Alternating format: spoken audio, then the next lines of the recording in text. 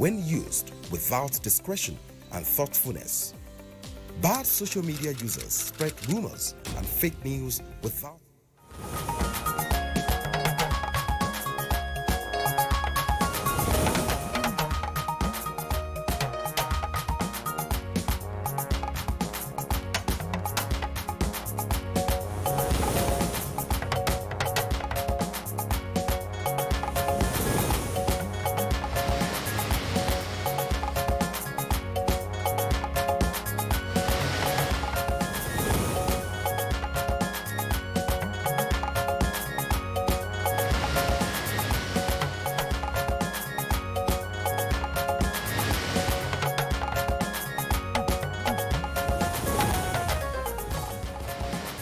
Troops applauded for bandit kingpin takedown rescue mission.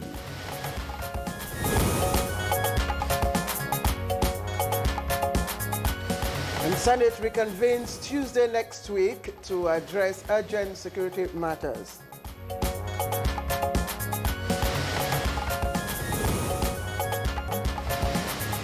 Appeal court holds deregistration of 5 political parties.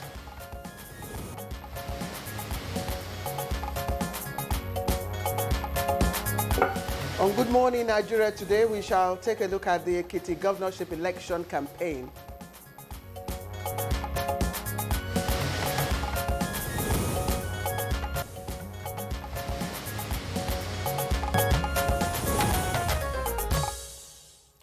As Ekiti State heads towards the June 20 governorship election, the political conversation is shifting beyond party lines and campaign rhetorics.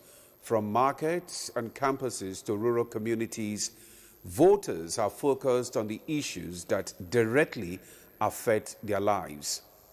Absolutely. Now, security, of course, the rising cost of living, unemployment, infrastructure, and debate over power rotation are also dominating discussions across Ekiti State.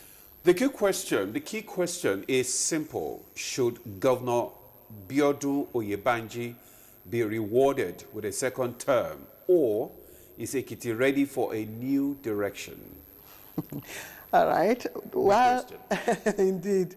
Well, why 13 political parties are, in the race? Attention, however, is largely on 3 major contenders. Yes, 3 major contenders. The APC's Biodun Oyebanji, PDP's Dr. Wole Oluyede, and ADC's Ambassador Dari Bejide. And each of those candidates are making a case to voters. But residents are saying they are also looking beyond promises and focusing on practical solutions to the challenges facing their state. Ultimately, this election is shaping up as a choice between continuity and change. And more than 1 million registered voters are expected to decide the outcome. June 20 could also become a very defining moment for the people of Ekiti State and also the political landscape. Now, that's a significant indicator ahead of the 2027 general election. So today, we will be taking a look at the issues arising from the 2026 Ekiti governorship election campaigns. We needed to emphasize that it is the campaigns. The election has not been held. So, all right. Thank you for joining us this morning on the program. It's Good Morning Nigeria, live on the network service. I am Claire Adilabu Abdulrazak. And I am Ademola Adeoye. I join my colleague, Claire, to welcome you to Good Morning Nigeria for this midweek.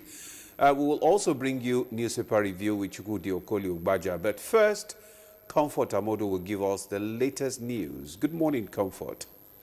Good morning, Ademola and Claire. Good morning, Nigerians. We begin with some of the trending news with President Bola Ahmed Tinubu asking the world after what commence Islamic new calendar 1448 after Hijrah, urging them to reflect on the enduring lessons of the Hijrah. He said the values of sacrifice, patience, renewal and faith remain essential for building a peaceful and prosperous nation. In a statement by Presidential Advisor on Information and Strategy, Bayo Onaniga.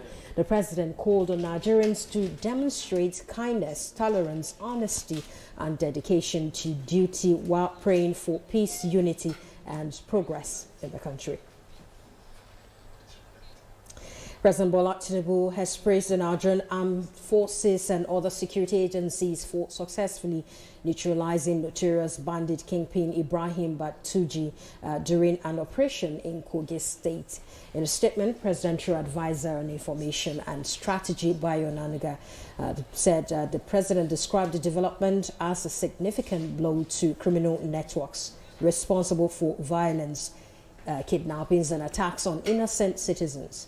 He also commended troops for rescuing Hajia Amina Rabi Abubakar, widow of the late General Abubakar Rabi, reaffirming his administration's commitment to equipping security forces to tackle insecurity across the country.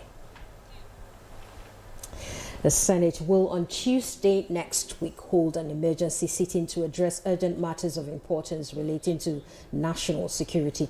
In a statement, Clerk of the Senate Emmanuel Odo said the reconvening of plenary as directed by the President of the Senate, Godswill Akpabio, is to also attend to critical concerns that require immediate legislative attention. And Senate has last Thursday, June 11th, adjourned plenary to Tuesday, July 7th, as it marked 3 years of legislative activities since inauguration. Away from that, the Court of Appeal sitting in Abuja has ordered a stay of execution of a federal high court judgment directing INEC to deregister 5 political parties pending determination of the appeal. The parties affected are African Democratic Congress, ADC, Action People's Party, Action Alliance, Zenith Labour Party, and Accord Party. The appellate court criticized the federal high court judgment, describing the action of Justice Peter Lifu as improper for proceeding, despite a pending appeal and earlier court orders. Justice Lifu had ruled that the parties failed to meet the constitutional requirement under Section 225 of the 1999 Constitution, which empowers INEC to deregister parties that do not meet legal thresholds. Security experts are calling for legal backing for the Joint Doctrine and Welfare Center to serve as a unified operational hub against insecurity. At a House Defense Committee hearing, lawmakers considered bills aimed at strengthening military coordination and national security operations.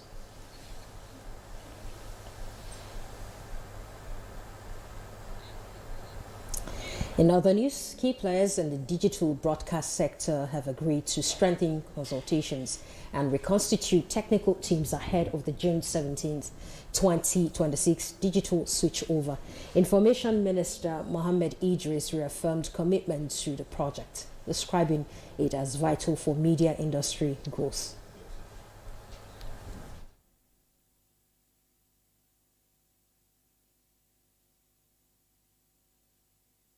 Everyone is asking a question: when are we going to have full digital switchover in Nigeria? I'm glad that today this stakeholder engagement is leading us to the first phase of the implementation, which is going to happen by God's grace tomorrow. And it will provide us an opportunity to move over while we continue to make adjustments and corrections where necessary. The fact that we are going to have this tomorrow doesn't mean that it ends tomorrow. This is work in progress, and we will continue to do that so that this industry is given what has long been expected. That's the news for now. Good morning, Nigeria continues with Claire and Ademola after this commercial break. Good morning. Attention everyone, Nigeria currently has no confirmed Ebola case, but we must stay alert and informed today. Ebola is a dangerous disease that spreads through direct contact with blood or bodily fluids of infected persons or animals. Protect yourself and your family by washing your hands regularly with soap and clean water. Use alcohol-based hand sanitizer when water is unavailable. Follow health guidance when caring for sick people or during burial activities. Avoid dead bodies and wild animals. Ensure your meat is properly handled and thoroughly cooked. If you develop fever fever, vomiting, diarrhea, weakness, bleeding, or Ebola-like symptoms after travel to an affected country or contact with a suspected case, go immediately to the nearest health facility for medical attention. Do not spread rumors or false information. Get trusted updates from the Nigeria Center for Disease Control and Prevention, NCDC. Nigeria successfully contained Ebola in 2014. Let's work together to protect ourselves through awareness, hygiene, and early reporting. For more information, call 6232. This message is from the Nigerian Center for Disease Control and Prevention with support from UNICEF. Out you come. With the shortage of brand new aircraft delivery across the world, Emirates decided to go it alone and refurbish over 200 of our existing planes at our own engineering facility. This makes it the largest retrofit program on the planet. For our customers, it means even greater consistency of a world-class product.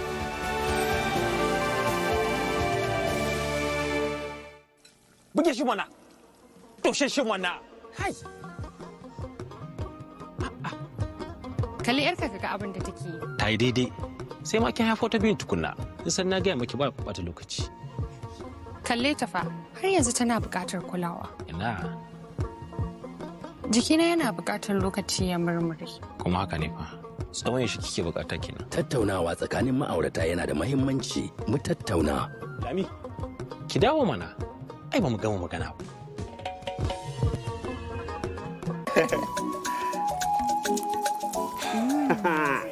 Oh, remember how mom used to wake up before everybody to make breakfast, iron our uniform, and surprise that woman with something special? Treasure Mom this 2026 with a trip to Zanzibar in the 3 Crowns Mom of the Year competition. Write a note using each letter in your mom's name and upload with a photo of 5,000 Naira worth of 3 Crowns products on our website or at any of our collection centers. T's and C's apply. 3 Crowns Milk. Healthy moms, happy families. The world needs moms.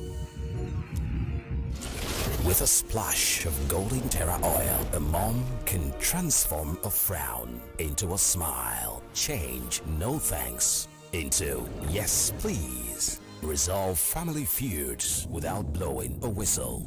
Providing tasty family meals is all that matters. Where there are moms, there is love. Golden Terra oil, pour pure love.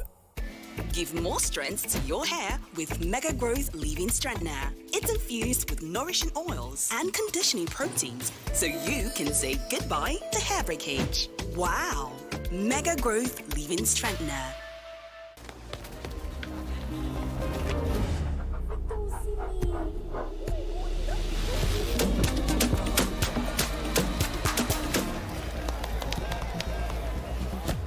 No worries, let's go make am. Mogo Bible. Victor, even you, they use money point? Of course now, they use money point. Confirm. Money point made for your progress.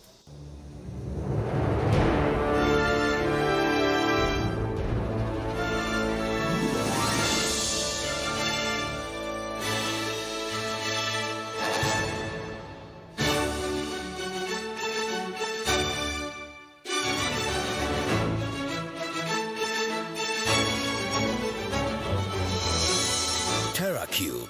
Unwrap joy. Unleash taste.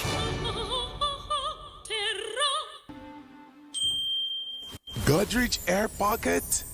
Wow! With Power Gel technology, keeps the bathroom fresh for up to 30 days. Godrich Air Pocket. Bye-bye bad smell. Hello sweet fragrance.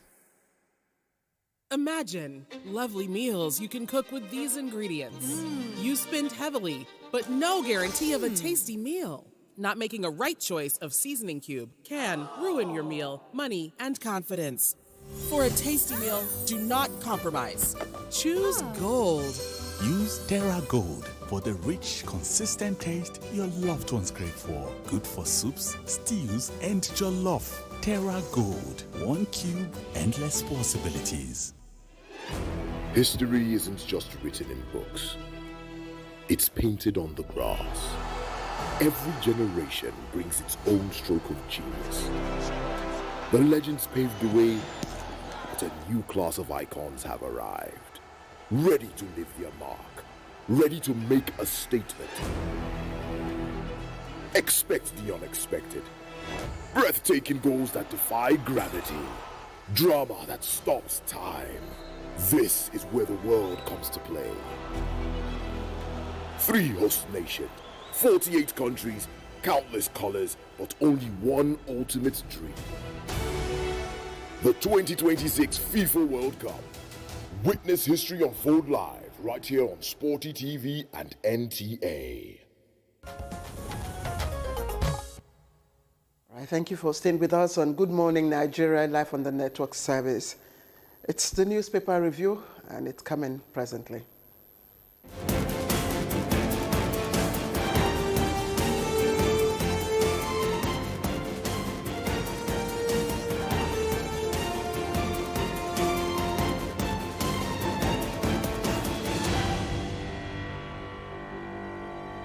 The newspaper reviewer is here. Chooks, good morning to you. Hello, Demo. How are you doing? I'm doing great, and you? Oh, fine. The cold is persisting. I told you that's the ailment I usually have in the world. Every other thing is banished from my life. The cold is still there. Claire, how are you doing? I'm fine. Good morning. Everything is clear about Yes, Claire. and I'm enjoying the World Cup.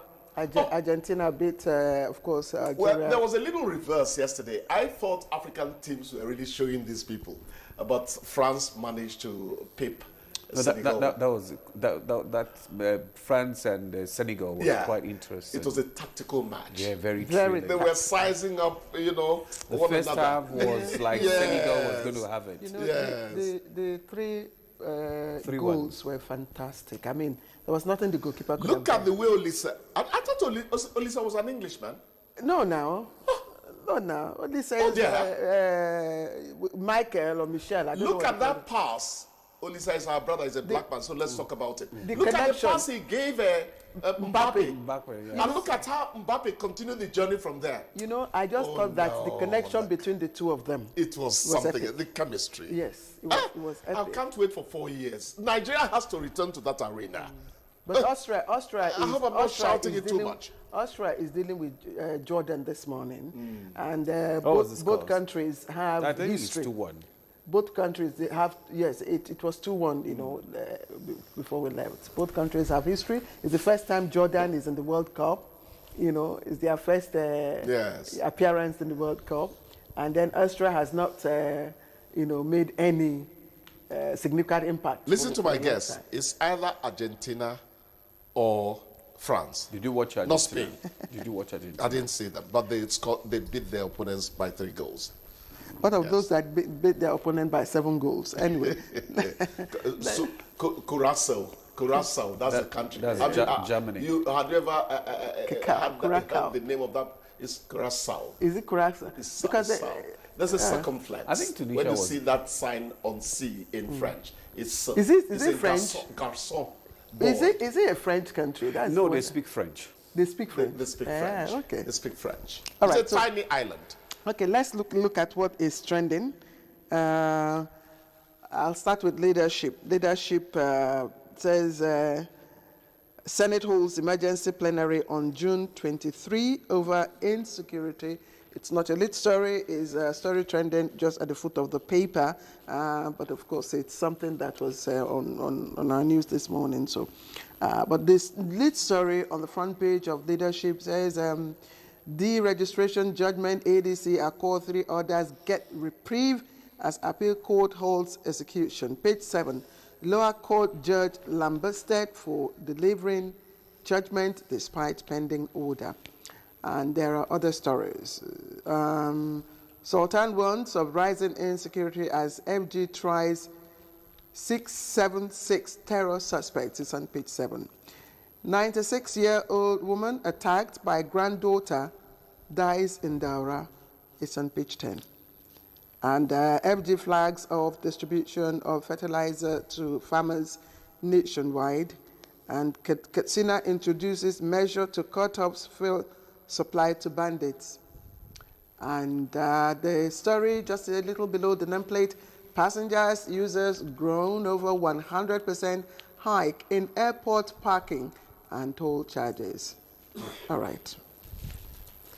Are you done? Yes. Okay. Let me go to the Blueprint newspaper.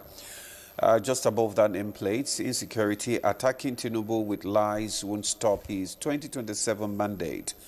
That's coming from Matawale. Ashwaju hails troops for neutralizing bandits kingpin. Then we have audit report. Senate declares customs of 62.2 billion naira under remittance. Committee to reconcile 76 queries. The details of that story can be found on page 8. Appeal Court holds enforcement of judgment, deregistering ADC and 4 others. Lower court action judicial rascality violates precedent.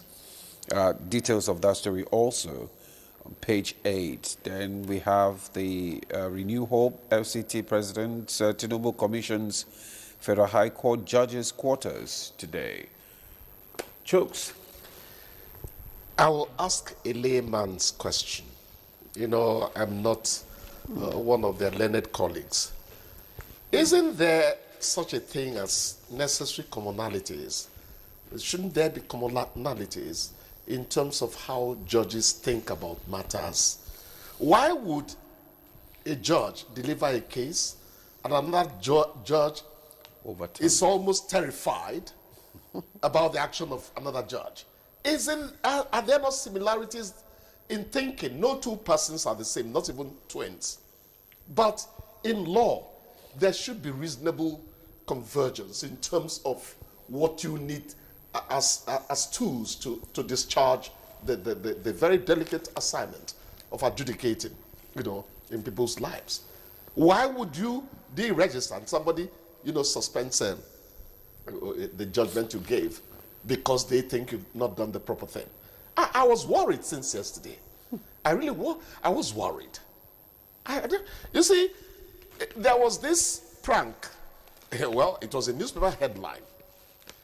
Lawyers would like us to say that they are very learned, they are very this, they are very that. They wouldn't even want to know that Demola by now is a son. If journalism had something like that for journalists, and only them. So let me remind them what Newswatch did then. Was it Newswatch Hotel Magazine? There was mass failure that year at law school. And the next thing, Hotel Magazine came out with a headline that terrified everybody in Nigeria. I'm using terrified the second time this morning. They wrote, "Wigs on empty heads." Wigs on empty heads. Please, our lawyers, our judges, I didn't write it. It was a headline they put out there then.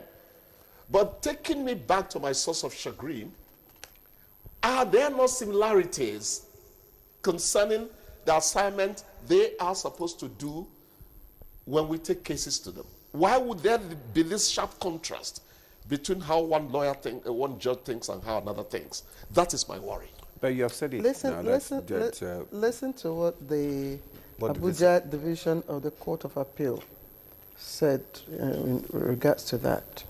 It says the Court of Appeal said Justice Lifu exhibited judicial rascality by proceeding to hear and deliver the judgment despite the appellate court's earlier order and the pendency of the matter before it.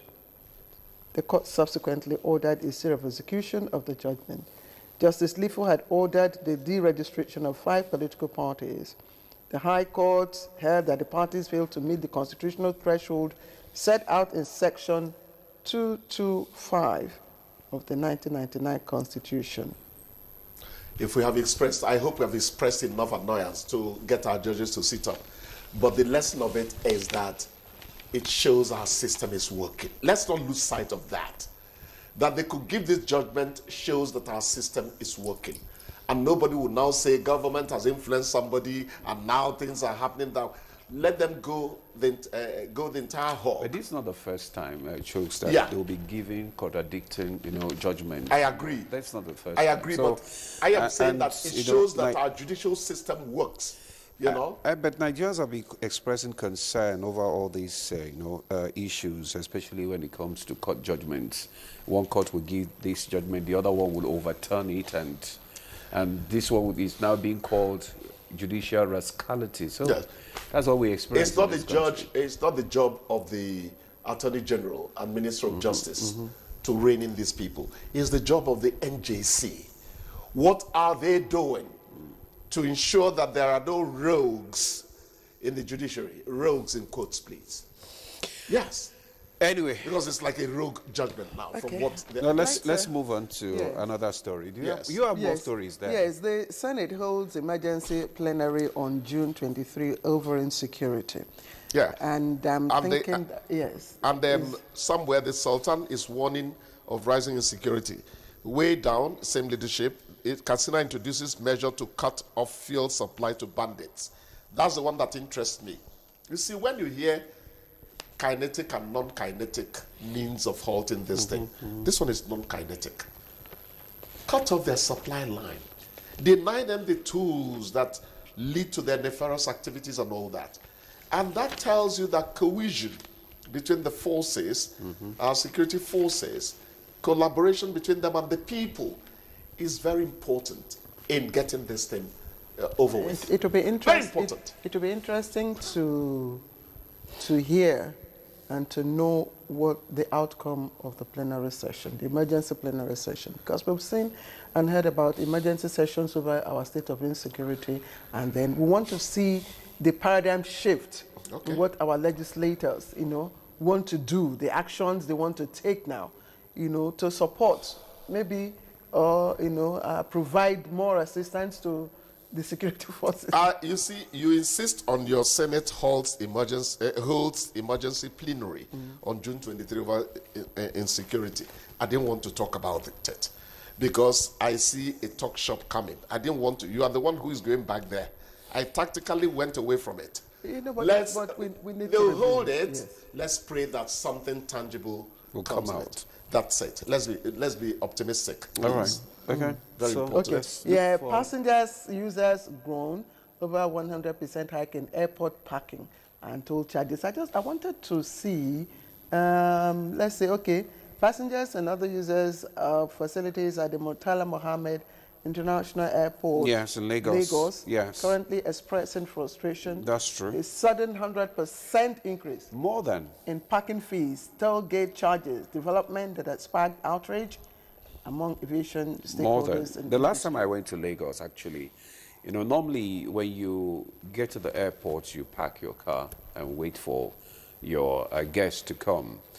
And before now, about 2 months ago, it used to be like 1,005. They said but now it's like, it's 4,000. Yes, 4,000. 4,000. For how long? Just per hour. Less than 1 hour. I called my wife's brother. 4,000. I told him that we were flying to Asaba. Could I bring my Renault, to park there so that after 1 week we come? He said, bros, if you pay the parking this day, I'll leave my motor for house. At the end of 1 the day, hour, 4,000. I paid almost 100,000 going from Kanshi to the airport and then going back from airport to... So I don't know which one even bad pass. No. It's too cutthroat. It's ridiculous. It's cutthroat. It's too much. It doesn't make sense. It doesn't. Actually. We are saying that Trump has ended his war with Iran. Pain will soon be eased. I think crude now is 82. It's 80. It's 80. So they've clicked off from what I gathered yesterday, I think Dangote has reduced by 75. I hear that Dangote has gone down to 1,170. I heard it. I've not seen it. You heard it. Okay. The ships. The important thing is that in the next 2 weeks, the ships are moving even ahead of Trump's saying that the Hormuz will be opened up again by Friday. The ships are already moving gradually. So by His grace, we are hoping that the prices will go back to the normal. Prices are going to go down. But that's just the challenge in Nigeria. Yeah. No. To get the prices back. No. They will go down. You sure? Dangi Baba. No, I'm not talking about Dangote will force it down. No, not just fuel. Now we're talking about other, yes, now it's had a bandwagon effect on every other thing. High transportation cost. So if it drops, hopefully too, the price of maize, the price of all right. Tomato. Do you still see tomato? Seed tomato. Please end the program, I beg you. Anyway, we're sorry end the program. End the review. End my segment. We're sorry to drop you at this point. I know you're always dropping me. Now God grace, like keep me here. If not, but for you. All right, Chooks. Thank you. Have a nice day. Such a pleasure having you around. Thank you so much. We'll take a break now. When we return, the conversation will kickstart. Stay with us.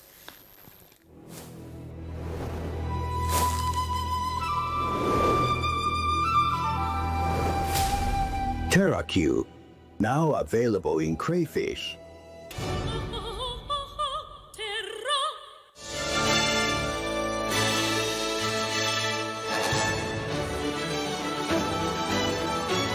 TerraQ, unwrap joy, unleash taste.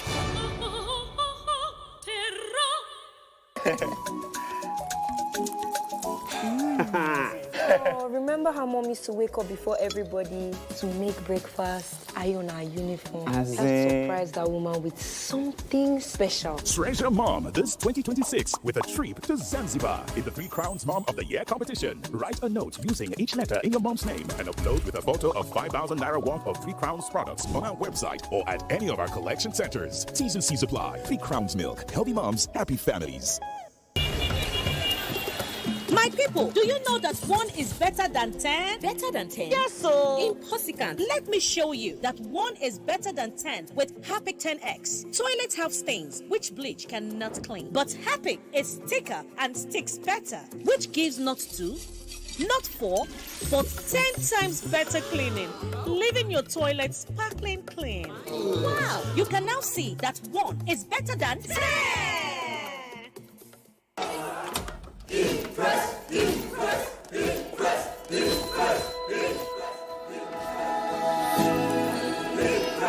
Guys, food is ready.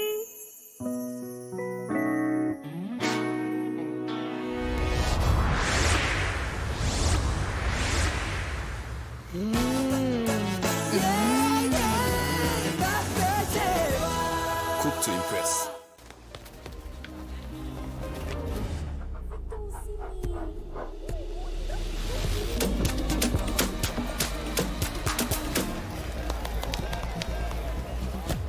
No worry, you said go make am. Mogo Bible. Victor, even you, they use money point? Of course now, they use money points. Confirm. Money Point, made for your progress. Out you come. With the shortage of brand new aircraft delivery across the world, Emirates decided to go it alone and refurbish over 200 of our existing planes at our own engineering facility. This makes it the largest retrofit program on the planet. For our customers, it means even greater consistency of a world-class product.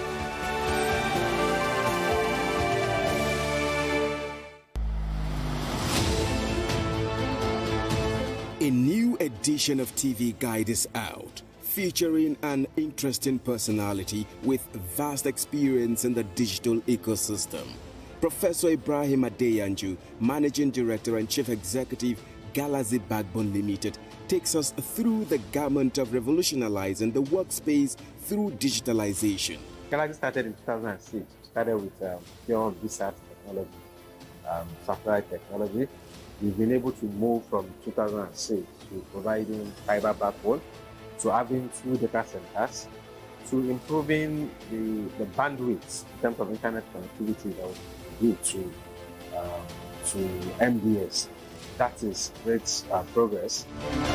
Power, privilege and public trust with Comrade Salihu Abdul Hamid Dembus, Director General NTA. Welcome to a world of fun and excitement as we also present an assemblage of professionals in the media space. Some compelling NTA programs, current trends in the fashion world, ICT, sports, entertainment, and lots more. TV Guide, very incisive, very educative, and compelling. Get a copy at the vendor near you or NTA stations nationwide. TV Guide, your indispensable companion.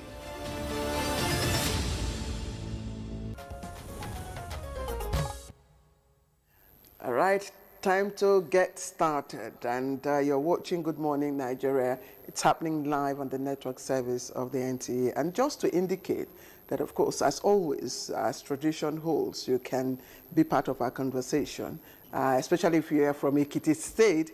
Of course, you are a lover of democracy. Our numbers will be on display on the screen. You can send in your comments. You can send in your suggestions. You can join us even live via YouTube. We are, of course, live streaming and, to be part of this program. So let's begin with the background report, and it's put together by our correspondent, Thomas Ubetera. The countdown is on.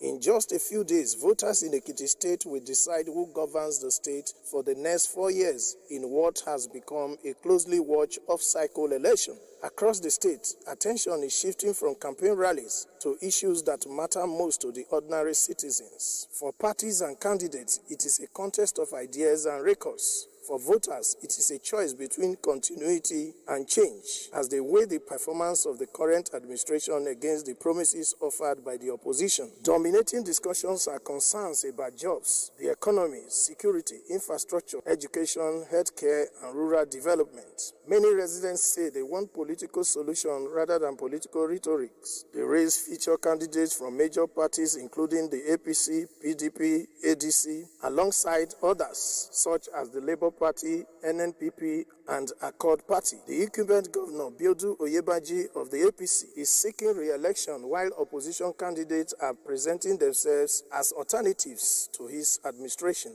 Analysts say the election will test party strength, voter sentiment, and grassroots mobilization across Ekiti's 16 local government areas. The debate over zoning and performance is also adding to the political tension. The Independent National Electoral Commission, INEC, says it is ready for a free, fair, and credible election, while stakeholders continue to call for peaceful, issue-based campaigns. As the election approaches, key questions remain. Will voters reward continuity or demand change? And what issues will ultimately decide the outcome? These are the issues under review this morning on Good Morning Nigeria.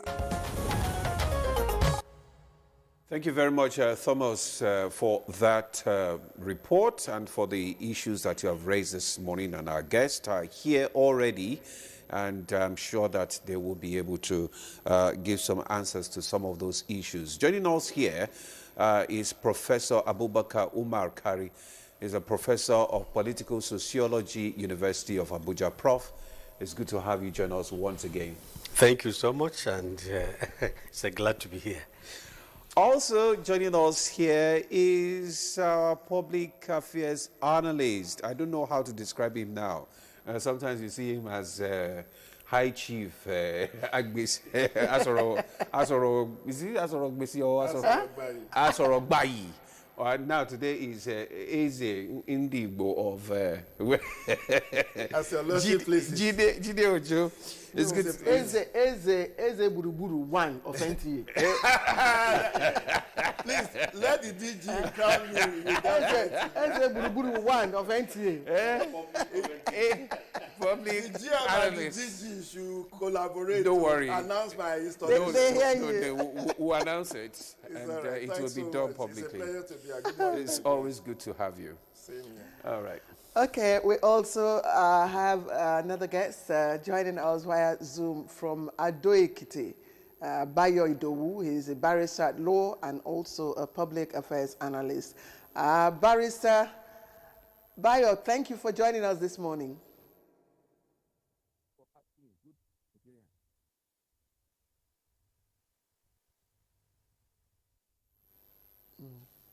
All right. Okay. Let's just kickstart this conversation this morning. Maybe we'll start with Prof. Prof, maybe let's look at some of the key drivers of these political campaigns ongoing in Ekiti. What do you think are the key drivers right now, and what are the people saying? Yeah, I think the brief intro has actually preempted everything. In the intro, about 5 or 6 issues came to the fore, and I completely agree On top of the list, of course, is security. And security twofold, actually. The general climate of insecurity enveloping the country and gradually and systematically reaching the southwest. Some of the neighboring communities, not exactly Ekiti State, but like the case of the Oyo kidnapped children, will somehow dovetail into the Ekiti election. There is this feeling that government has failed to an extent. So some of the voters may try to take their pound of flesh from there. And then, of course, there is also the issue of the political history of Ekiti State in terms of security. In the past, there have been history of election violence here and there. And history is a notorious phenomenon. It has a way of repeating itself sometimes. So beyond security, also as mentioned in the intro, is the state of the economy.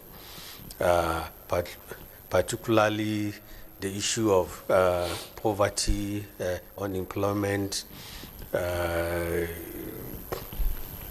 creeping destitution among the ordinary voters, and so on and so forth.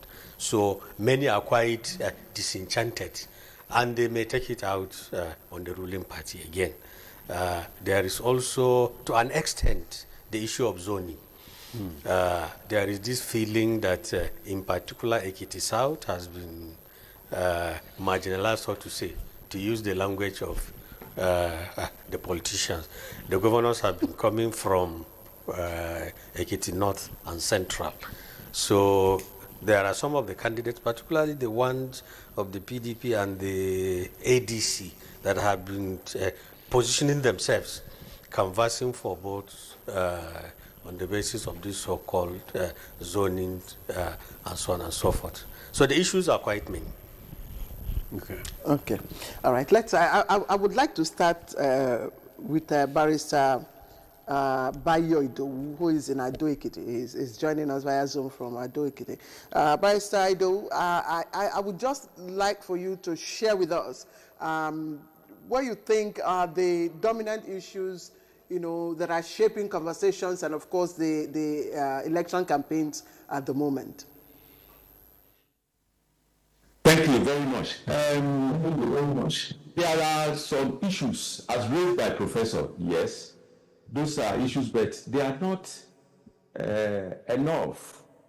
They are not, it's not a magic wand. Those issues are not magic wand that will determine the election alone. There are so many factors that will determine the elections. One, the performance of the governor. Yes, the performance of the governor to date is what we can say well above average. How do I mean? When you are talking of security, one of the determinants. So I would like to make highlights of few of them. So when you are talking of security or insecurity, whichever, yes, there are some isolated cases in Ekiti, particularly not too long ago at Ilejemeje, where some people were kidnapped. So, but save and except that, you find out that since the commencement of the regime of Biodun Yebanji, violence, banditry, kidnapping, they are at the very lower ebb. Where there was a time about 2 years ago or thereabout, when two of us were kidnapped and killed along Ipa or Ilijemero Road. Those people were later apprehended. That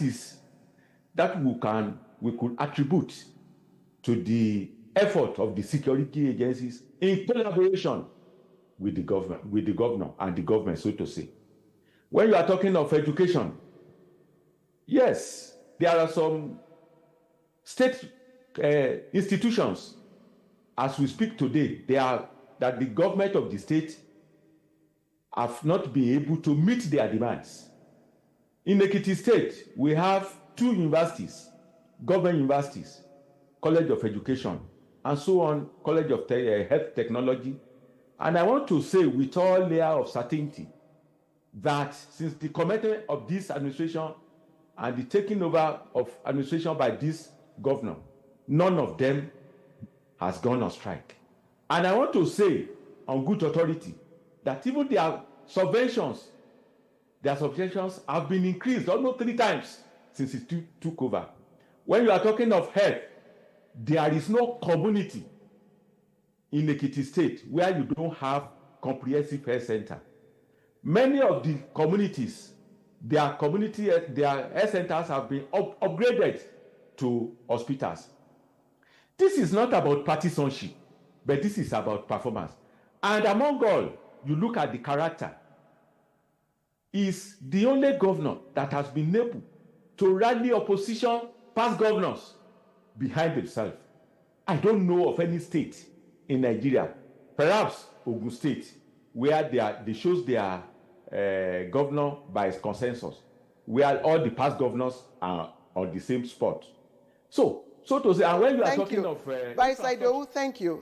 You speak as though you are a spokesperson. But let us even look at, the context.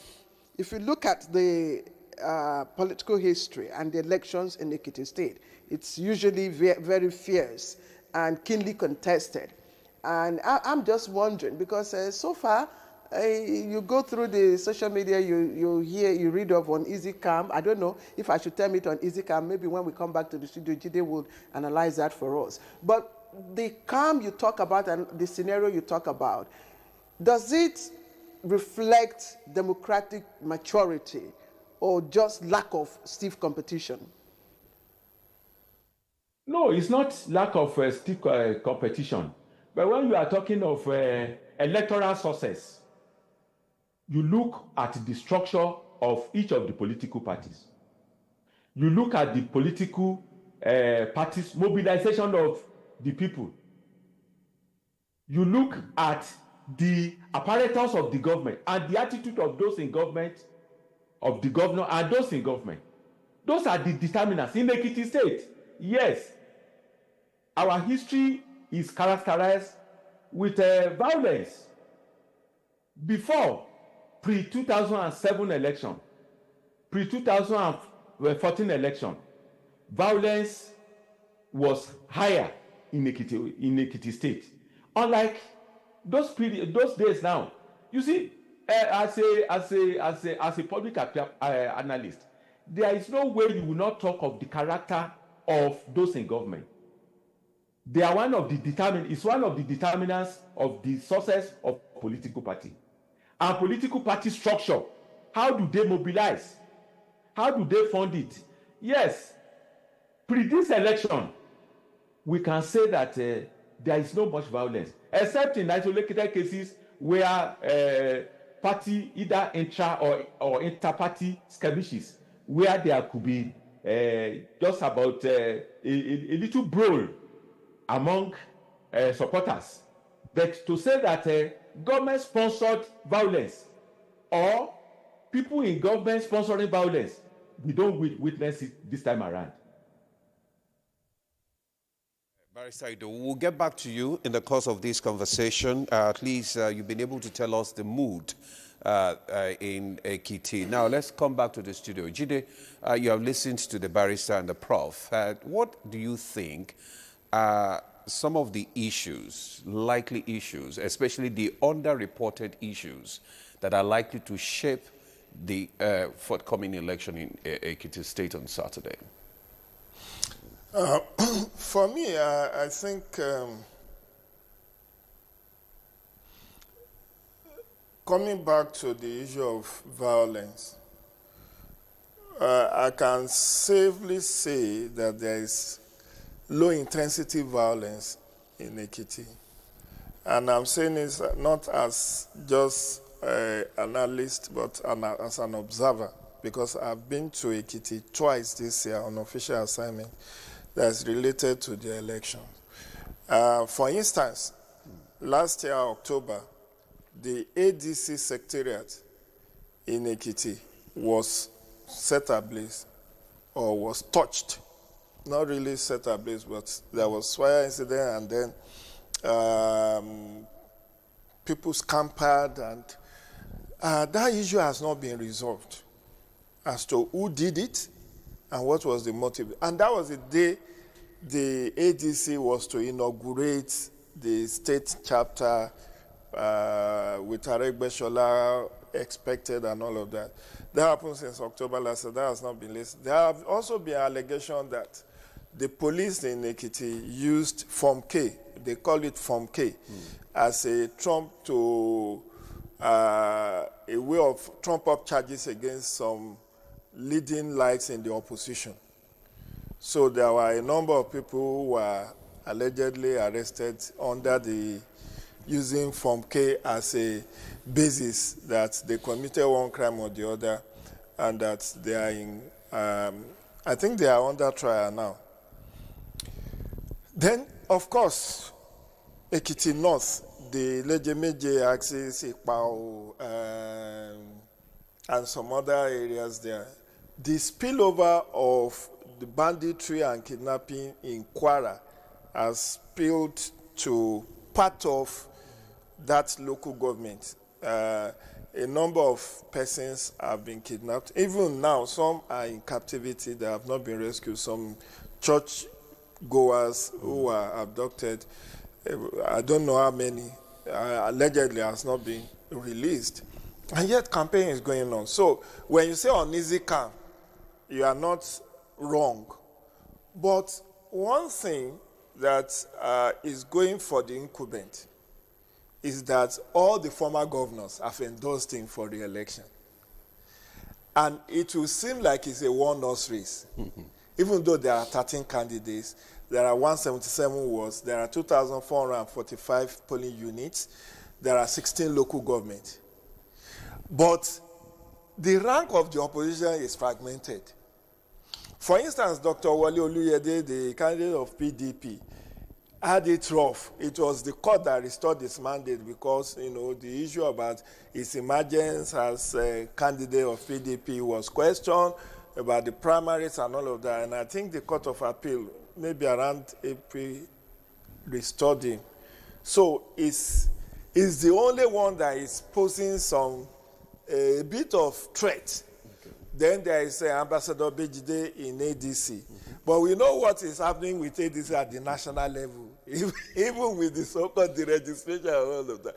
Even without that in the mix, ADC, after exit of Peter Obi and Kwakwanso, has become the verve, the enthusiasm for that party has dropped, and it's not so strong in Ekiti.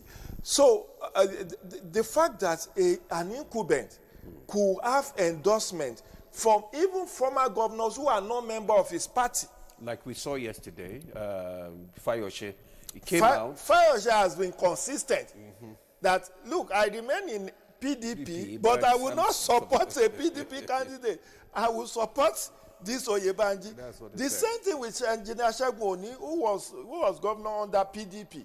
The only governors under APC, Otunba Niyi Adebayo and John Kayode Fayemi, all of them endorsed him. And then, when you look at the gentleman called Biodun Abayomi Oyebanji, from what I garnered, it was very interesting. I think he was secretary of the group that pressured for the creation of Ekiti State. He has worked with Otunba Niyi Adebayo. I don't know, I think other chief of staff or secretary to the state government. Then he has worked with John Kayode Fayemi, also in one capacity. I'm not too certain of what role he played. And it was Fayemi that endorsed him.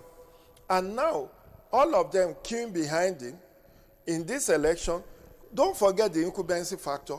Don't also, in fact, the form for his re-election was bought allegedly by alumni of Ekiti State University, because that's where he graduated from.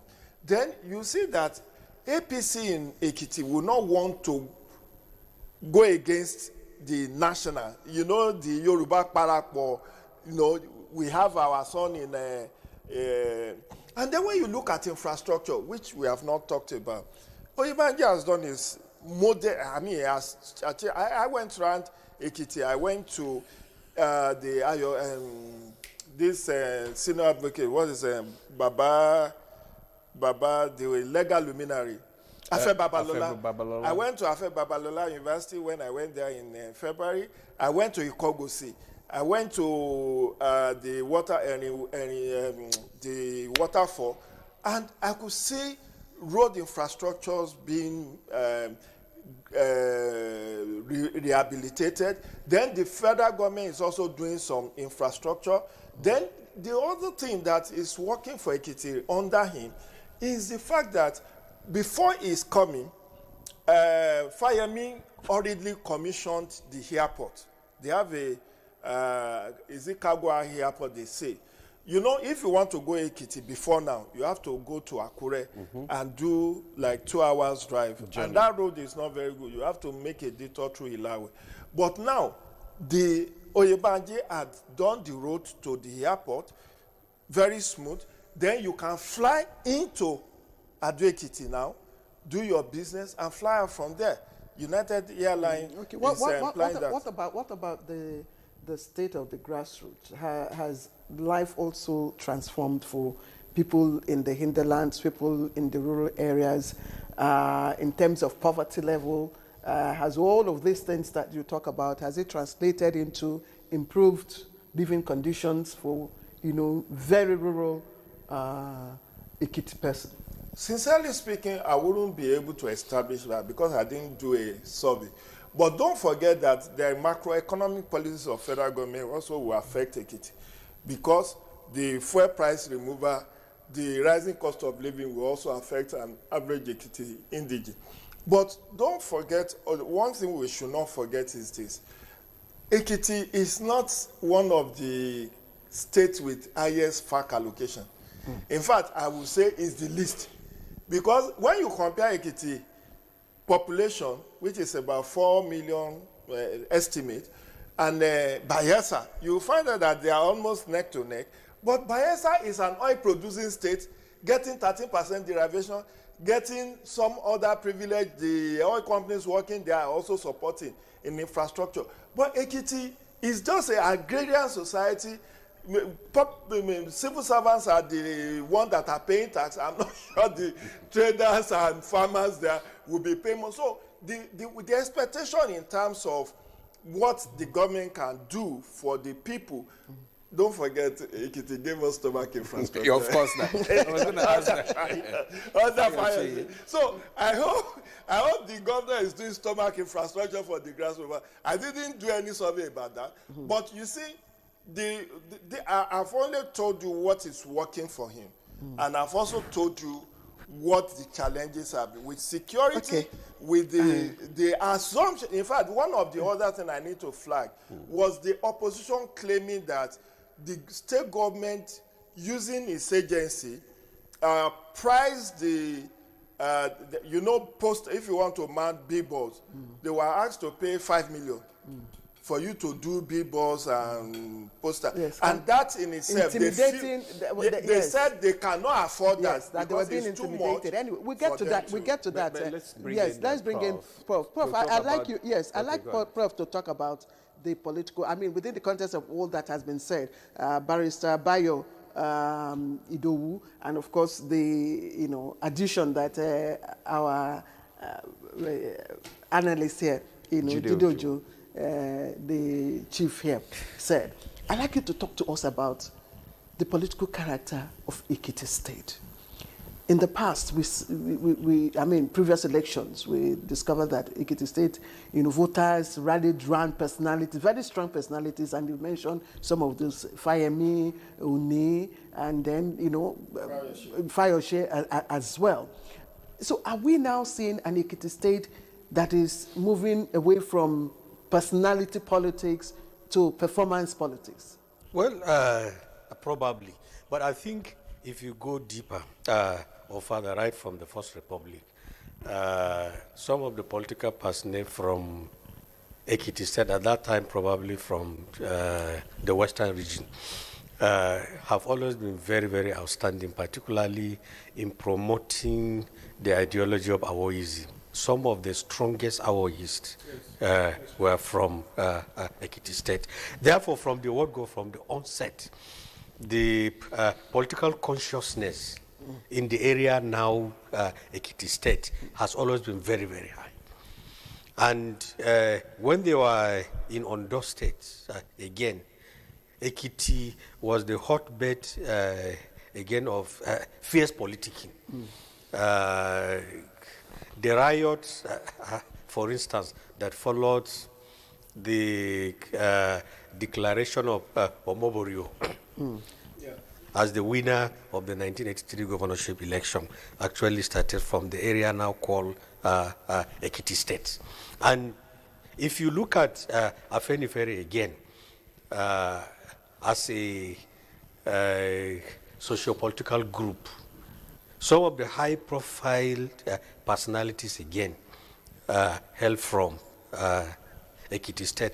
But beyond that, arguably, Ekiti has been, in terms of literacy, the most political maturity, if you want to say. Literacy, first and foremost, okay. Because there is a positive relationship between literacy and political education. So Ekiti has been reputed as producing more professors perhaps than every other state in the country. So the major industry there has been education. And that is why the political consciousness there has always been very, very high. Apart from the strange phenomenon of stomach infrastructure, surprisingly brought by Fayoshe at that period, which actually went against the grain, because before then, and probably even after then, the major political referent in Ekiti State has always been competence. What do you bring to the table? What are your antecedents? And so on and so forth. And a state that has produced people like John Kayode Fayemi, Okwemi Bamidele, and the rest of them, in the present political configuration, is a state that is reputed for producing quality people. So what do you see in summary, 2026 election? So is there a paradigm shift now? Is Ekiti State getting better? Not a paradigm shift per se, because the dominant current has always been there. People choosing what they think is the best for them. Looking at performance, looking at competence, capacity, and so on and so forth. So if the governor has performed so well, has been talked about by most analysts, in fact, a particular foreign group have even given him the governorship, actually. Okay. Yes, okay. They said, yes, he's the man to be. And so this means that the typical Ekiti voter is following the normal trend of picking people who are competent, who have antecedent, who have a history of performance, something that you can depend on, rather than simply Prof, sentiment. Yes, Prof, as a political scientist, you know that you know the social contracts people have with the executives. So if we say the governor has done very well, within what context? Is it in the context of unemployment? Is it in the context of, rural agrarian farmers having access to farm inputs, farm implements, having access, to markets, in terms of having good feeder roads? Is it in terms of, okay, fine, we may have done some road infrastructure. The composite of all this, is it visible in Ekiti State? I would say all the variables that you have mentioned somehow count, actually. Remember what I said, Ekiti has been politically conscious and enlightened from the First Republic. So the people always know what they want. And luckily for them, Ekiti will say is a homogeneous state, both in terms of ethnicity and to a very large extent religion. And therefore, you cannot bring purely primordial issues and get away with it because the people are the same. So, apart from the little reference to the so-called marginalization of the South, which is only a very marginal factor. Anyway, so if that is the case, I think if the governor comes and continues on the same trajectory of taking care of areas like education, health, infrastructure, then that person will likely be unbeatable because these are the major issues. In spite of the macro ripples of the macroeconomic policies of the federal government. So if it is local politics, then we can safely say that the governor is on high ground. All right. Thank you, Prof. Thank you, Prof. Let's bring in Barrister Idowu now into this discussion again. Now, Barrister, let's look at other factors that are likely to shape the coming election on Saturday. We have observed, actually, that most times off-cycle elections we always see low turnout of voters. Maybe because of the voter fatigue, trust in institutions, and many other factors like that. Would you say the political parties have done enough mobilization to encourage voters to come out this coming Saturday for the election? Thank you. You see, there is what we call getting out the votes or get out the votes in psephology, which is an arm of political science. And this is a method, the moment you know and you observe that there is a high voters' apathy, different political parties employ tactics to get out the votes. Let us take PDP. PDP has been able to traverse all the state, all the local government headquarters, campaigning in each of the local government headquarters by moving people around. The ADC has been able to go around too, but their own is not as loud as that of the PDP. But in terms of, though we have about 12 or 13 candidates, but all others have not been visible in the street. But you take APC, which is the political party of the incumbent governor. He has been able to deploy and explore some tactics. One, he has been able to make sure that many of the political gladiators, all the political gladiators, stay in their ward, mobilizing people, instead of carrying them around. And during his tour of the local government, he did one thing.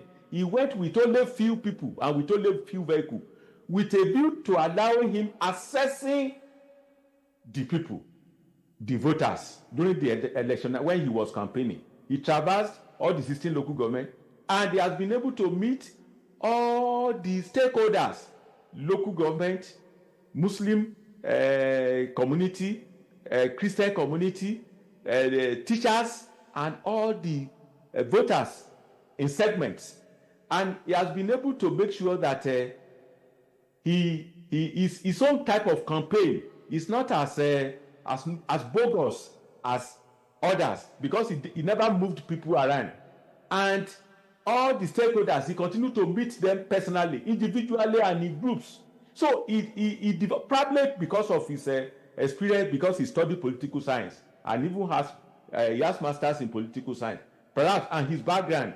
And for him to have been around since 1999, let me say this. His first appointment under Otunba Niyi Adebayo was Special Advisor on Parliamentary Affairs.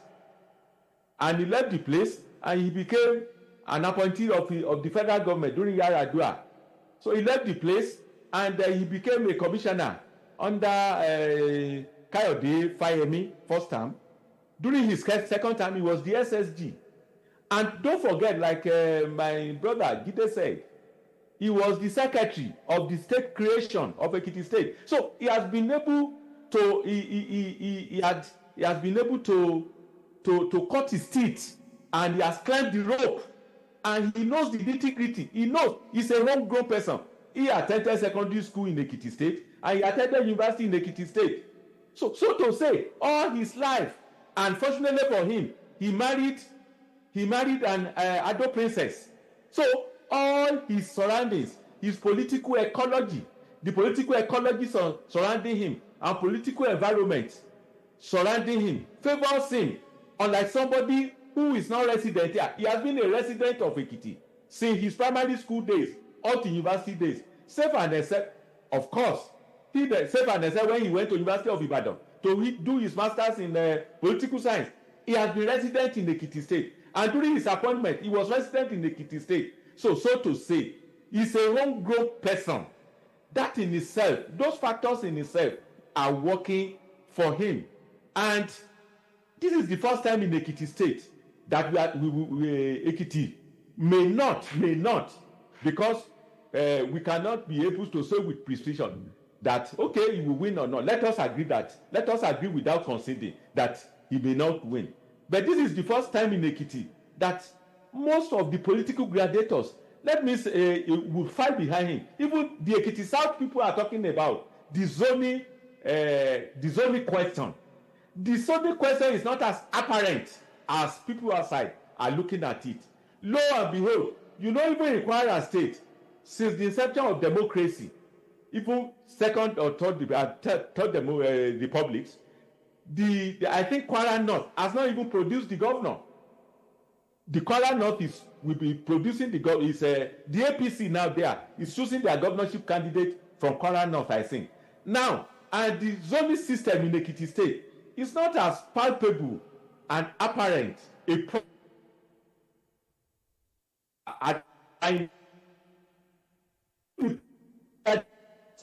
in Ekiti South. It's because you went to you mentioned Kwara State. That's why your that's why your connection decided to. Anyway, we'll get back to you. Because I just Judy, I'm just wondering if the political gladiators that have endorsed the governor, is that a reliable indicator of grassroots support or grassroots voter sentiment? It is. To a very large extent, it is. Don't forget, when strange bedfellows come and said, we are behind you. Because this is a strange bedfellow, you will expect and your fire and fire me don't see eye to eye. In fact, they still jibe at each other. You know, the other day they had one forum. He said, you know, making... Because Fayemi had earlier said Oyebanji is bringing all comers into the fold. And Fayose believing that he was the one that was being jibed at. He said, well, we are here. We that you said are all comers. So it counts for something. And, you know, if Oyebanji wins on Saturday, it's the first time a sitting governor will win two consecutive, not that we have not had governors back to back. That's it. You know, Adebayo did only one time. Fayose was booted out. Before he came back. Then Segun Oni took over. The court booted out Segun Oni. Brought Fayemi came. Then Fayemi did not win his re-election. Then Fayose came, did his second time. Then Fayemi came back to do his second time, you know. But it's becoming apparent. In fact, in my column in the Punch newspaper today, I actually said this is a one-horse race. I didn't even read the foreign newspaper or foreign... The EU forecast. Okay, the EU forecast, I didn't even read it. But as somebody who has been on the ground twice, February, March, I was there. I felt the pulse of the people. I saw what was on display. I knew that, and one thing you can take to the Oyebanji is very humble, very, very humble. Unlike Fayemi that people feel is arrogant, is elitist, you know, that kind of academia stuff. They say, you know, when they say you are building roads, you are building infrastructure, what will people eat? That was they said it was too elitist. That was the accusation against Fayemi. But this one humbled himself, went to all the adversary, perceived the adversary of his former boss, and got all of them to go. In the last election, in 2022, Segun Oni contested against Oyebanji under PSDP. Then BC Kolawole contested under PDP.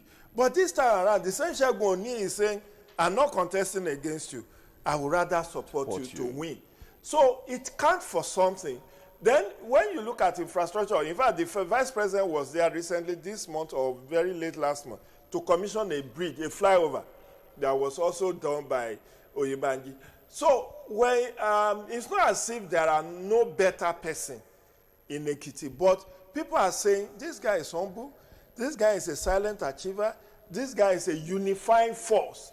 He has brought everybody together. There is nobody can accuse him of animosity against, even Baba Afe Babalola, that everybody knows. You know, Afe Babalola, there is a day they celebrate Afe in Ekiti. Yeah. Afe Babalola is very much happy with him because the functionality of that airport that I talked about, except Afe Babalola University, students and staff, they don't have to fly to Akure to now come to Ekiti. They fly down to Ado and just do a short to the university campus. And that is also, that has made Baba Afe to be happy with the governor.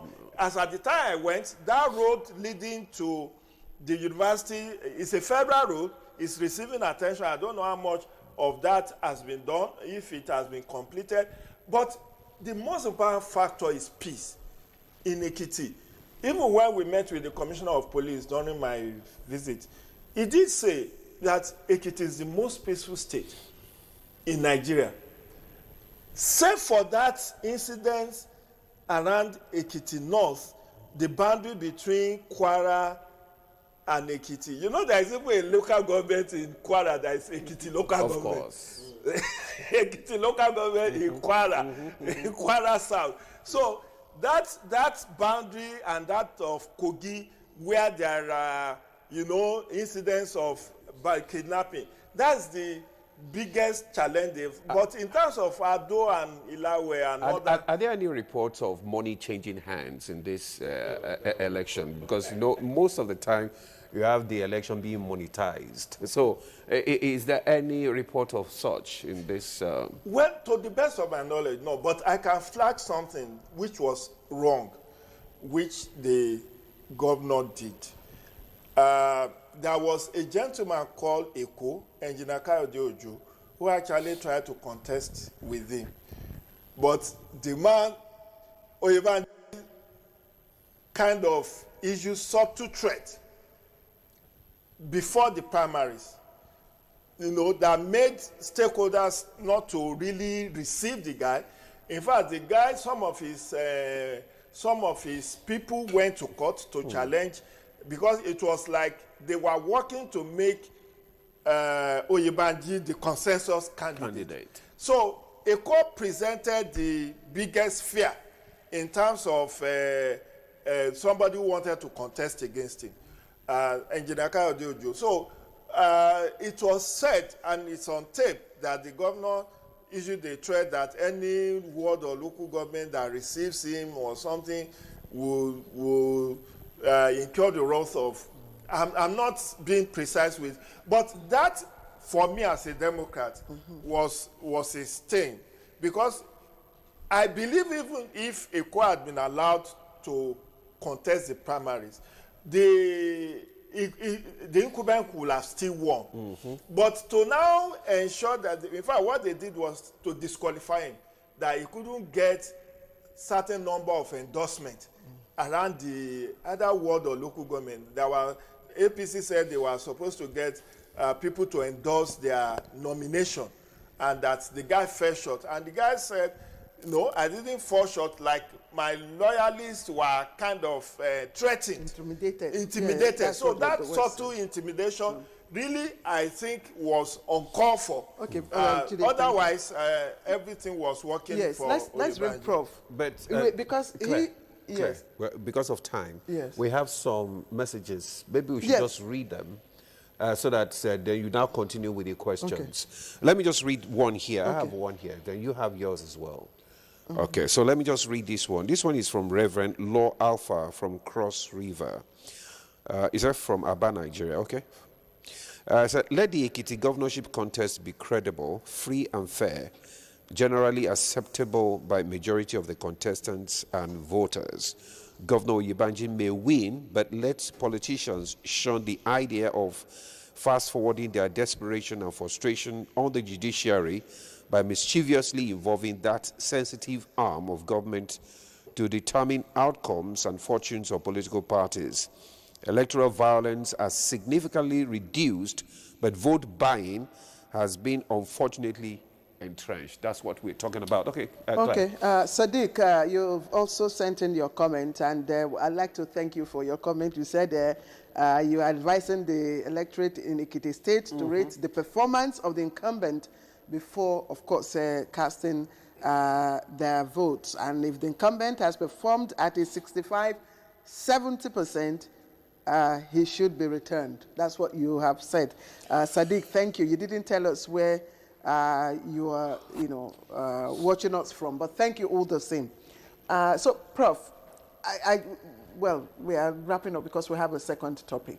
I just quickly, Jide has talked about one-horse race, and each time we talk about, elections, this one-horse race thing come up. What does that do to opposition democracy, to the health of democracy, really? And, I'm just wondering, even if it means that the incumbent is doing so very well, and it is a one-horse race, how does that impact on, democracy? That's one. And then two, Ekiti has always been a litmus test for the wider, elections. What will the 2026 election in Ekiti, what are we reading from it? Yes. Well, in regard to our first question, ordinarily, we, all Nigerians, but particularly we in the commentariat, would prefer a keenly contested election, because democracy gives opportunities for everybody, the incumbents, the opposition, to come and fly their wares, and so on and so forth. But if it cannot be helped, then it cannot be a problem for democracy. It will be a challenge for the opposition, which they have not taken up properly. Okay. That is on the one hand. Ekiti election is very, very important. In regard to our second question, it is always a litmus test. It is a test particularly for INEC to deliver a free, fair, credible, transparent, and acceptable election.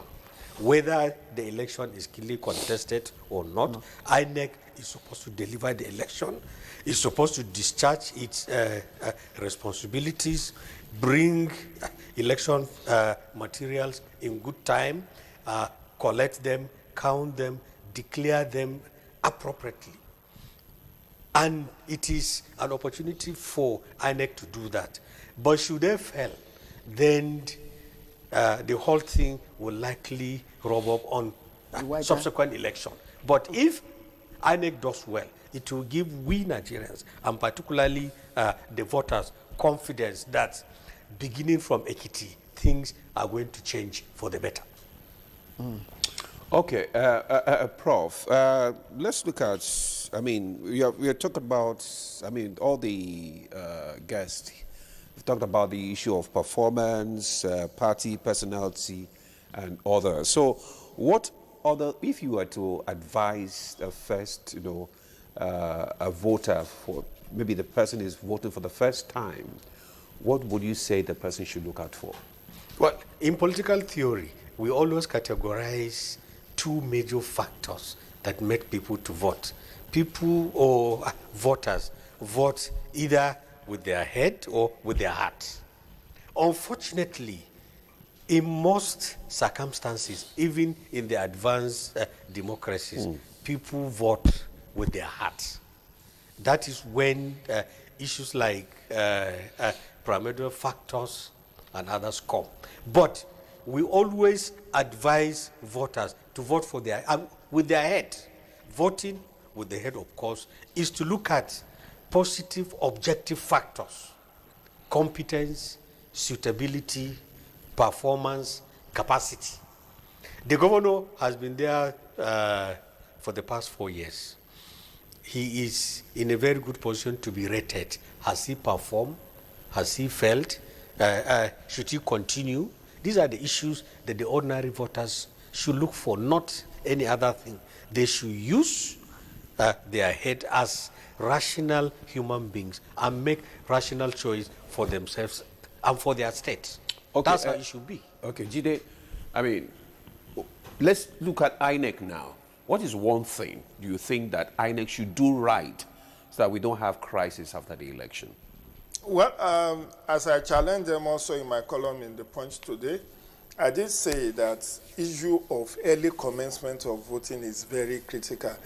By today or tomorrow, materials will leave the central bank to INEC state secretariats in Ado. From there, it will go to local government. By Thursday, it should go to local government. By Friday, it should get to the rack center. And there are 177 of them. But what always surprised me, and even if you benchmark it against what happened in February during the area council election in Abuja, is that from rack center to the polling unit, you now see, in fact, did you know that this area council election that was held in February, only 45% of polling units opened by 8:30. And there is no riverine in FCT. Likewise, there is no riverine in Ekiti. But that issue has not been resolved. Is it with the vendors, the drivers, the security, or the core members who are used as presiding and supervisory and all of that? So INEC needs to find a way around it. Initially, for many years, we were having election from 8 to 2 p.m. Because of this sticky issue of late commencement, INEC now said 8:30. But even 8:30 is not expected. You still have elections starting 9:30, 10, 11 in some areas. And I think this may also have accounted for voter apathy. Because people who come out early, enthusiastically waiting, and they couldn't see poll officials, they will go back home and rest. And we said that they should not collect money. Meanwhile, the other thing is about people finding their polling units seamlessly. Because what INEC has also done was to move people from in expanding and redistributing, making sure that each polling unit does not have more than 500 voters in them. Yes. So it is always good for people to know where they will vote much earlier than on the eve of the election. Jide, thank you. Let's quickly take just 60 seconds from Barrister Bayo. Barrister Bayo, I mean, despite whoever emerges, what should be the next priority for, the governor that emerges? The government that will emerge will take the people at heart, because even under fascism or military authoritarianism, what people needs good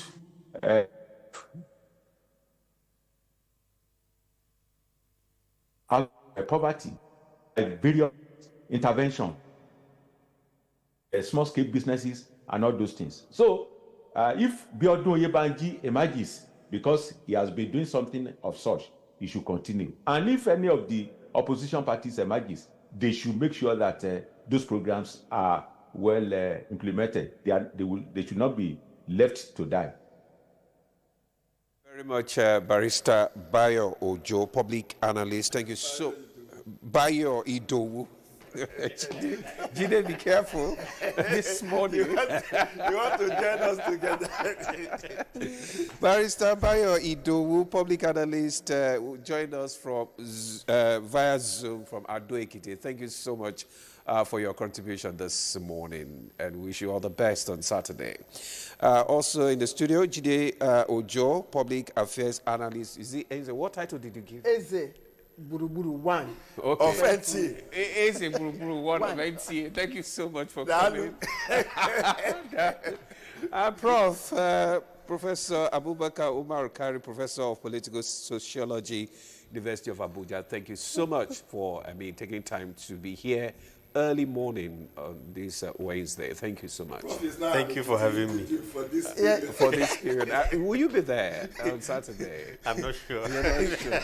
All right, we'll take a break now. When we return to our second conversation, State House Press Corps Annual Dinner. Stay with us.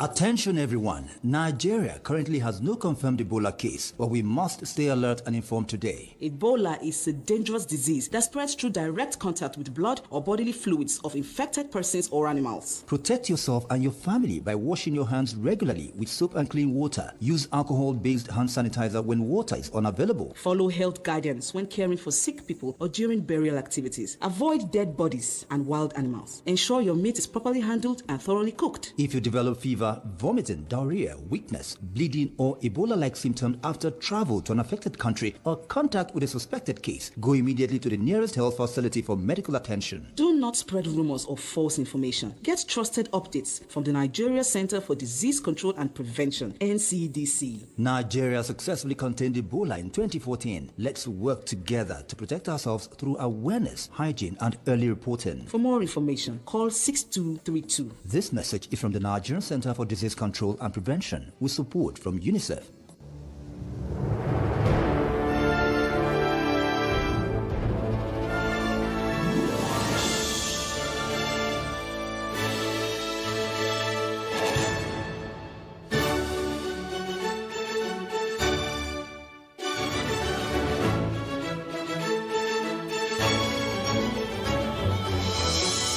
TerraCube, unwrap joy, unleash taste.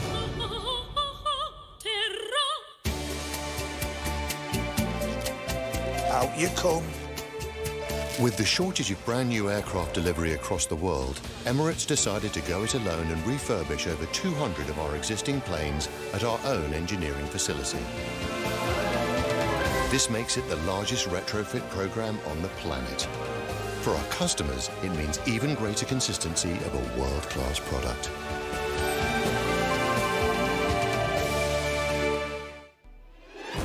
History isn't just written in books.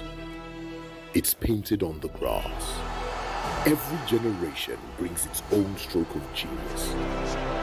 The legends paved the way, but a new class of icons have arrived. Ready to leave their mark. Ready to make a statement. Expect the unexpected. Breathtaking goals that defy gravity. Drama that stops time. This is where the world comes to play. 3 host nations, 48 countries, countless colors, but only one ultimate dream. The 2026 FIFA World Cup. Witness history unfold live right here on Sporty TV and NTA.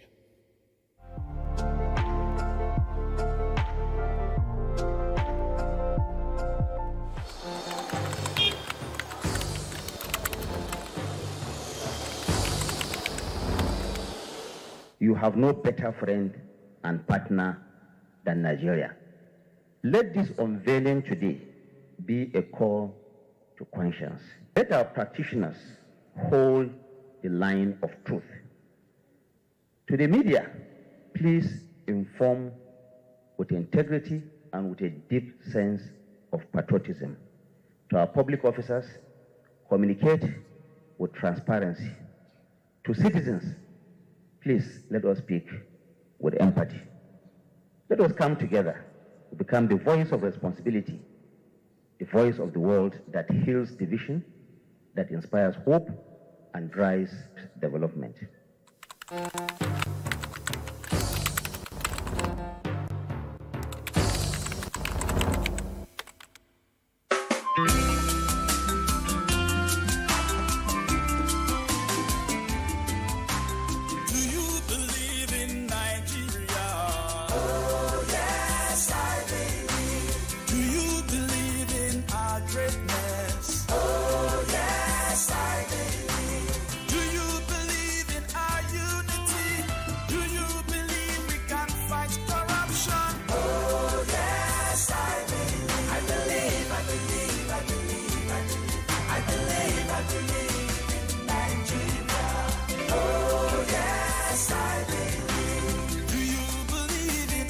local food. Oh yes, I believe. Do you believe in Make Nigeria Good? Oh yes, I believe.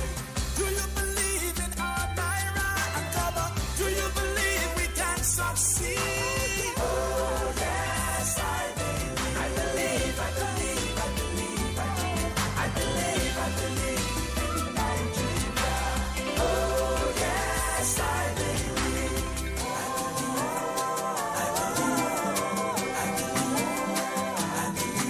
Let's believe in ourselves. Let's have the right attitude. We've got all it takes to get there.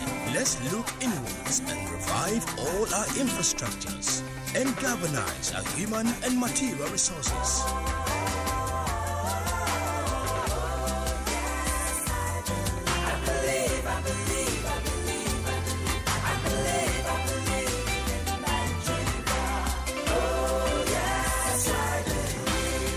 Nigerians, believe in yourselves. Believe we can succeed. Nigeria, believe. Powered by National Orientation Agency. All right, welcome back to the second leg of our conversation this morning on Good Morning Nigeria. And every big story, of course, has a storyteller. And on Friday, this Friday, the spotlight turns to those storytellers. Yes, this is as the State House Press Corps hosts its maiden annual dinner, bringing together President Bola Ahmed Tinubu, top government officials, and some of Nigeria's finest media professionals. I'm sure people will be asking, so what's special?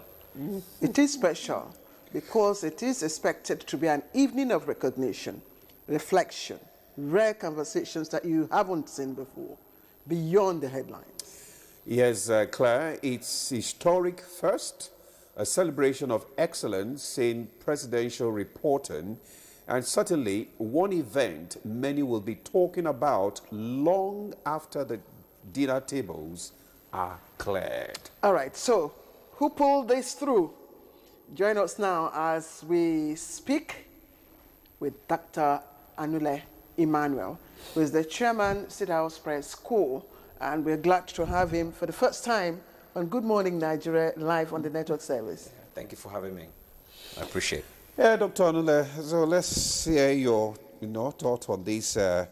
What inspired the State House Press Corps to establish this presidential press corps annual dinner? What's behind it? Yes, you know, the State House Press Corps is a gathering of journalists who are accredited to cover the president, the vice president, the office of the first lady, and the entire presidency. And like you see in other climes, once in a while, reporters in this kind of environment usually will have the opportunity of having an informal interaction with the man they cover and the officials that they cover. So we are thinking that at least for one, let us have that opportunity where we can bring the president to get to have an informal, relaxed atmosphere with these journalists who over the years have been reporting his activities. So I'm just wondering. Fine, it's a first for us. It's not new. I mean, you obtained in other. But I'm wondering, Doctor, who will be nervous on Friday night to ask questions? Like I said, yes. It's a relaxed atmosphere. It's not that formal gathering where you would think that the president would be facing barrage of questions. No. So no tough questions? No tough question at all. It's a relaxed atmosphere where what we seek is, you can see, I'm careful not to give example to what happens in the United States. But you see when the president is interacting with journalists, you see the president calling journalists by name. We want to see that kind of scenario where off the serious issues of national development, we interact with the man we cover. How did you pull it through? Considering this is... Yeah, we've been pushing this over the years. And apparently maybe President Bola Ahmed Tinubu, the media man that he is, a media mogul, an entrepreneur, maybe has seen reason that there should be such a forum. So we've gotten to push it to several approvals, including particularly that you have some eggheads, media eggheads around the president. You have Mr. Bayo Nanuga, you have Mr. Dari, Sunday Dari. He's all of these people, very senior level journalists. Maybe they've gotten to see reason to understand with us that yes, we need this kind of a platform. I'm sure bringing in other media experts. In fact, maybe I can just go into the details to tell you some level of the planning we have made. Now, before you go into that planning, because I've been wondering, it's for so many years, you've never had this kind of interaction before. Why? Why? What took you this long? Like I just said, maybe those who have been at the Federal Affairs have not seen the deep reason for it. And maybe the leadership of the press corps. Because I remember at the state level, we do have, because when I covered Buba Marwa then, we used to have this kind of, in Lagos, we used to have this kind of interaction and interactive session with him. So I was just wondering. In fact, it's not just peculiar with this administration. Yeah. You understand? Even previous administration, it's been a rare, event really. And then you talk about, reasons, and that's why I'm beyond, meeting and having RSVP, rice and stew, very plenty, shaking of hands and all that. Is there other aspects of Mr. President that you really want to bring out, that you want people to see? Yes, because you worked closely. Is there any other thing that you want to present? And you tell us the man, Tinubu. Yeah. In fact, first, like I said, we want to see the president relaxed. And so the first thing we want to do is, if he agrees, which is a request we're putting forward to him, to institutionalize this forum, to make it an annual event. If he does that, we are moving forward to decorate him as the grand patron of this group. That makes it serious and makes it quite interesting for maybe subsequent leadership that comes after him. So, although we have put on the schedule of the program for him to also address us, we've been reporting him from speeches, from policy statements.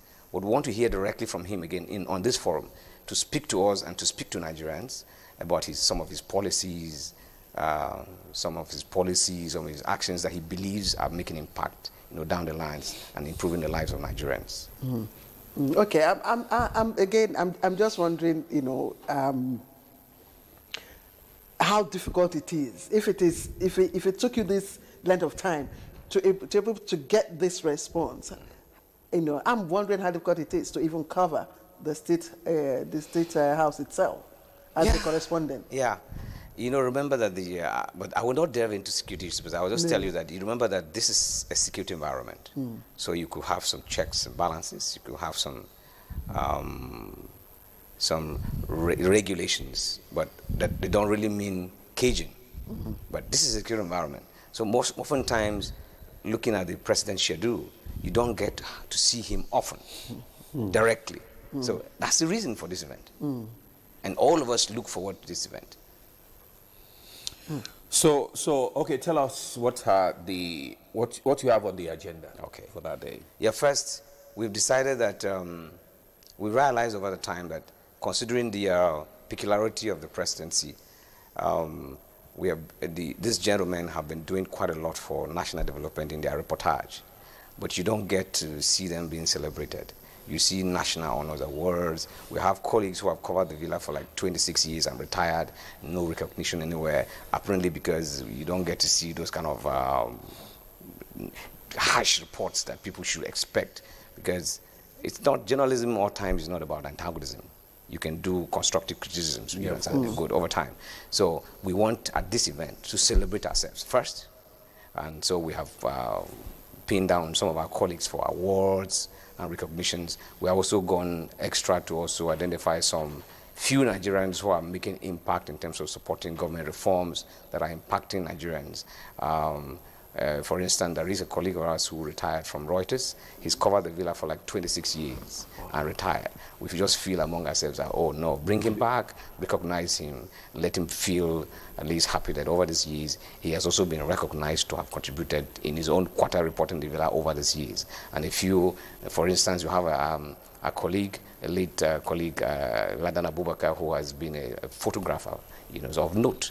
Over years, he covered the villa for over about 27 years, but he's late. We're going to give him an award, posthumous award, you understand? So these are the kind of things we want to initiate. And in the future, we're even thinking that we use this platform to raise funds. What are we going to do with these funds? To see whether we can support upcoming journalists in tertiary institutions who are reading mass communication, for instance, provide some stipends in terms of scholarship for them through our own, little way. In the future, I'm not talking about that now. Will you be able to sustain that? Of course, why not? If we have support from partnership, if we will seek partnership, and apparently, if we get those partnership, why would that not be possible? It happens everywhere, and in some clients. So we think that can be also possible with us. Okay, tell us about the high-profile guest that you are expecting at this annual event. Okay, we have actually extended invitation to quite a number of people. We have extended invitation to the leadership of the National Assembly. We have also invited the leadership of the judiciary, the Chief Justice of Nigeria, the President of the Appeal Court, and the President of Industrial Court, and even the leadership of the military and private sector players, including in our own field. We have membership. We have the President of NUJ. I thought this was a press. No. This one you are going beyond. No, these are people we report. So it's going to be a big event. It's a big event. Because from what you are describing now, it's going to be huge. Huge event, of course. All right. We in the villa, we don't report only the president, remember. The president takes certain decisions that affect some of these sectors. So we want them to also come to close to see these journalists that oftentimes report even without they knowing them. Beyond this dinner, one other thing that the public would like to see is to have Mr. President speak to them from time to time, like the monthly press. Are you also looking forward to this evolving to something like that? No. Remember, there is this presidential media chat. That is not our own program. This program that is happening on Friday is our initiative. It is an initiative of the State House Press Corps. Apparently we'll be only supported by the department headed by Mr. Bayo Nanuga, who is a special advisor on information and strategy. So we own the program. But remember, there is a presidential media chart, which is coordinated by the president's media team. That is separate from our own event. Okay, that's very interesting. Okay, now you already talked about making the president the grand patron of the State House Press Corps, if he agrees. So what does this honor actually will represent, and why was this honor, this recognition chosen? Good. Remember, I told you we are seeking official institutionalization of this forum. Now, making the president the grand patron of this group creates that big aura and respect and prestige for the Corps.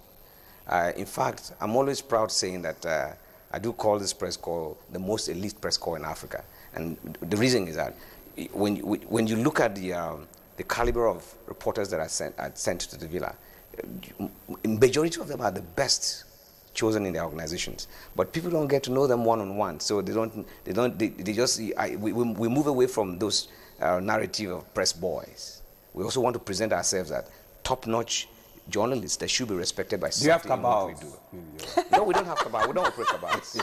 Because we don't operate cabals. No, you can't say that. No, we don't operate cabals. Let me tell you something. Can't say that. I don't know whether you are aware of the system that is operated in the United States, for instance, when they get to travel with the president. Airborne in Air Force One, they do what they call pool system. That's what we operate. We see ourselves as equal.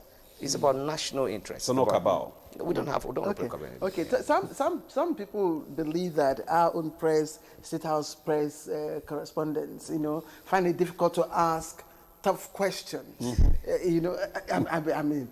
So I don't believe that. I don't believe that. Over time, I have never seen any, over the years that I've been in the villa, except a few times back, maybe in the days of the military. Military, exactly. I've never seen anybody being gagged. Have you ever been challenged?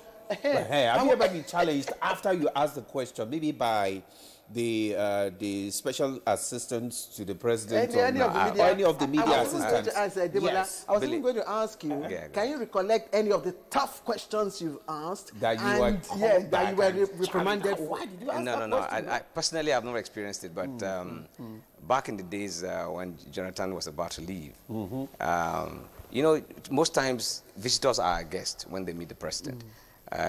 We ask these tough questions, but I've never seen any deep restrictions. Maybe it could be off camera, but hardly do you see anybody. Except maybe I recall a particular incident with the man who covers with Deutsche Welle, Radio Deutsche Welle. There's a time he put in a question to a visiting president under President Jonathan. You remember his tag was even seized. But these things, they rarely happen. I think it's relating to a question about when President Jonathan engaged some mercenaries in South Africa to help fight this insecurity. Exactly. So this guy put a question to the visiting president then, whether to establish if really there were mercenaries hired by the federal government, and it was taken not lightly by the system. But these are rare occasions. So what drives the State House correspondents? In terms of reporting? In terms of reporting. We do our research. Is it patriotism? Is it... Nationally, patriotism is paramount. Because remember, everybody looks forward to reports that comes from the presidency. You should remember. Investors, people make decisions on policy decisions that come out of reports. Yes, so one crafted story that is ill-intended can mislead the whole nation. So we are always careful with that as well. If you are in doubt, you leave it out. After all, that is one of our core tenets of journalism. So why do you create unnecessary heat in the system when there is none? So now, from the list of the high-profile guests that you have mentioned, you are inviting for this, I've not seen any maybe civil society organization members there, or the press, or maybe the students, because you have to enlarge it so that they too can at least, you know, have interaction both with the president and with. Remember, we have invited the president of the Nigerian Union of Journalists, and we have also invited the Abuja chapter, chairman of Abuja chapter of the NUJ. But remember, this program may not be perfect as we can plan, but we hope that it will improve on it as the year comes, as you know, the subsequent programs come. So maybe I tell you, we can think about that as well. All right, maybe final question. How long have you been covering the State House? I'm so privileged. I won't lie to you. I got into the villa when former late President Omar Yar'Adua just won elections, and he was preparing for inauguration. That means I came in lately towards the time President Obasanjo was leaving. So this is about like 19 years working for different media outfits. For a rookie coming into the State House. Wait now, give me a chance. Okay, give me a chance. Give me a chance. Go ahead, please. For a rookie, because you asked the last question, and I know you, Claire. So, for a rookie coming into the State House, what advice would you give? Believe me, if I was a media owner, I would not advise any media outfit to send in a rookie into the villa. Because one who is coming to cover the highest office in the land should be someone who has at least some level of experience. Because remember, contacts are very important for us as journalists. So you are a rookie who doesn't get to know newsmakers, and then you enter the highest office in the land, you don't know your left and right. But for someone who's already grounded, you get into the villa, you'll be shocked that the people you have already known wide in the field are the same people coming to be the guests of the president. It makes the job easier for you. And even you may have already developed new sources for any item in case of exclusive interviews reports that you're looking for. So I would never advise for any serious media outfits to my question, I mean, it's related to this. I was going to ask, because some people believe that those who cover, the state houses are privileged. Yeah, sure. They are privileged, correspondents only. But you've answered that. But I just want to ask, is there any surprises, maybe, for Mr. President, in terms of music? Are we going to see Mr. President dance? Are we going to see the First Lady, do something different? Remember the mood of the country now. Can you remember? even though we have called it the dinner, it's not an atmosphere for dancing and all of that. You understand? We're also conscious of that. If we had a choice, we could call it another name. You understand? But like I told you, the paramount interest of ours is having to create a forum where we can have a closer interaction with Mr. President and his team. Good, exactly. Mr. First Lady, I can confirm from you now that the First Lady has indicated interest to attend the event. We also been extended invitation to the Vice President, whose team is also in constant touch with us, that he will also attend the event. So if all of these principal figures attend the event, it will be the highest point for us. Well, Demola, unfortunately, we are not part of this. No, he has assured us that I can always expand it. Okay, that's what he said. Right. That the next, maybe next year, you and I will be there. That's what he said. Inshallah, by the grace of God. Dr. Anuele Emmanuel, yes. Chairman of the State House Press Corps. Thank you very much. Very distinguished, and I must say, well-spoken chairman. I appreciate it. All the best. Thank you very much. Thank you for inviting me. I wish you a successful dinner with Mr. President. All right, that's Good Morning Nigeria for today, and I'm happy we are ending it on a very pleasant note. We would like the chairman, of course, to end with the chairman. He's one of us. Yes, if we can just get the chairman, all of us. So I'll see you tomorrow. Well, do have a lovely day. I am Ademola Adeoye.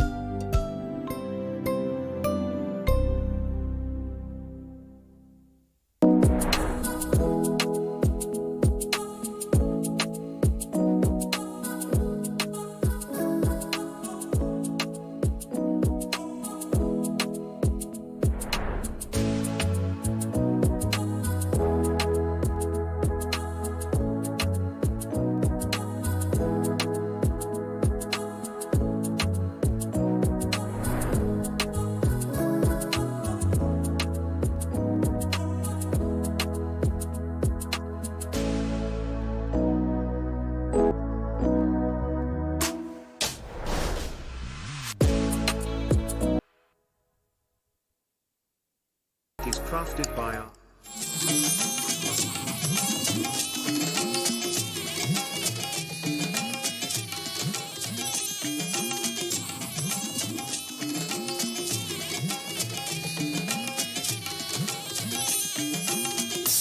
This is the network service of the NTA.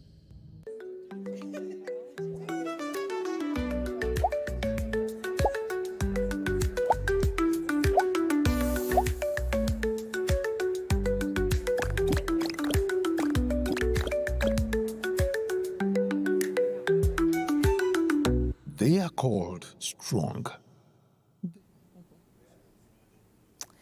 Okay, I was enjoying that voice. I wish it continued. Hello and welcome to another very exciting edition of Conversation Podcast on NTA. It is special because we're celebrating very big heroes in our lives, and that's the fathers. This is the Father's Day edition. Yes, today we are dedicating this episode to the men who work tirelessly behind the scenes. We're talking about the fathers, the guardians, mentors, and father figures whose sacrifices often go unnoticed. Yes, and the world often celebrates them or look at them as just providers and protectors. Oftentimes, a lot of things around them are not taken cognizance of. One of them is a big one. I call it the emotional struggle. Now, there are other ones, their mental health challenge, their fears, their challenges, their disappointments, and to a large extent, we also talk about this, their tears. They don't cry out, but they do cry.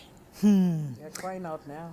That is why today's conversation is titled The Untold Stories of Fatherhood. We'll be exploring the experiences many fathers face, their silent tears, their pains, and how we as a family and society can help them live a healthier and happier life. Yes. After all, it is Men's Mental Health Month. Fatherhood goes beyond just pleasant food on that table. It is inclusive of guardians for the children, mentorship, role models, providing, and a lot of times discipline and, correctional attitude and, activities towards the children. I don't know if I'm the only one thinking about that. Joy, we already heard you. We know you're in the house. Do you also think what I said it should be? Because a lot of times fatherhood we say is just food on the table. No, it's not. It's gone beyond that. And that's why I keep saying that most of the time they say mothers are intentional. But these days, fathers are intentional. Fathers should be intentional. Okay. They shouldn't leave it for just the mothers to do their job. Because most of the time, when your father says anything, he doesn't have to say, just looking at his face, you get the message. Oh, yes. We have a father in the house, yes, right? Yes, we do have a father in the house today to help us navigate the untold stories of fatherhood. He is a doctor. But more importantly, he is a father. And when I asked him about his fatherhood, he said, I am an amazing husband and a proud father to an intelligent child. Okay, wow. so let's have him. Dr. Sunday, can you introduce yourself to the house? Okay, good morning. So I am Dr. Sunday Agbonika. I am a husband of one and a father of one as well. A very intelligent son, and very happy at that. Very proud. And I wear many hats, but on top of it all, I am a veterinarian. I also hold a veterinary degree from Ahmadu Bello University, and I hold a master's in animal welfare and behavior from the University of Pennsylvania. Okay, thank you very much. Now you know our guest is ready for this show. And from the look of things, you get mouth too. He's a proud father. He's very intelligent. Husband of one. That's very key. That's very key. So before we launch this, I'd like to pay tribute to a father that I love so much, and that's Davido. What he did for the children, in captivity, on the world stage. He came up that wearing... for me was, I cried. Okay. I did cry. And guess what? I think because Davido is an intentional father, I think he's just thinking about his child that he lost. And so when it comes to children, I noticed Davido is a bit compassionate. So I think that was why he did it on the world stage, and it was a very good thing to do. Yeah. Okay. And everybody's talking about it. Yes, everybody's talking about it. And I noticed they showed a clip of Burna Boy and Shakira. Nigerians, I think they had the highest population of artists in FIFA. Even though we didn't qualify. You can imagine if we qualified. Yeah. Oh my God! Did you see the song? Did you see when they were singing? What's his name? Rema's song. Rema's song. The place was alive. Imagine if Nigeria people were singing. That's what it would be Nigerian FIFA. It would be Nigerian World Cup. I was just Nigerian World Cup. Calm down. Baby, calm down. Calm down. And I was proud. It was beautiful. It was, yes. And we have a bit of Rema's song there too. The director, if you can show us a bit of Rema. That's Burna Boy Shakira. Shakira, yes. Yes. And Shakira is another person that trips me. She's almost 50. Yes. And you can see her body is still talking. Shakira. Her body is still. It's still talking. It's a lot of it was for me. You see, we didn't qualify, but we qualified. So how has the tournament been so far, though? The tournament. I know you were watching football yesterday. Oh yes, I did, and I was almost late. The tournament for me started a bit slow because there were so many issues. But you see, the thing about football is that people have just packed that issue, because for a Nigerian, I can buy a ticket for $1,000 because $1,000 is 1.5 million. Mm-hmm. Oh yes, maybe because our money doesn't have that value or something. But yesterday for me, the World Cup started because I'm a Messi fan. Others will say Ronaldo was the best. For me, Messi was the best. Unfortunately, it was an African country that he defeated. But he's 38. This is his last World Cup. I can't believe a 38-year-old man scored a hat-trick. So for me, the French team played yesterday as well. You know, they played Senegal. It was macho to macho, but I guess when you score that goal, it weakens your stuff. All right, enough for the World Cup, because I know let's get into what we are here today. We have a lot of it coming on World Cup with medley. Medley shows. So you have to wait until 1:30 to digest that. But before we kickstart today, let's touch base with Debbie, and you get to find out the real cost of men's struggle. Then we get to talk.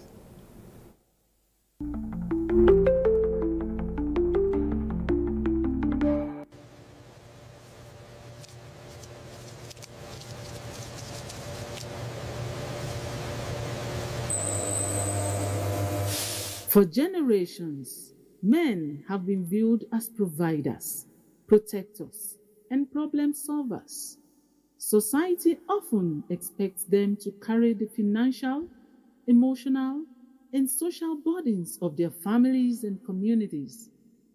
But what happens when the weight of responsibility becomes too heavy to bear?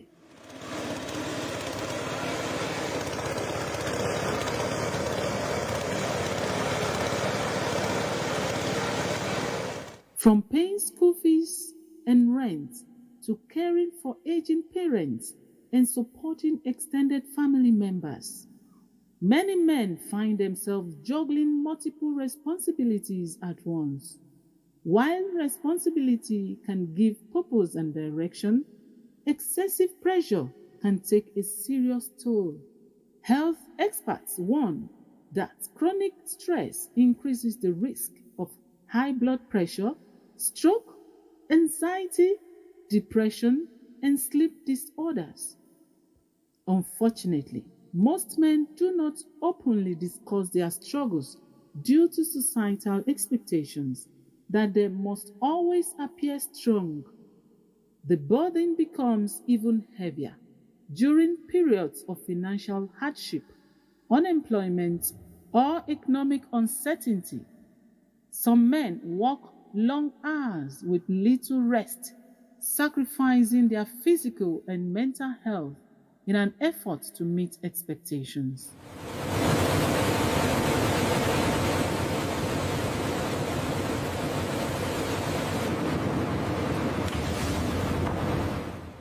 The strength of a man should not be measured by how much burden he can carry alone. True strength includes knowing when to seek support, prioritize health, and maintain balance. As conversations around mental health and well-being continue to grow, there is an increasing need to acknowledge the weight that men carry and to create environments where they can thrive. Because when responsibility becomes overload, the cost may be measured not only in stress, but in years lost from a man's life.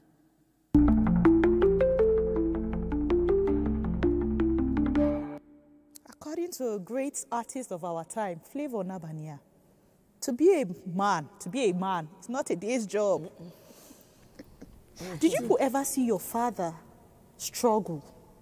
Because I think I grew up, I don't see my father struggle. No, that's what you think. No, like No, I didn't see. she said she did not see. I didn't see, So that but means I he feel did like a he good did. cover up. Yes. They do. Our parents. Well, let me not say our parents. For me, I can say that. Because if anybody told me my father struggled, I would say it's not true. Exactly. That's how it is for most of us. So he knew how to manage it that we didn't know. True. You know, there was something my father said after retirement. Something happened, and all of them were set to leave. And my father said something, and it's still resonating with me today.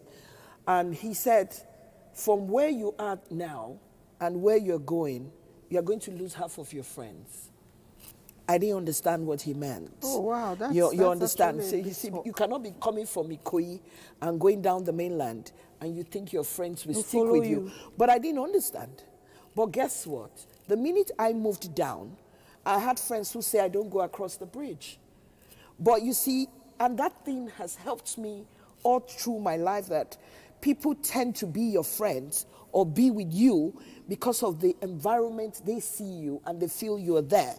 And that is one thing I took from your father. From my father, very young. Okay. That any situation you find yourself, expect it. You know, I think that generally men have a lot of pressure.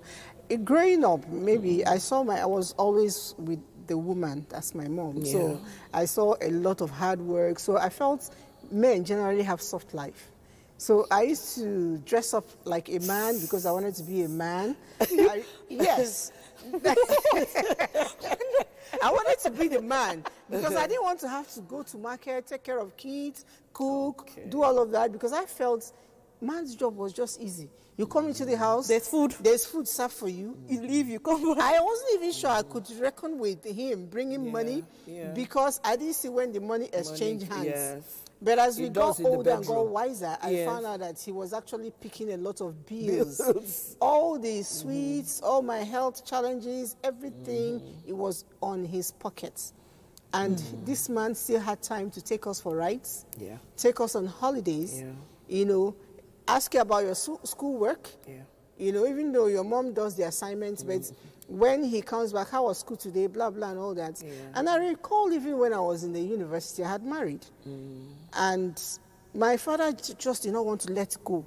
So once in a while, he would pretend like he came for an errand around my university area. And then he would come to there was no cell phone.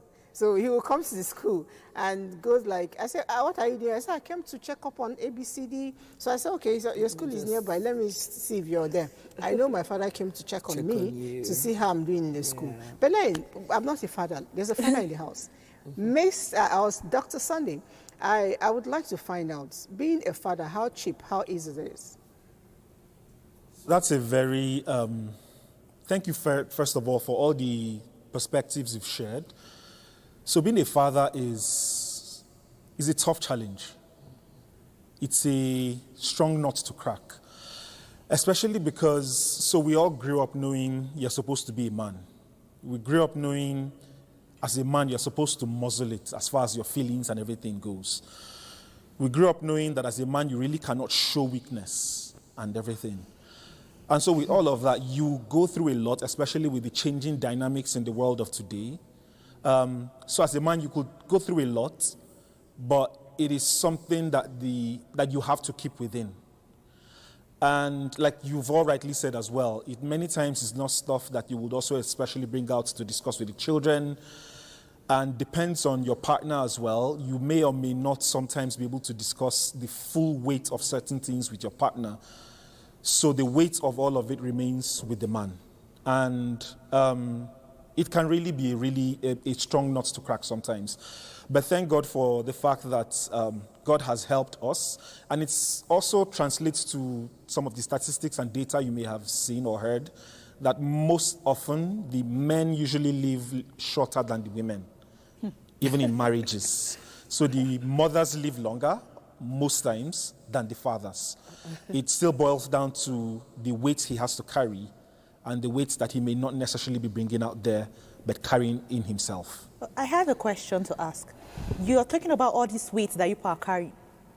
Do you people talk to someone? Is there someone you people talk to specially? Therapist. Because I know that they say women talk, there's girls talk. At times, you'll be overwhelmed that you go to your mother. And is there guys talk or men's talk? Men's talk or father's talk? Or father's talk, because... Yes, definitely. So every guy should also have like his own, how do I call it, his own family.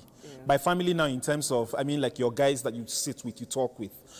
And it's also good to have that support system where you're able to have your guys that you can share you can sit down to discuss, and then people who are also in the same bandwidth with you, if I'll put it that way.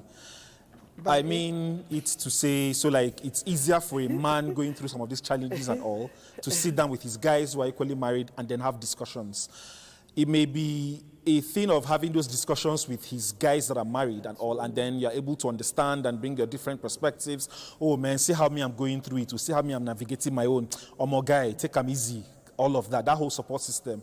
It's also a different thing when like a married man is now having these conversations with friends who may not necessarily be at that stage just yet, and they may not necessarily get, and so you're more or less now trying to mentor them rather than trying to get the support that you need and all.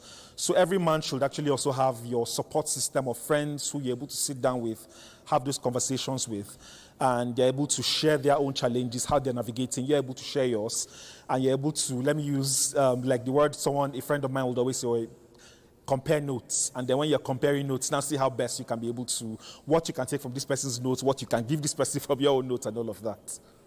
You know, it's good to have that conversation, but you're saying it, my mind is still going like this. Yeah. Because sometimes in the attempt to compare notes, you over-compare notes. Yes. So it's important to know what to filter out and what to let be. For instance, and when you're also comparing the notes that you want to share with other people, it's important for us to be very objective with the notes we're presenting. Because if you go in because of emotional grievances you have, you tell your friends wrong things about your wife, you know, or your children, it calls back to you. And I always say, it's easier not to talk cheap. About your family, because at the end of the day, that's really where your backbone is. Yes, Try to build it stronger. You know, thank you for sharing that bit with us. But then I also know that some men will go to in the evening. There are people. In fact, one of them is watching me as I talk. They go to joints. Joints. Maybe that's what did he say? Maybe that's their own found family. I see. It might be their found family and where they're unwind. Let me not lie to you. I don't have anything with joints. See, men may not have money. Yes. But you see, drink money, they must have it. Because maybe that is their own therapy. No, they might not have the money. If you go to this joint, you realize that most of the time, owe me. Huh? What is that they owe? Then when it's end of the month, they pay this people. Yes. You see them, they don't go to every day? They don't go to different joints. Sorry. They don't go to different joints. They go to joints that they know them. And they go all the time. And it's easier for them to owe the person because the person knows you are coming the next time. Yeah. That's like, look, let's call a spade a spade. That is the truth. And I always tell people it's not supposed to be a habit. I tell people you can go and drink once in a while. And most of the time, people take advice from where the joint they go to. And for me, that's my fear. Yeah, exactly. and for me, when you start taking advice from joints you go that the person is either drunk or he doesn't know certain things, then there's a problem. Let me tell you what I do when it comes to when I meet a man. I always tell people that, see, whether we like it or not, fathers have to be intentional. I always drum that because it's what the kids see their fathers do. That is what they're going to do when they grow up. I said something here a year or 2 years ago. I had a friend, the guy was my friend, and I realized that he was always beating his wife. And because he's my paddy, I said, bros, come. Why you no go look for man where una go do this thing? Why do you always like to... I didn't buy a punch bag. No, I said, why do you like to beat your wife? You know, he said something. He said, Oh, well, my father beat his wife and beat his mother. And nothing happened, and she stayed. But guess what? I'm not going to blame my friend, because that is all he knows. That's the way he can control. Because what you don't know, you can't really give. So that is why we keep telling parents, fathers, stop saying your wife is stupid, your wife is this, your wife is that, because when they grow up, these kids automatically, some other kids will say, no, this is how I grew up. I will not want to be like this. And that is why I'm very happy now that men are going to see shrinks, because the system is mentally warped. It's really bad, and it's even getting worse, because he mentioned earlier that men are not expected to cry. We're going to, get back to our guests, but at the moment, let's see what the men on the streets are thinking. How do they manage their emotions when it's going crazy? Vox Pop. The ability to control one's emotion is very important, because there is nothing anger so. Reacting with angers even complicate issues. But as a man who have deeper understanding, you know that you need to be calm. You need to be calm. And when you are calm, it is after you reflect on it, you know exactly what really happened. Sometimes it might even be your own action triggers what brings offense without you knowing. And not everybody can be. We always believe that we are all right at every time. You understand? But not so. For me, I don't used to cry if they make me angry. Once they make me angry, then I know that they are my parents, or they are my colleagues, or my brothers. So they know me some, and I have a younger ones. But if it's my senior ones, I will control my anger, because even though if I react, the thing will still bounce on me again. So sometimes I used to control my anger. Sometimes I will walk out there. Then I know that I'm not seeing the person that makes me angry. So the way that I can control my feeling from my family is that I was a teacher before coming here, Abuja. So I'm very, very good in mathematics. So whenever I take my mathematics question, if I start solving it, I used to feel happy, very, very happy. I can even call her and tell her, I forgive you, don't repeat it again. Sometimes if your wife, she give you something, you angry with her, you're supposed to come out the house. You leave her, you come out the house. After she be patient, you can come back. When you come back, you can address her. That if anything you tell me, you go settle in between you and her. Well, for me, as you can see me, in case of any eventuality of this, I normally smile. Smile is my own. Look, I hide my pain because if I voice it out, it cannot solve the problem. I only smile, no matter how.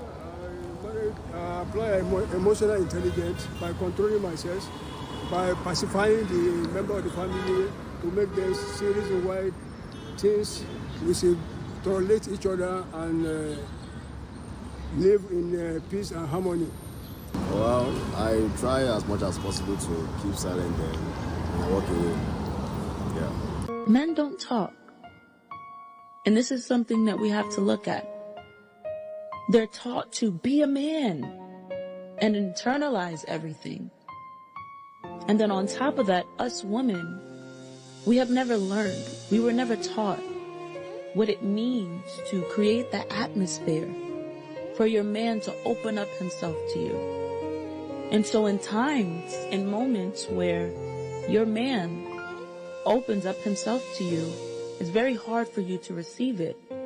In fact, in a moment where you were upset at him, angry at him, mad at him, you used that information that he gave you, which was so sacred, against him. It was a slap to his face. And now you're asking yourself, why doesn't he talk? Why doesn't he want to speak to me? Why isn't he going the same way that he did before? So we have to learn how to create the atmosphere for a man to open up himself to us.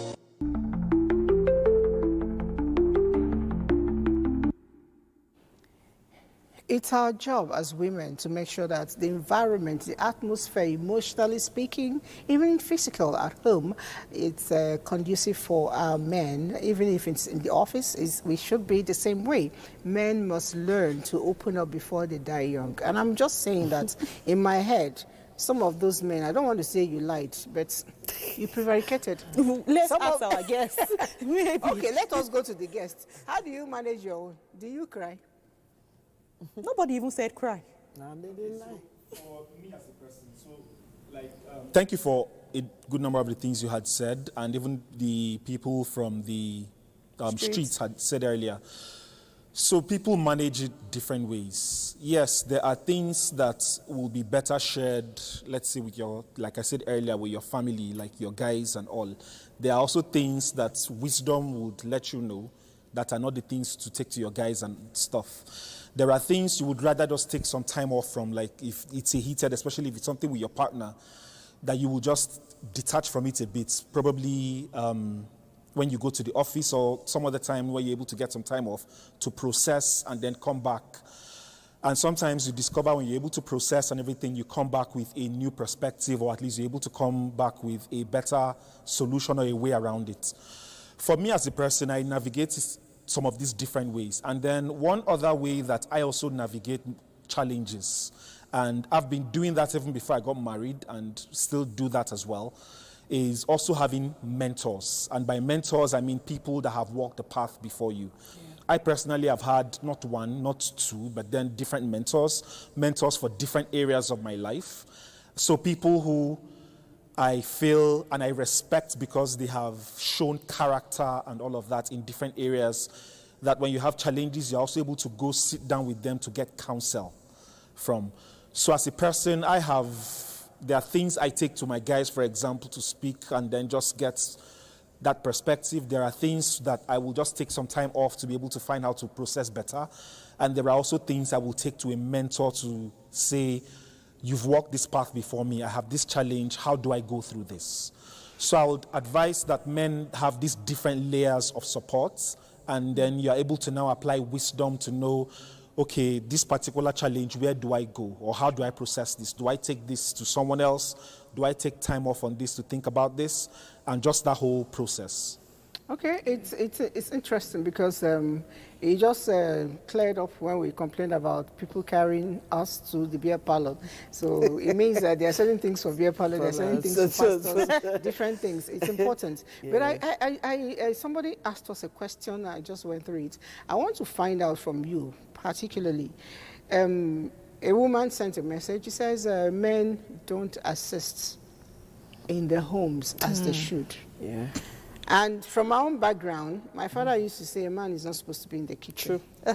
I don't know if it's real African or not. background. Yes. Yeah. So what do you think about men helping out with chores, at home?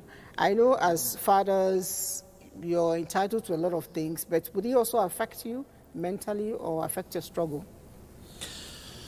So with helping out with chores at home, yes, society had taught men, especially our African society, our Nigerian societies, depending on the culture you come from, that men are not supposed to do certain things.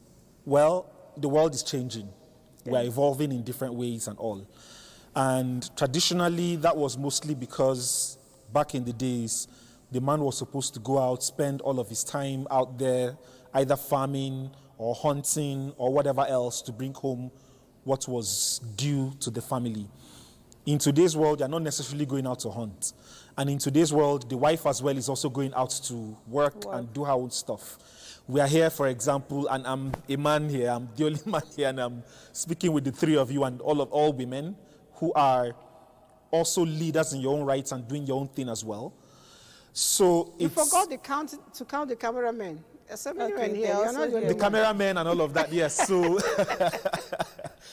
so just bringing all of that to say the world is changing, society is changing today. So it also will not now be reasonable for a man to expect, for example, that the wife has been out all day as well, working, and then she comes back home and she's probably spending the next 3-4 hours doing meals, doing every other thing at home, cleaning the house and everything as well.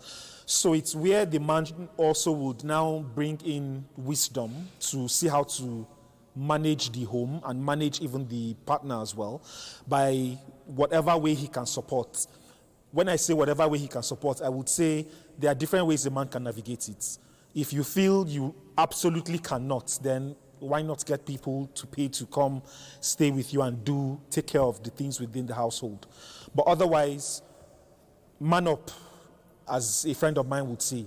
It would also be a thing of saying you can man up and support with a few of the things at home, and then let the wife as well work around some of the things. So it's not now to leave the home entirely to the woman to manage, but then you are more or less like seeing it from the perspective of we are now partners. I, for example, never wanted a wife who was just a housewife. So meaning I also needed to come to a place where I am telling myself in my mind as well, I am marrying a woman who is a career person, meaning I need to also find a way to support her at home. So it's also important for many men to either get that mind shift, or if you are not able to navigate that, then to say, okay, if it is cooking, I have people as well in the house to cook. You do your thing, especially if she's a career person who is also able to go out there. I have people who are able to help with the things at home. I'll pay them to do all of that, and then you do your thing. So different ways that a man could navigate it. It's either working together as a partner or having people run some of those things for the man or for the home, while the wife is able to also get a break or catch a break. All right, the lines are still open, so for those who are watching, you can send Happy Father's Day messages to your fathers. And if you're a man, tell us how you want to be treated better to be a happier person. Can I butt into yes, please. What he said? You see, it's so convenient when we're in this country to say we don't do certain chores. And I realize that the same people who are here, when they tend to go abroad, they do all of it. They do all of it. You know, they push the kids on the buggy, they take them to school, they give them baths, they cook. So here I'm sitting down, I'm wondering, why is it so easy for them to be able to do it there and not be able to do it here? And you see, the thing here is that I'm an Igala woman, so I know my Igala father cannot go to the kitchen. My brothers don't go to the kitchen. You understand? But things are changing, and we have tried to change the kids. We tried to tell them that it's not a woman's job to on the generator. It's not the woman's job to fix the bulb.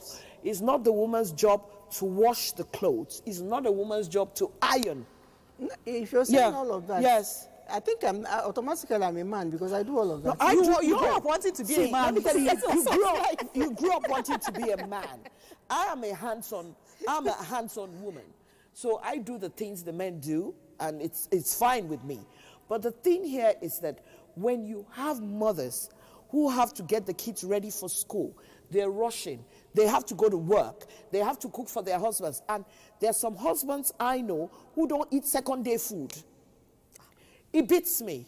I think I'm a man. So that's what I'm yes, because I don't eat overnight food. So it's not really easy. And even, sometimes women parboil the meat or something. There are some men, you have to do everything fresh. So you see, Lagos, they should bring money for fresh. No, it's not about the bringing the money. It's the stress and the pressure. Especially like when I used to live in Lagos, I had some friends who were bankers. They live on the mainland and they work on the island. And the husband is waiting at the house for the woman to come and cook. All right, so it's not about women today. So No, it's not about women. We're not going to answer that. No. Somebody sent us a question there. Salam alaikum, bonjour you all. Well done. In summary, if one is blessed with good wife, you will live long without any issues. That's from I like that person. That's very and true. And it goes back to Yeah. and a good wife also is made by a good husband. And my guest has just told us that he's a good husband. Sir, doctor, I'd like to ask you a question particularly. As a man, what do you think we women, because we don't know you that much, what should we do to ensure that we make you happier, we make you, I don't know, your adrenaline to run better, you know, we just want to see the men happier and live long for us. What are those things women are not doing that you think we can do? It's nobody's watching, it's you and me talking. Okay, so first of all, like that video clip that was played earlier with the woman talking about the fact that most men find it or struggle with even being open to their partner. Mm-hmm. One of the first and simplest, or do I say most basic things would be to even be open enough as a woman, for example, to be able to have your partner, your man, open himself to you. And like she did share there, the wrongest thing the woman would ever do would be to use what he shares in those moments when he's being open and everything against him. Because you've literally told him, you are no safe area for me to be able to bring these things out. So it's more like, I have to keep this within me. So having that kind of supportive partner who is encouraging of the man to be able to be open enough and all, would also, like they say, a problem shared is a problem solved. Sometimes, like we have already established, there are things that are better not taken out there, but are things that are better just shared probably with your partner. And so having that support system at home where you're able to just unbundle and just bring out and really share your concerns as a man and all can be refreshing. Knowing that you have a partner that you're able to just be free with and open with alone at home can be really refreshing. And then beyond that, it's also as good as saying, well, we are men. You know, like they say, so a woman wants to be pampered, a woman wants to be all of that. Well, a man also wants to feel like a king, simply put. And so it's also doing everything you can to make the man feel like a king in his castle. For you to make him feel like this home is his castle, and in this home and in this your castle, you are the king, you reign supreme and all. I'll give an example. I had a friend back in university who I wouldn't want to mention her tribe and all, but then she was a really good friend of mine. And we were so much of friends that when she was getting married, I was the only person who was on the groomsmen, who was a groomsman, but then was more of a friend of the bride than a friend of the groom. But because the husband knew I was coming for the wedding, he told me, Sunday, you know you are so close to my wife and everything and all of that is established. So, but you know you cannot, because of the relationship, come to my wedding and not be a groomsman because of that.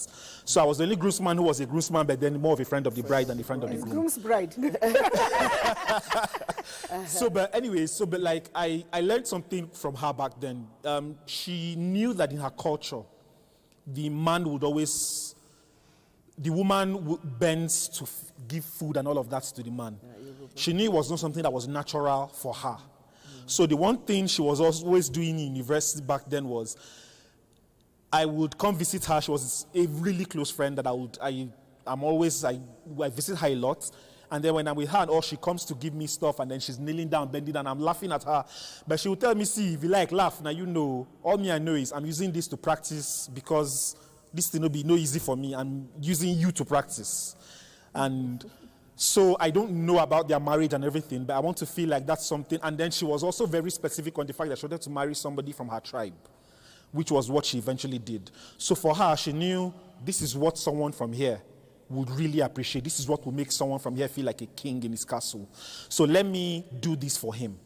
And so they're out of the country now, but I want to believe that going as far back as university and using me to practice, it's something that even though they're out of the country and all, she would do for him even there and will make him feel like a king even in where they are right now, where it's not supposed to be the norm in the culture. Okay, that's a good one. If you say so. If you say so.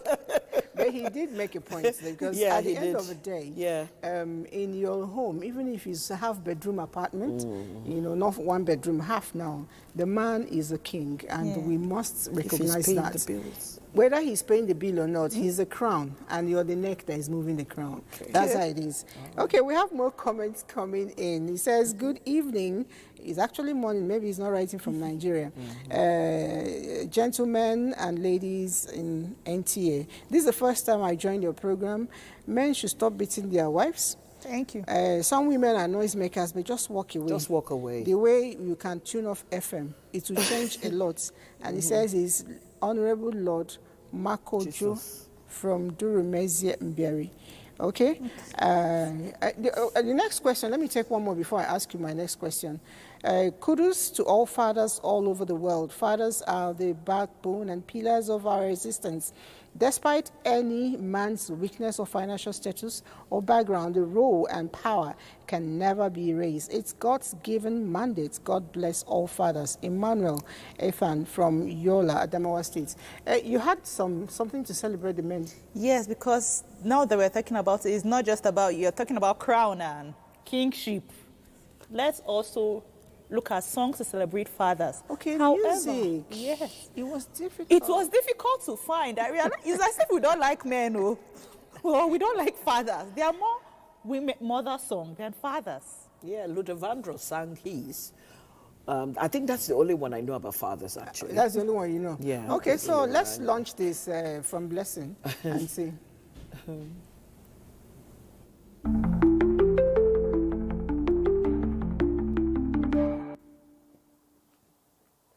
Hello, my beautiful people. I am gladly back to be on your screens again, your girl with the rhymes and vibes.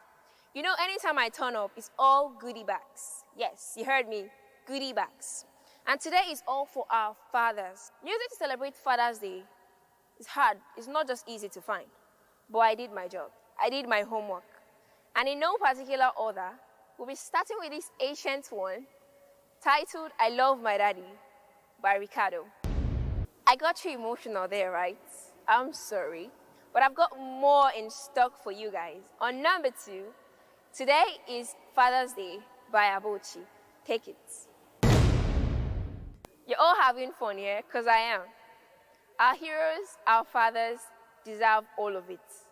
Next is an all-time killer, girl child, boy child, every child, including adult child. Love it. Luther Vandross, Dance with My Father Again. Memory lane drew, right? Come back a little. Does your father love saxophone? Then this next song is for him. Father Love by BJ Saxophone.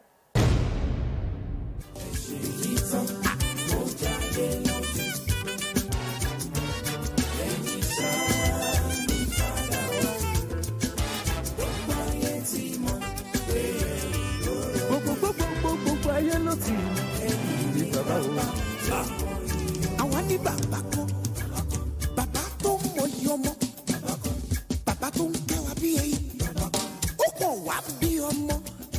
Is the father of the fatherless, Papa of the helpless, hope of years to come, helper in the time of need, treasure of my heart, my sheep. Bedu for papas and daddies. I'm not done. Wait for this one. A love song for all daddies on their special day. Legacy of a Father. For every sacrifice behind the scenes, for holding us through all the in-betweens, we see the Father's image in your hands, steady anchor in the shifting sands. We pause to hurry, we kneel to say, we love you more than words. Did you enjoy that? It's your girl Blessing saying Happy Father's Day to all our fathers, especially to my daddy, Mr. Joshua Tokan. See you next time. I leave you with this one for the road. Catch it.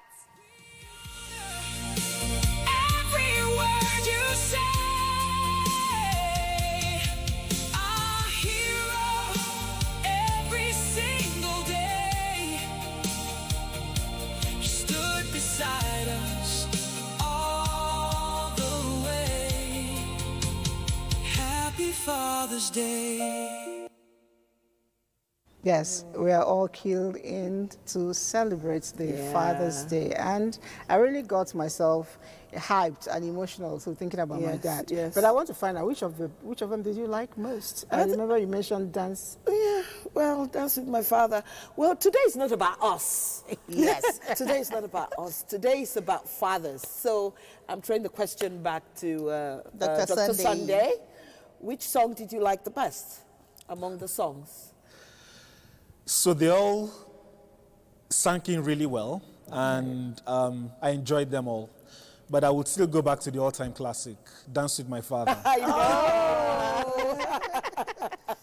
All right, do you enjoy dancing with your son? And do you play games with your son as well? Yes, definitely. My son loves to come and make us play football and make us dance, make us literally all of those.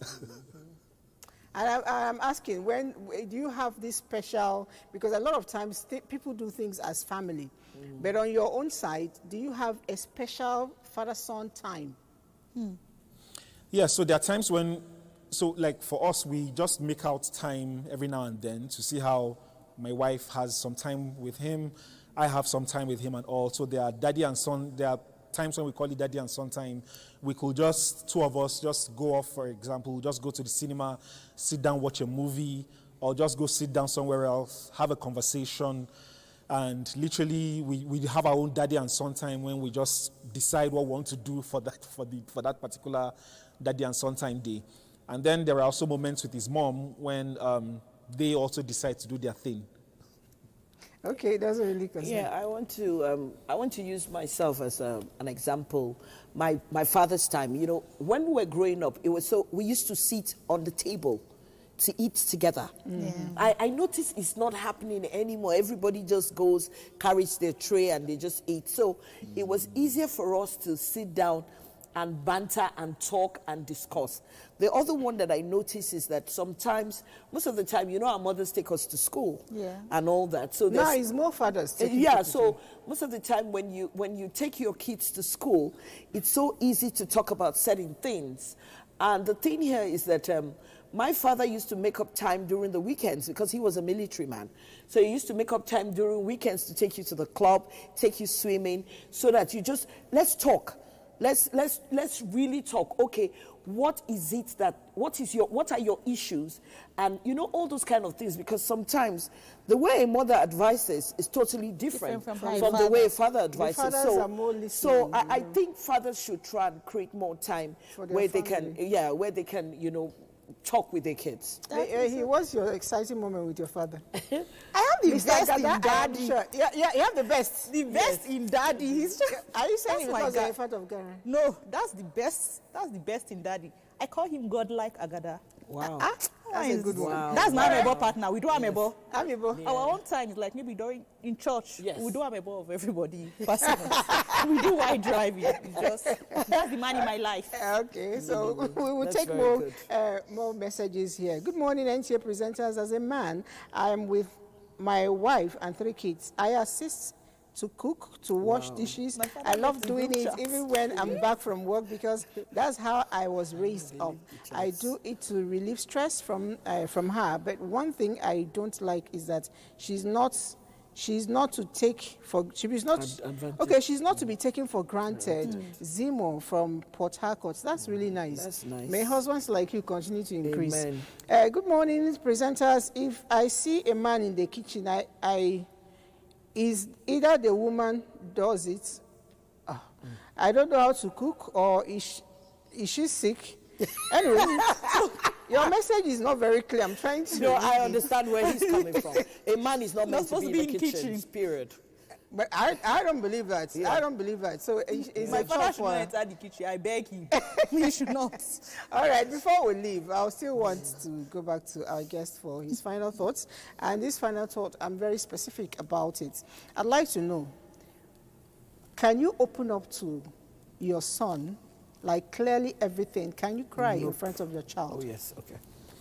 Can the father cry? Get that CB. Get that CB. Well, it's not something I've done so far in its existence. I don't know if it's going to happen. Soon. I don't know if it's going to happen. Let me just put it that way. Thank you for your honesty. You know, why I say this is when we go to see psychologists, they tell us, let it go. Yeah. Let it go, Yeah. you know, and it makes you feel better. And we are talking about men and making their life better. Can you tell us that you would take it home and think about it, that you're going to be able to cry in front of your wife? And the men who are watching us, if you can cry in front of your wife, please send us a message. We will read it and we'll respond to you. It's a message for you to take home. Are you going to do that for us? I'll take it home and think about it. That's an Igalama. That's an Igalama. All right, what's your final words for today for all the men who are watching, your colleagues? Okay, so final words is just to say that, so like I did mention earlier, it's more or less a partnership. And I like to say it this way, it's a partnership with reciprocity.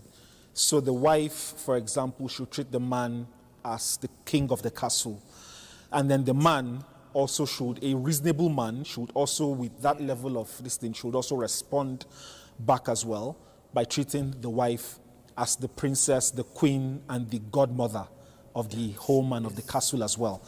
So it's that relationship that the children also see, and then they also grow up to know that this is what the picture should be. Sure. The man and the wife are one, they are partners, but at the same time, they each support each other, but beyond support, they each also prioritize each other. So that is what I'll leave as that's my own take home, to say, yes, if this is done, it brings a harmonious home, and we will have children growing up as well to be the next generation that will also embody these characters. Yeah. All right, thank you so much. And from this divide, I'd like to say happy Father's Day to all the men that I know, you know, and all the men who are watching me here, the cameramen, I see you. You're all fathers, and we're happy you're here. We have a lot of men in NTA, from our Director General down to the last of them. We say happy Father's Day. Happy Father's Please Day. live long. We don't want you to die and leave us, because we don't have another one. Aura for aura. Aura for aura. Live for live. Okay? Happy Father's Day to my daddy. Thank you. Happy Father's Day to my daddy, where he's watching us. Okay. Yeah. So, on behalf of everybody here, bye.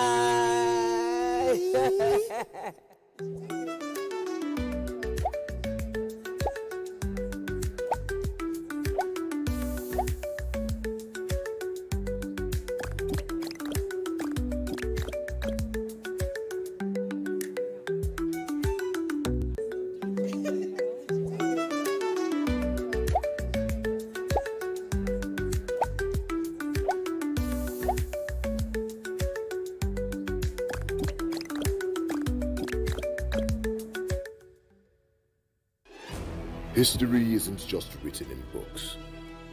It's painted on the grass. Every generation brings its own stroke of genius. The legends paved the way, but a new class of icons have arrived. Ready to leave their mark. Ready to make a statement. Expect the unexpected. Breathtaking goals that defy gravity. Drama that stops time. This is where the world comes to play. 3 host nations, 48 countries, countless colors, but only one ultimate dream. The 2026 FIFA World Cup. Witness history unfold live right here on Sporty TV and NTA. Just pro there. Once everything all clear, I go your code you, then you go boss all the foul. And once you boss all the foul like this, and you all claim, you understand? Yes, I just allowed unit claim everywhere. You don't finish them, you finish everything. In Nigeria, Pidgin English is more than a lingua franca. It's a cultural identifier, often used to poke fun at life's challenges. It brings humor to the people despite situation. It's not just a language, it's a bandage of authenticity. Which time you want to come now? Now when I don't spend money, finish. Now when the bar don't finish, now you go say, your guy no bring cash, come back, I'll give you. You know, say Delta not they carry last too, especially worry. I worry now go they drive traffic light they show red I can't they wait. Now one mama tell me say my pikin they go they don't thief the green bubble. Nollywood brought comedy to the fore. We now have a genre of pidgin English comedy.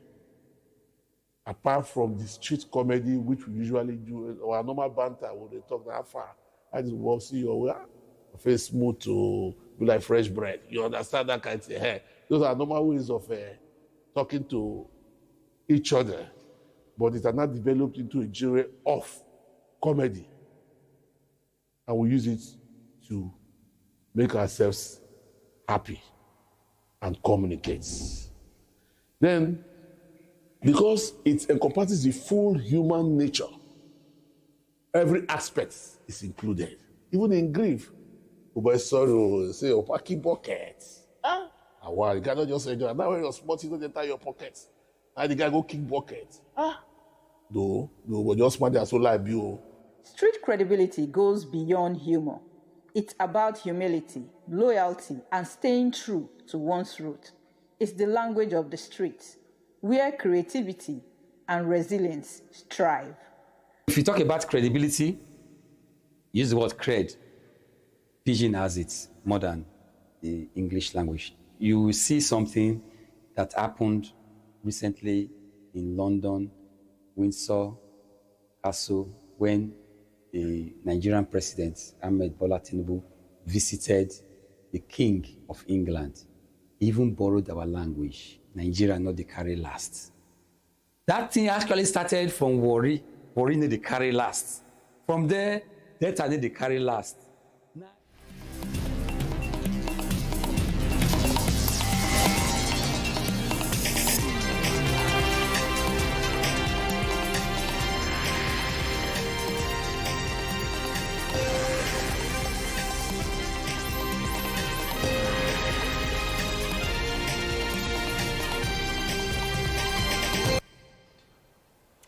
I'm Comfort. I'm Modu. Welcome to the news at 10 live on NTA News 24. The headlines. Federal government flags off renewed Hope Farm Impute Support Program to boost food security.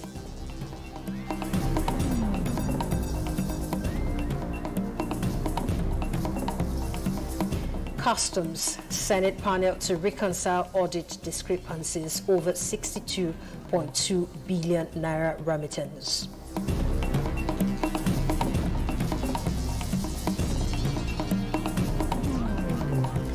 Nigerian Global Fund inaugurate expanded Abuja medical warehouse to strengthen health security.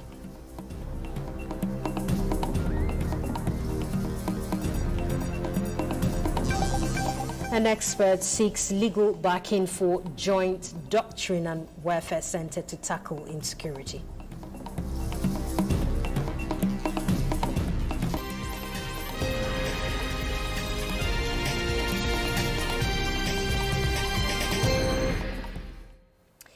We start the news with the flagging of and distribution of farm imputes under the renewed Hope Farm Impute Support Program by the Vice President, a major initiative to strengthen food security and boost agricultural productivity. The program, driven by the National Agricultural Development Fund, is a key component of the Tinubu administration's agricultural agenda. Musa Baba Ali reports that the Vice President Shetima was represented by the Minister of State for Agriculture, Aliyu Sabi Abdullahi. This is a symbolic flag-off of the distribution of fertilizer at 70% discount under the renewed Hope Support Program. Dr. Aliyu Sabi Abdullahi, Minister of State for Agriculture and Food Security, representing Vice President Kashin Shetima. The program centers on distribution of subsidized NPK fertilizer, which is locally produced, traceable, and clearly marked not for sale. Among the first beneficiaries in the FCT are farmers with special needs. Through the first phase, we at the National Agricultural Development Fund are supporting 128,980 smallholder farmers across 25 participating states and the FCT with 515,920 bags of fertilizer. Each farmer will take 4 bags of fertilizer. Vice President Kashin Shetima said the program emphasizes timely delivery of appropriate inputs in collaboration with state and other stakeholders. This coordinated approach is essential to scale impact, strengthen supply chains, and deliver inputs on time to farmers in every part of the country. As governor, we remain committed to align with national priorities while implementing context-specific solutions that address the unique need of our farmers. The provision of quality farm inputs will not only increase crop production or yields, but also strengthen the resilience of farming communities across the FCT. The initiative enjoys the support of indigenous fertilizer producers, agro-processors and marketers. Handover documents have been signed between the Minister of State for the FCT, the NADF, and the All Farmers Association of Nigeria. Musa Baba Aliyu, NTA News. Away from that, the Nigerian Customs Service has made clarifications at an investigative hearing of the Senate Committee on Public Accounts that the 62.2 billion naira classified as under remittance by Customs in 2017 was the total levies it collected on behalf of other agencies which are not for remittance to the Federation account. The clarification was in response to an audit query by the Office of the Auditor General of the Federation, which dates back to 2019. The Comptroller General of Customs, Bashir Adeni, explained that most levies are remitted to the Federation account, except those on local production of wheat, textiles, and wines, among others. Read through most of the queries. We discovered that a good number of them were due to either misclassification or misunderstanding. The amount of 62 billion are levies, different levies that are collected by Nigeria Customs Service on behalf of some other agencies of government as part of fiscal policy. Remittance in customs is not a matter of choice. By our accounting system, which has been digitalized, once money comes into the Federation account, it is swept automatically by the end of the business day. So the question of non-remittance may not arise. What the Secretariat and Auditor General need to do is to confirm this submission to us so that this issue will be cleared. The management of Custom is to meet soon with a subcommittee to reconcile all issues erroneously captured in the audit report. Ahead of the June 2026 digital switchover, key players have agreed to reconstitute the digital team and strengthen consultation to accommodate constructive opinions to promote national interests. The Minister of Information and National Orientation, Mohammed Idris, says digital switchover project remains the best project in the media industry. Saliu Abdullahi Gwanara reports on this conversation. All is set for the launch of the Nigerian digital switchover, addressing the decade-long wait and missed opportunity. On the invitation of the National Broadcasting Commission, among critical stakeholders here to deliberate the way forward for the DSO project are representatives of licensed broadcasters, signal distributors, set-top box manufacturers, content producers, Digiteam Nigeria, and other industry stakeholders. After an engagement behind closed doors, the following issues came out prominent as part of their resolutions and plans to advance the implementation of digital switchover. Everyone is asking a question. When are we going to have full digital switchover in Nigeria?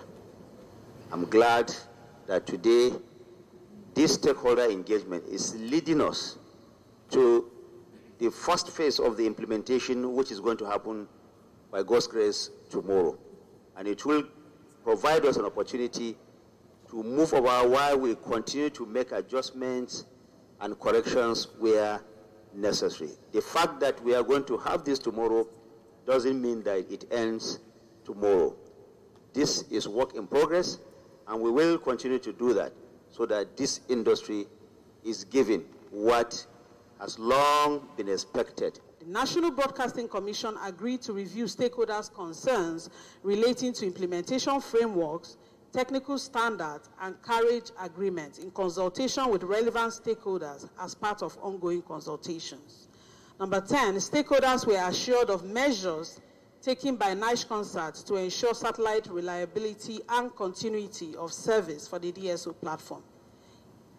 All right, so number 11, there will be at least a quarterly stakeholders meeting to ensure alignment in the DSO implementation. It was also agreed that local content development and local manufacturing should remain central objectives to the DSO implementation to create jobs, attract investment, and expand opportunities for Nigerian broadcasters and content creators. In Abuja, Salihu Abdullah Higuanara, NTA News. The Bureau of Public Service Reforms and GovTech Africa Incorporated have signed a memorandum of understanding to advance digital governance, improve public service delivery, and strengthen the capacity of ministries, departments, and agencies across Nigeria. Director General of the Bureau of Public Service Reform, Dr. Dasuki Arabi, says the partnership reflects federal government's commitment to public sector modernization and the use of technology to enhance efficiency, transparency, and citizen engagement. He says the initiative will improve the quality, accessibility, security, and effectiveness of government websites while equipping public servants with the skills required to manage digital platforms more effectively. Under the collaboration, the Bureau of Public Service Reform and GovTech Africa will introduce a technology-driven framework for assessing and ranking federal government websites, establish structured training and certification programs for digital offices, and also organize an annual event to recognize high-performing MDAs. The partnership, which will run initially for 24 months, is expected to strengthen digital service delivery and also support Nigerians' broader public service reform agenda.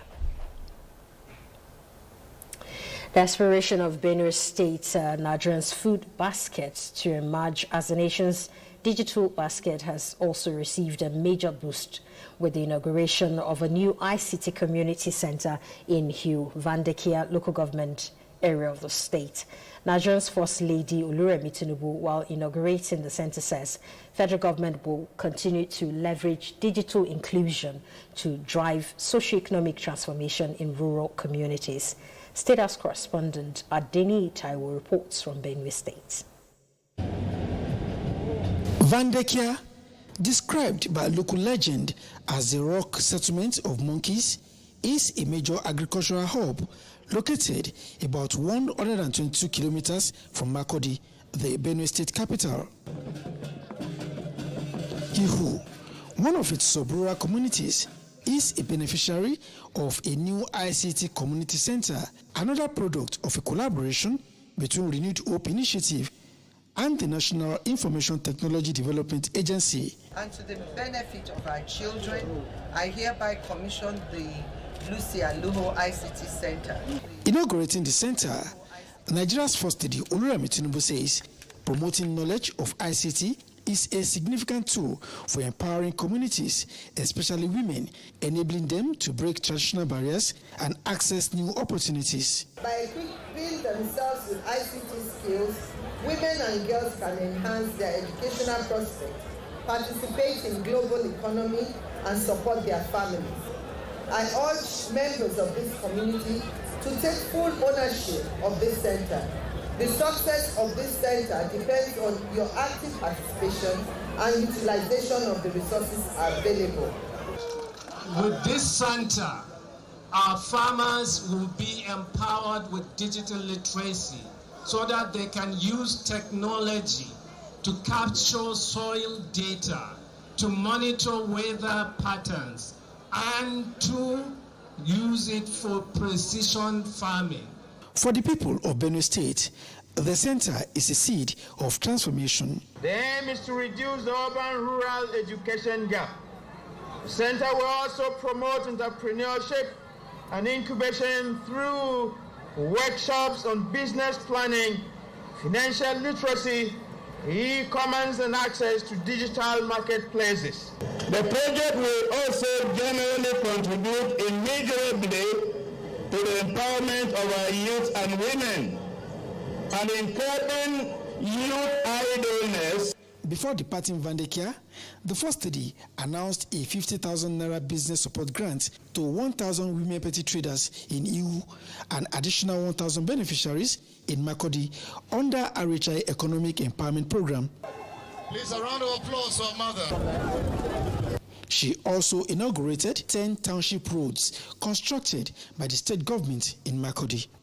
From Makurdi, Adini Taiwo, NTA News.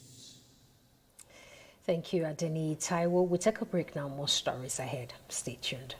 Feel the power of precision, engineered to perfection. Every component is crafted with care, and each design is meticulously tested. From concept to creation, our engineers push the boundaries of technology, seamlessly blending performance and sustainability with a deep commitment to African ingenuity.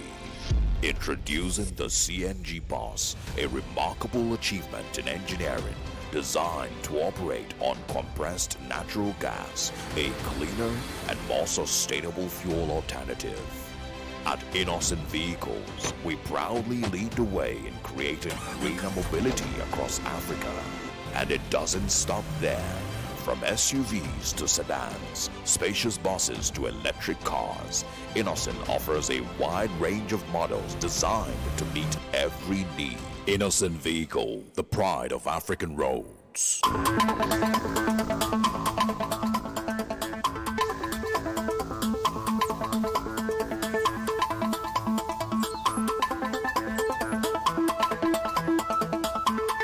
This is NTA News 24. Thanks for being there. And as Nigeria digital economy expands, the need for every home, business and public facility to have a unique and verifiable address is becoming more critical. And to achieve this, Nigerian Postal Service, the National Population Commission and other relevant agencies are intensifying efforts to complete the country's modern national addressing system. Chindinma Ndubisi reports on the progress of the initiative. For some people living in certain localities, giving direction to a dispatch rider or a visitor can be cumbersome sometimes. Take that first turn, enter that first street, and then go down. No, in short, stay right where you are so I can come pick you. This is the scenario sometimes, right? Well, the federal government is trying to fix this by developing the National Alphanumeric Postcode System. The model is being validated to ensure that the divergent geographic, demographic, and environment settlements in the country are well captured. The Nigerian Postal Service, NIPOST, did the first postcode delineation model validation exercise in Buhari Area Council of the FCT in 2023, but is going on a nationwide exercise this time around. The nation has to make sure that our postcode does not pass administrative boundaries and geographic differences. What we're starting here is a train the trainer program for the people who go into the state, train them for the validation at state and local government level. This is one of the soft data set that is going to enable the $1 trillion economy that Mr. President has set as target for us by year 2030. It directly strengthens logistics, enhances security, optimizes public administration, and drastically improves the delivery of critical social and economic services to our citizens. It will also open doors for innovation in commerce, logistics, emergency response, and digital services. This field validation exercise will assess the accuracy and practical applicability of the model while generating the evidence required for full-scale national implementation. In Abuja, Chimdimma Ndubisi, NTA News. In other news, President Bola Ahmed Tinubu has congratulated Muslims in Nigeria and around the world on the Islamic New Year, first Muharram 1448 after Hijrah. The president, in a statement by his special advisor on information and strategy, Bayo Nanuga, says the lesson of the Hijrah, sacrifice and renewal, patience and faith in Allah's divine plan remain vital to building a peaceful, just and prosperous nation. He urges Nigerians, especially Muslim faithful, to embrace good citizenship through kindness, tolerance, honesty, and dedication to duty in support of national unity and development. President Tinubu also prayed for blessings, peace, and prosperity in the new Islamic year and for Allah's continued guidance for the nation.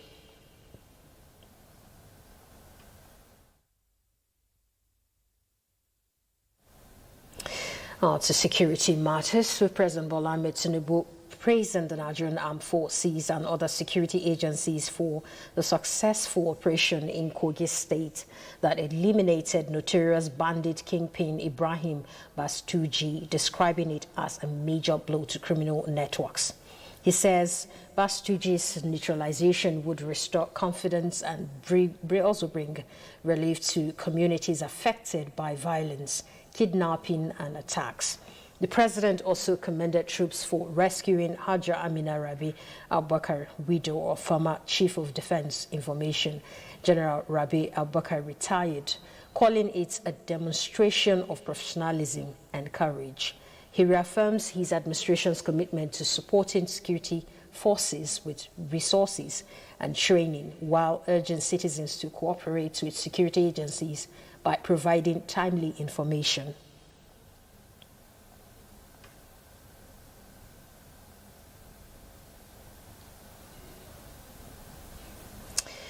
The Kogi State High Court has sentenced kidnapper and murderer Jibrin Halilu to death after the Department of State Services successfully prosecuted him for abducting and killing his neighbor, hotel owner Uche Andrew Ofo, despite collecting a 2.5 million naira ransom.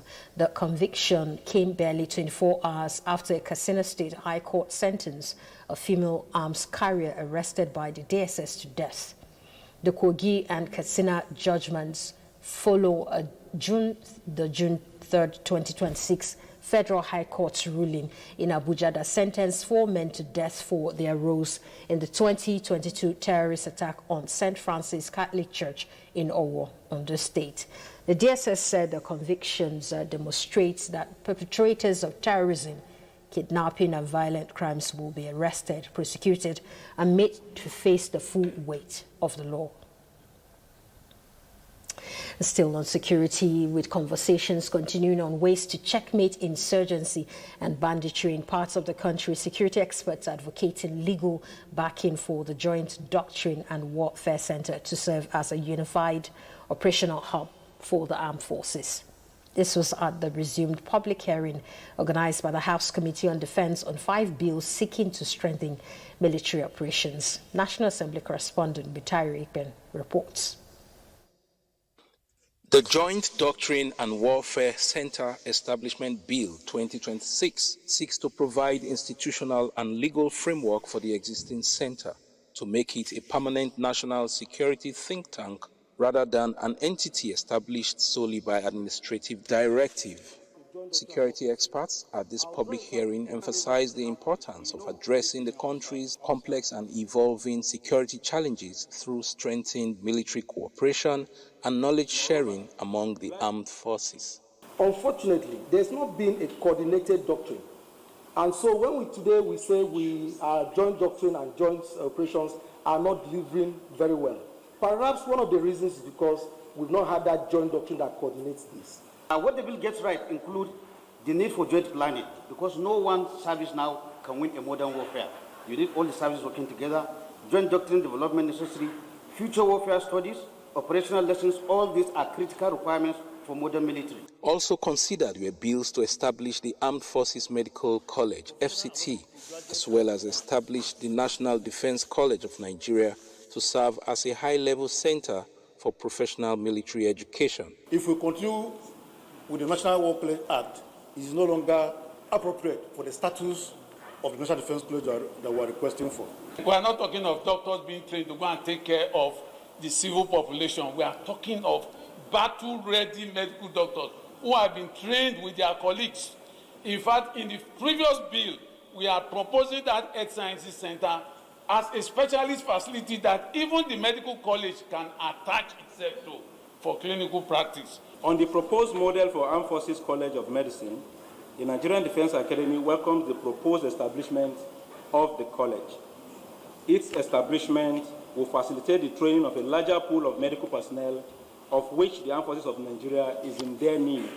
The House Committee on Defense is expected to aggregate the submissions from the experts on the bills to promote operational efficiency, gender inclusion, and improved welfare in the armed forces.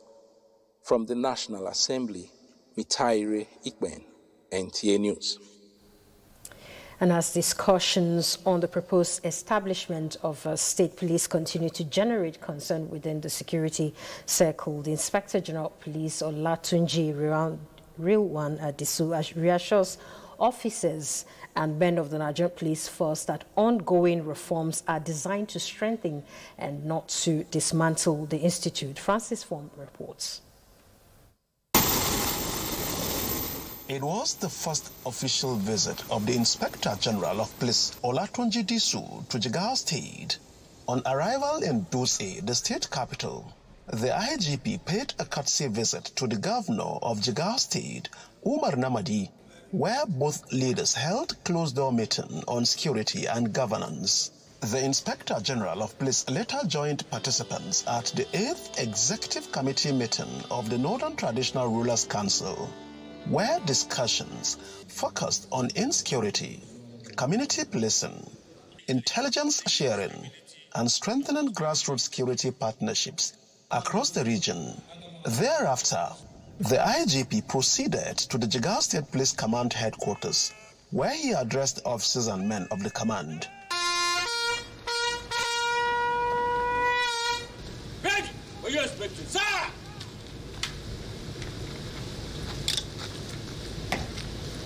Let me begin by assuring everybody here today that there is no reason to panic at all. The creation of state police does not mean the abolition of the Nigerian police force.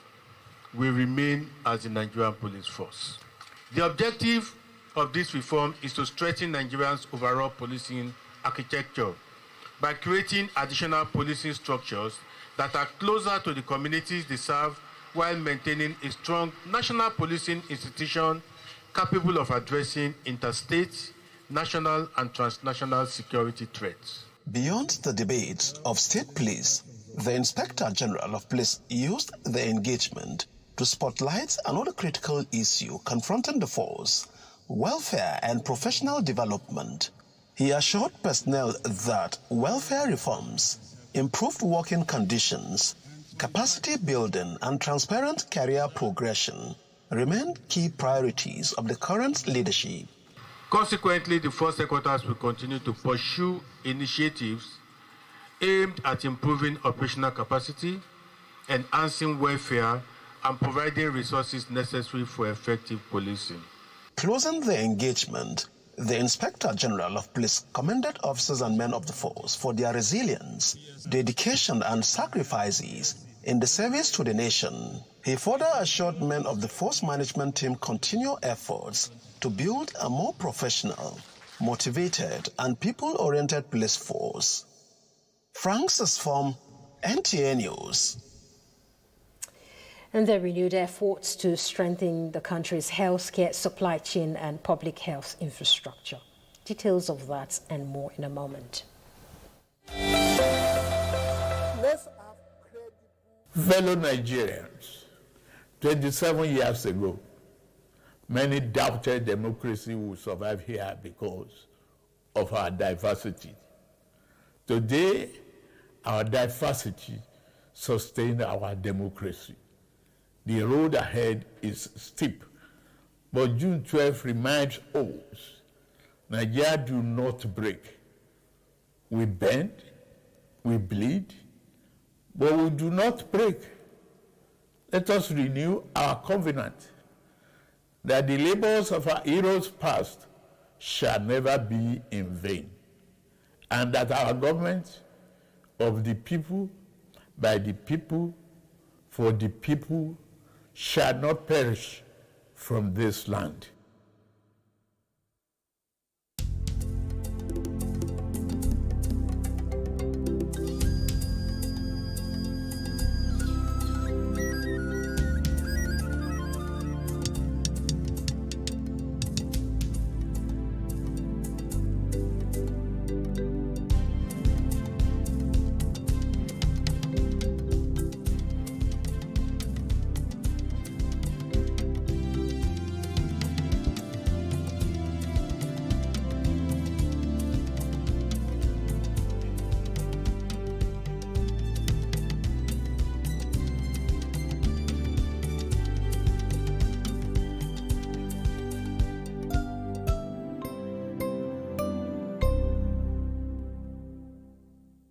The mosaic of time in the kaleidoscope of life.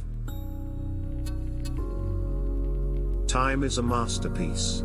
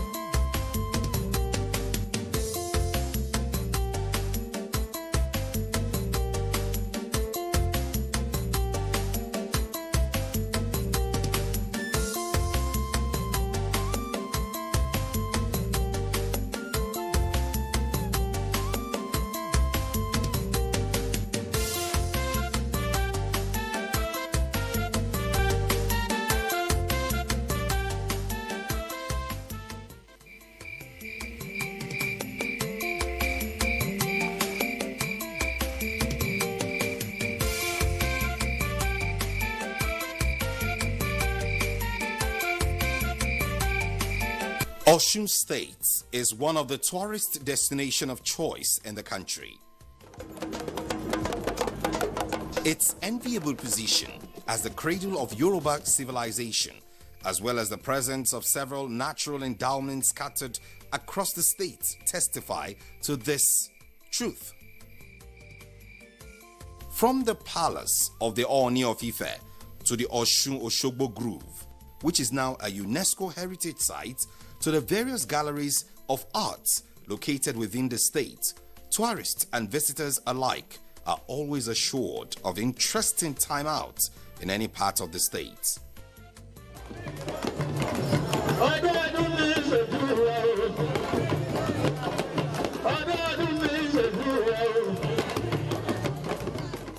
The state is equally blessed with a wonderful landscape with rich flora and fauna, which had greatly accentuated the position of the state as the tourist capital of southwestern Nigeria.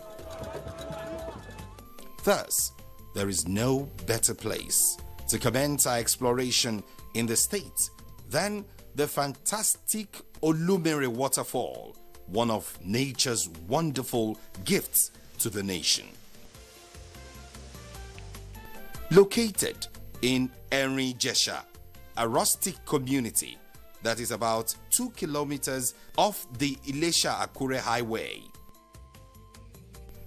The community, which has been placed on the world stage based on this gift of nature, is situated in Oriade local government area in the northeastern part of the state.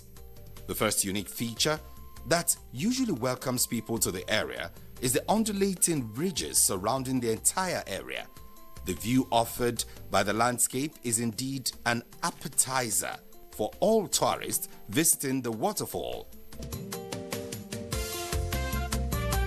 For the host community, Olumere is a source of joy and pride any day.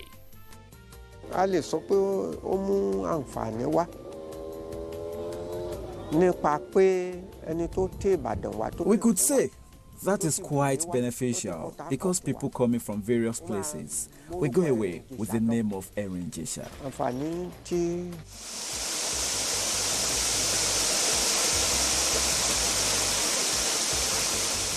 The waterfall, which takes its source from the watershed above it, southwest of the Efwalaye ridges, was first discovered around 1140 AD by an adventurous party of hunters led by Yeye Akinla, who migrated from Ile-Ife. The journey, which took them 17 days, gave the community its name, Enri, which is an abbreviation of Irin Etadilogun Ojo, while the name of the waterfall was born out of the of the people for the treasure.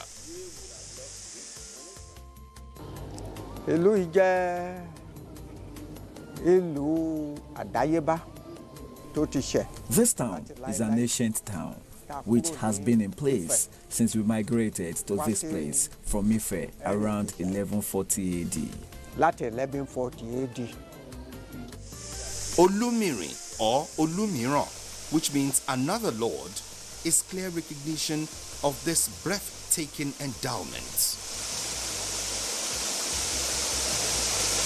The waterfall is a beauty to behold.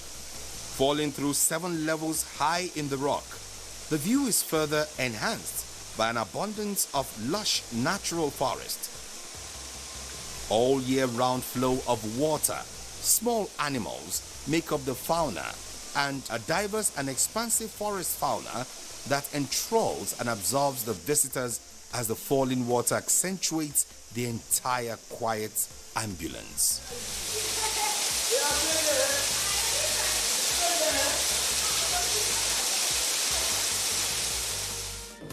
Kógun tó gba ibi wá kó tó wá kó wọn bí ó máa lágbára pé òkè yí wọn ká ó máa jẹ́ ìlú ààbò.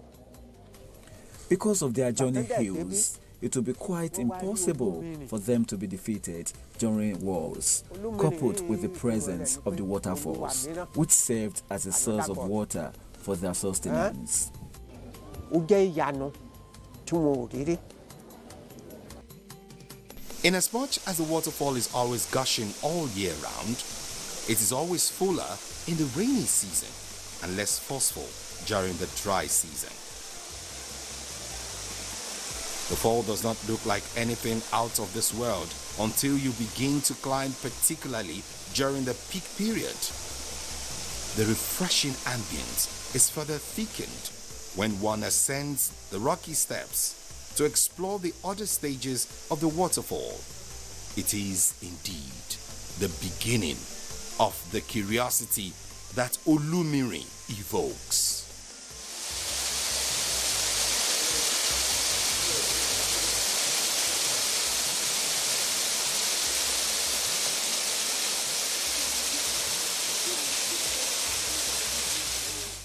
For Olumiri waterfalls, the significance is really in the fact that it is a queer waterfall. It falls on 7 cascades. That's not very common. I have not heard of another one that's like that. And each part of the fall, the first level, the second level, each one is unique in its own way. Olumiri waterfalls, up until end of November of 2013, recorded 48,000 visitors. It was the most visited tourist site in Nigeria, without any activities around, just to come and see what nature is like. In terms of popularizing Osun, Olumiri waterfalls in Ijesha has done a tremendous work without anyone as much as helping it to look better. From the 1st to the 7th level, one is surely assured of an awe-inspiring experience that Olumiri evokes. Basking in the invigorating freshness of the water is an experience many describe as unforgettable.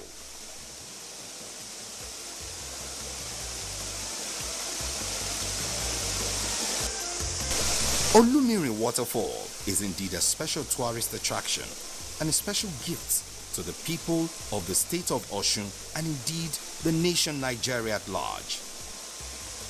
This is more so in the view of the fact that its 7-layer structure is indeed a gold mine if the facilities around it are fully developed.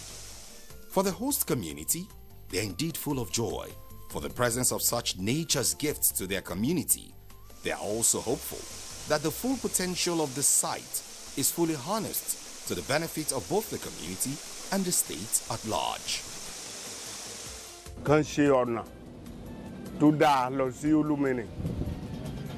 Then can develop a hotel, restaurants.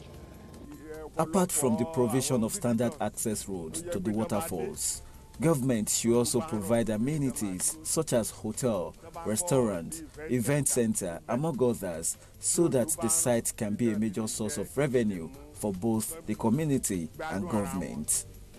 Then, revenue for Joba, both state and federal, about development, Kuwa international standard.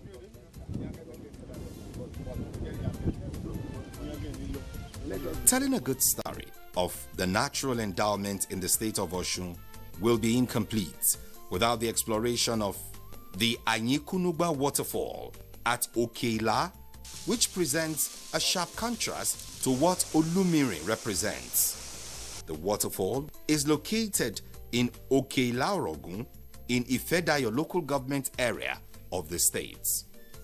Okeila-Orogun, which is an ancient kingdom with a very rich ancestral heritage, is surrounded by a wide range of ridges and gorges, which can easily give a panoramic view of the entire community.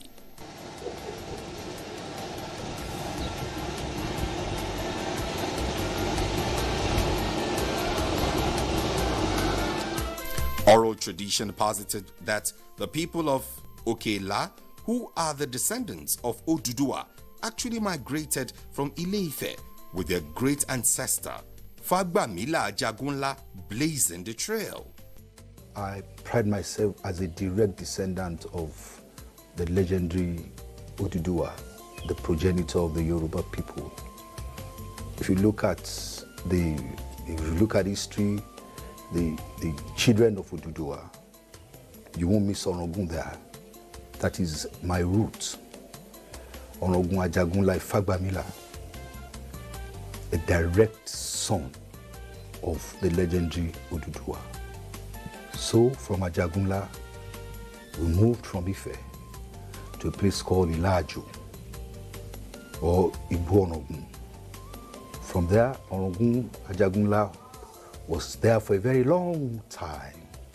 And history has it that because of the years on the throne and the enormity of his powers, Orogun Ajagunla is still living. That is, to very many people, they say it's not possible. But we know mythically, historically, it is real. From Orogun Ajagunla, you move to the Sun, Amotagesi. After Amotagesi, subsequent Oroguns, you know, in Ilayara, because we eventually moved from Ajagunla to Ilayara. So Ilayara city-state was such a beautiful city-state, well described in books, well fortified, strong. But over time, with subsequent Oroguns in Ilayara, Orogun Ogboe, Orogun Oboyun, after Orogun Oboyun, there was a serious political, traditional, royal crisis amongst brothers. And the crisis led to the disintegration of Ilayara and dispersal of the Ilars to their various communities till day.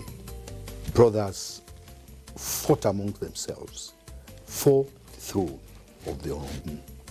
So you have majority presently in Ila-Orogun today, and others here in Okeila, Orogun.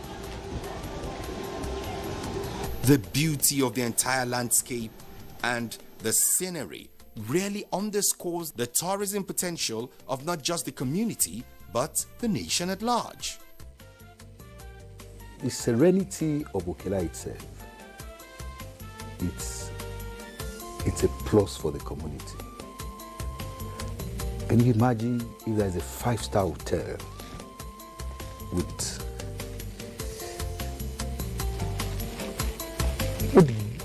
good things to go with it? What do you think this place would be?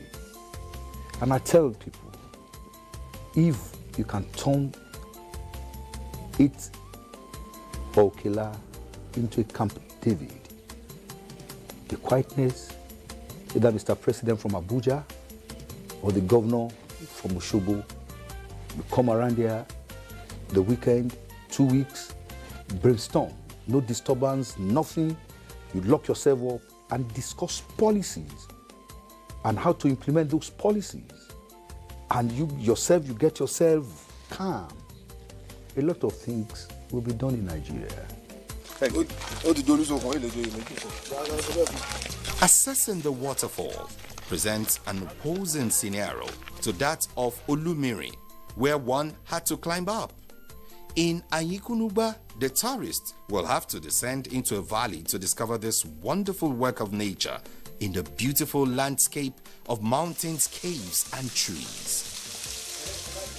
Those two sites are two special gifts that emanate from a range of hills. Those hills, sometimes they are called the Efualaye range, but it's a whole range that spans across the country and beyond this country.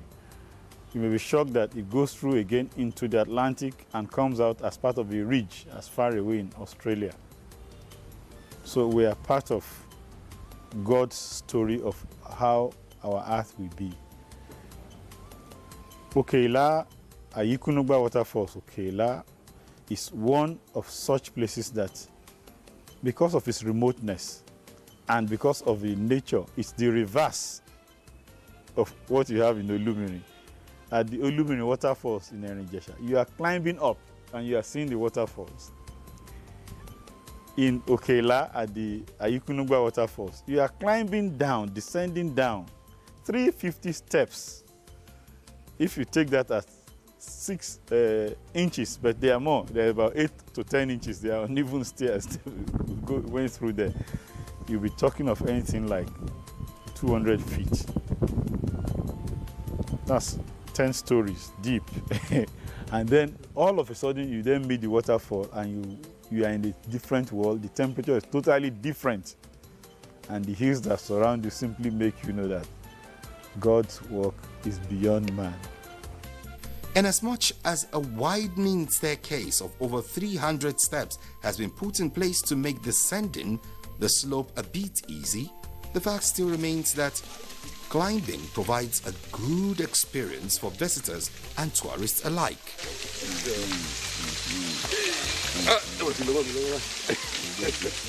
The name Ayikunugba came about as a result of the experience of a hunter who discovered the place.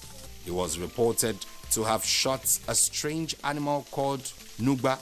The shot animal rolled down and the hunter could not find the animal, but rather discovered the waterfall and named it Ayikunugba, where an animal Nugba rolled and died.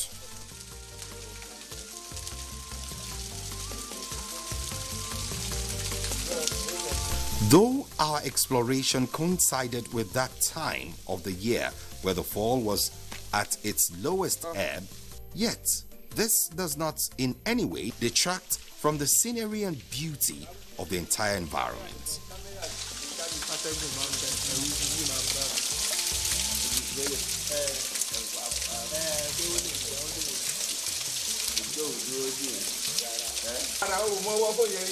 The waterfall is notable for its adventurous and breathtaking cliff gorges and associated caves with mythical underground passages.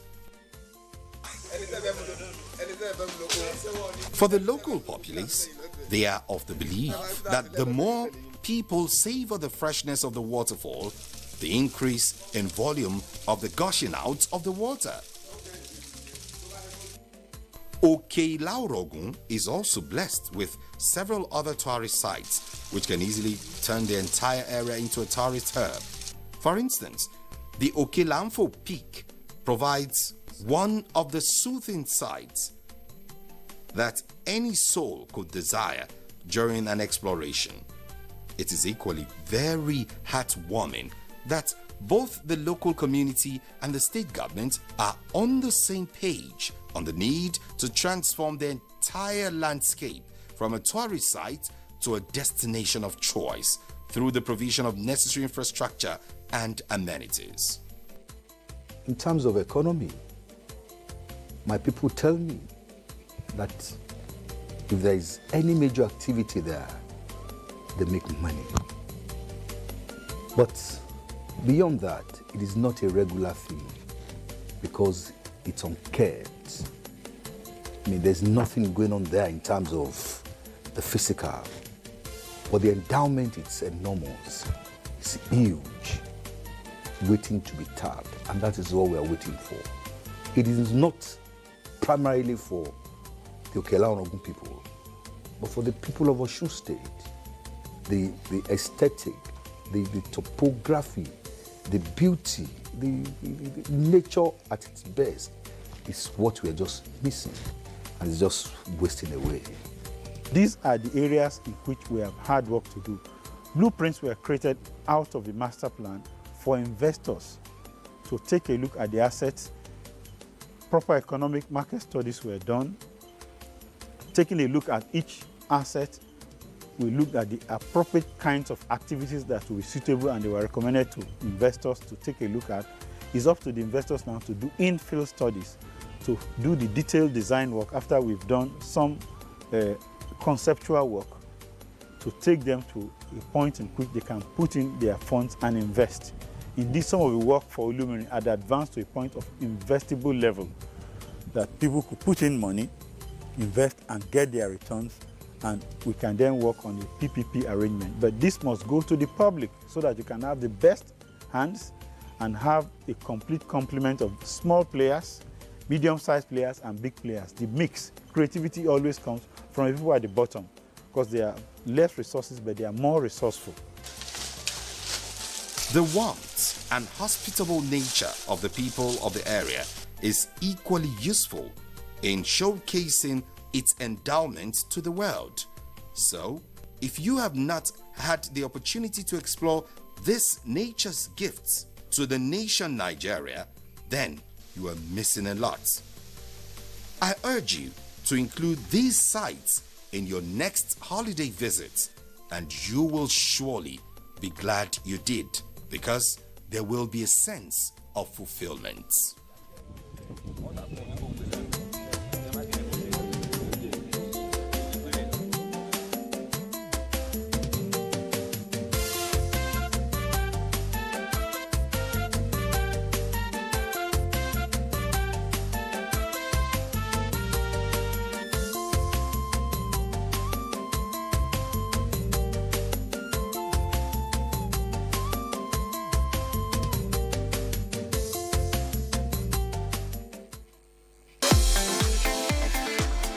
From dusk to dawn, 24 hours a day, NTA International is with you in your living room, office, everywhere and anywhere.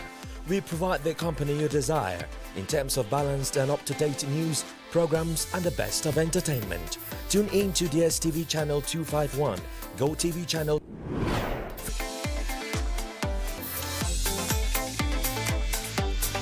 You can also see us on Facebook and YouTube for quality content on the go. NTA International, Africa's window to the world. This recipe is the Ebira method of making beans soup. To prepare this, you will need the following ingredients: beans, chicken, cowhide, also known as pomo, stockfish, dried fish, onions, blended pepper, seasoning or bouillon powder, habanero peppers, bell peppers, crayfish, spinach, locust beans, palm oil, and some salt. I'll begin by picking out the dirts from the beans. I'll transfer the chicken, which has been nicely cleaned up, into a clean pot. I'll then add some onions, blended pepper, and salt to taste. Add in the beans and grind it until it is smooth. Next, in a blender, add the pepper and onions, which is nicely cleaned. Add some water, cover it, and blend.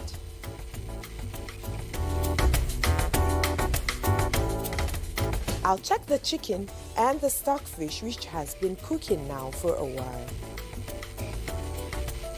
And at this point, the chicken is ready. Take out the chicken and transfer into a baking tray.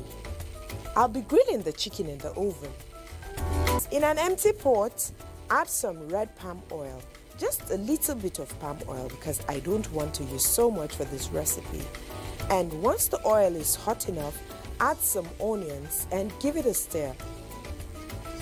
Saute these onions for about 3 to 5 minutes. Once the onions are tender, add in the blended pepper and stir. Leave the pepper to cook for. Cover the pot and bring it to a boil. Here, I have the blended beans. And this is what it looks like after blending.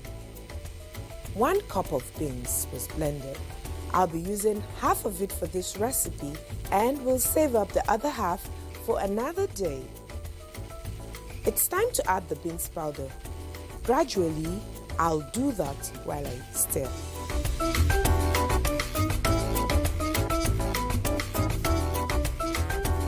At this point, I'll add the 15 to 20 minutes.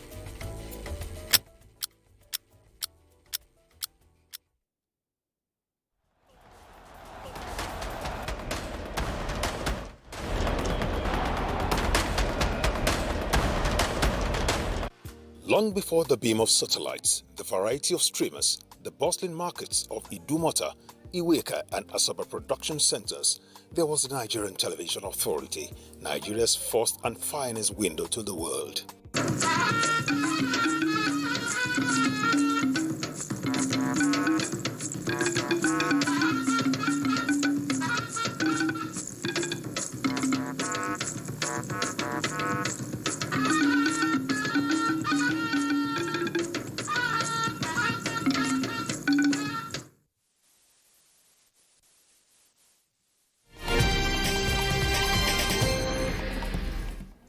This is a news update at 11. I'm Comfort Modu. Nigerian Customs Service told the Senate Public Accounts Committee that the 62.2 billion naira described as under remittance in 2017 represented levies collected for other agencies not meant for the Federation account. Comptroller General Bashir Adeni clarified remittance processes on exclusions. When we read through most of the queries, we discovered that a good number of them were due to either misclassification or misunderstanding. The amount of 62 billion are levies, different levies that are collected by Nigeria Customs Service on behalf of some other agencies of government as part of fiscal policy. Remittance in customs is not a matter of choice. By our accounting system, which has been digitalized, once money comes into the Federation accounts, it is swept automatically by the end of the business. President Bola Tinubu has commended the Nigerian Armed Forces and other security agencies for the successful operation in Kogi State that eliminated notorious bandit kingpin Ibrahim Bastuji, describing it as a major blow to criminal networks. He says the neutralization would restore confidence and bring relief to communities affected by violence, kidnapping, and attacks. The president also commended troops for rescuing Haja Amina Rabi Abubakar, widow of former Chief of Defense Information, General Rabi Abubakar, retired, calling it a demonstration of professionalism and courage. He reaffirms his administration's commitment to supporting security forces with resources and training, while urging citizens to work with security agencies by providing timely information. As conversations on the proposed establishment of state police continue to generate concern within security circles, the Inspector General of Police reassures officers that the initiative will not dismantle the ongoing reforms, and it is designed to strengthen and not to scuttle their efforts. And the reassurance came during the Inspector General's first official visit to Jigawa State. Let me begin by assuring everybody here today that there is no reason to panic at all. The creation of state police does not mean the abolition of the Nigerian police force. We remain as the Nigerian police force. Continue to pursue initiatives aimed at improving operational capacity, enhancing welfare, and providing resources necessary for effective policing. That's the update of the news at this time. There are more updates at 1 o'clock. Join us.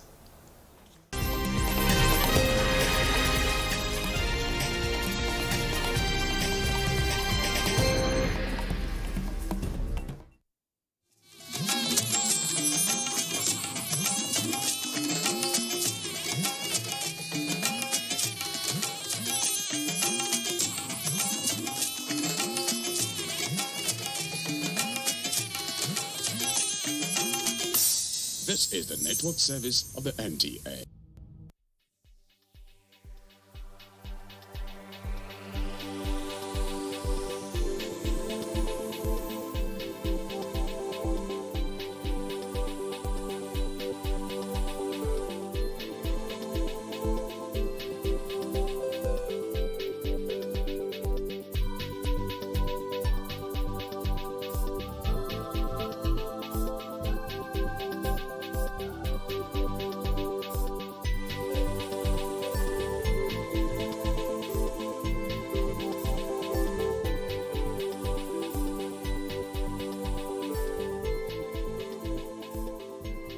Hello, and a very warm welcome to another outstanding edition of Lifelines with Mima.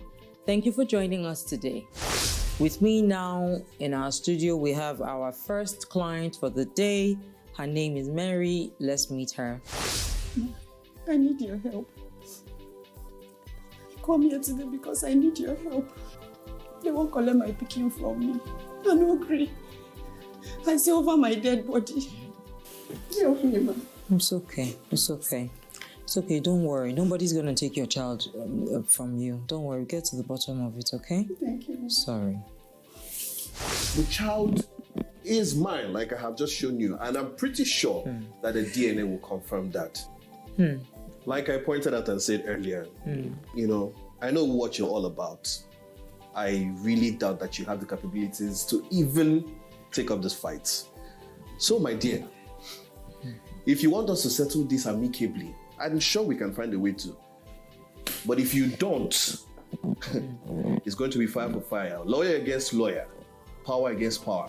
I'm sure you know that I have all it takes to take that child away from you, and you will never see him again. Wow.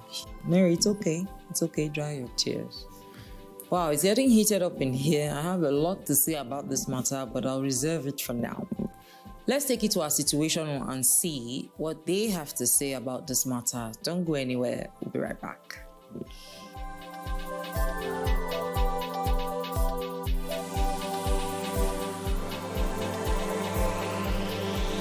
Welcome back. You're still watching Lifeline with me. Now, welcome to our Situation Room. Let's hear what our discussants have to say about this matter. Let me start with you, Malam Ajomo. Why do you think that, do you think it's right for the man to show up out of the blue and want to take this child? I'll be speaking in the capacity of a lawyer, and I'll be very sacrosanct. Because there is a mazest. The criminals not have it. You can't give what you don't have. The female woman don't have anything to offer. The baby.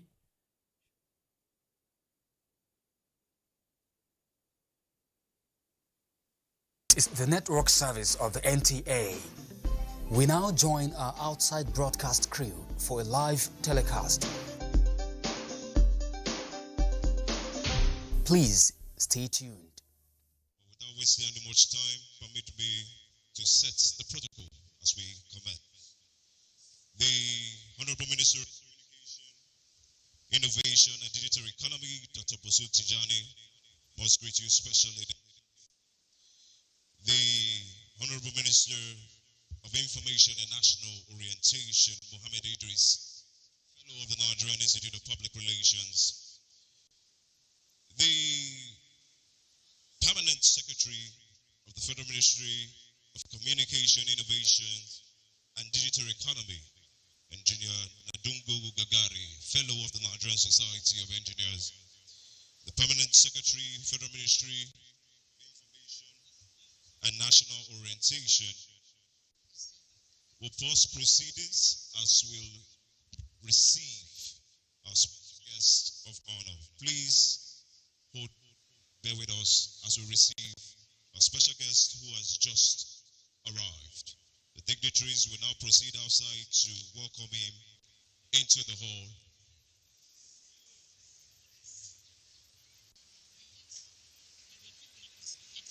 Please, gentlemen of the press, let's just settle down. Let's just settle down. Take your designated positions. Our special guest of honor has just arrived, the person of the Deputy Speaker of the Nigerian House of Representatives, Right Honorable Benjamin Okezie Kalu. As soon as he comes into the hall, we will establish the protocol formally. Thank you very much for your patience.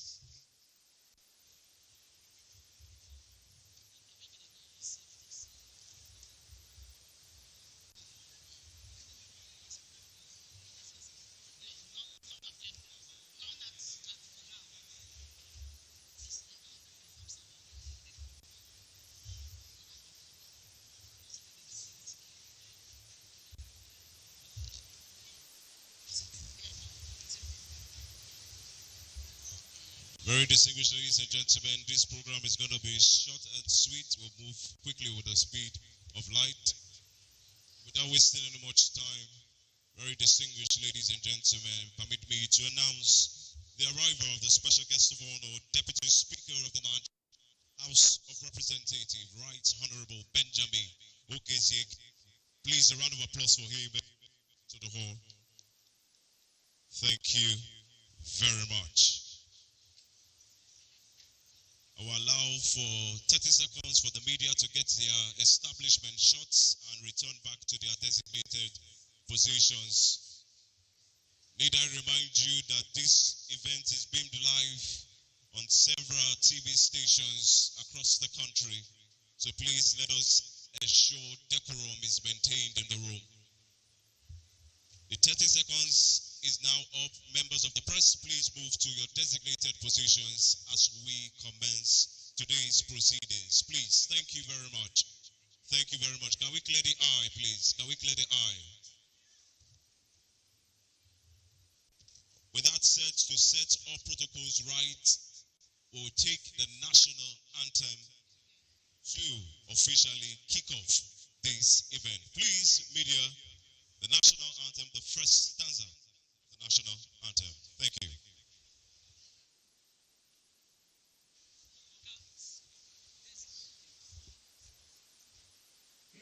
Nigeria, we hail thee, our own dear native land. Though tribes may differ, in brotherhood we stand. Nigeria's born and proud to serve a sovereign motherland. Thank you very much. You may please be seated. Thank you. Members of the press, members of the media, please return back to your designated positions. Thank you very much. Register in seconds using your phone number.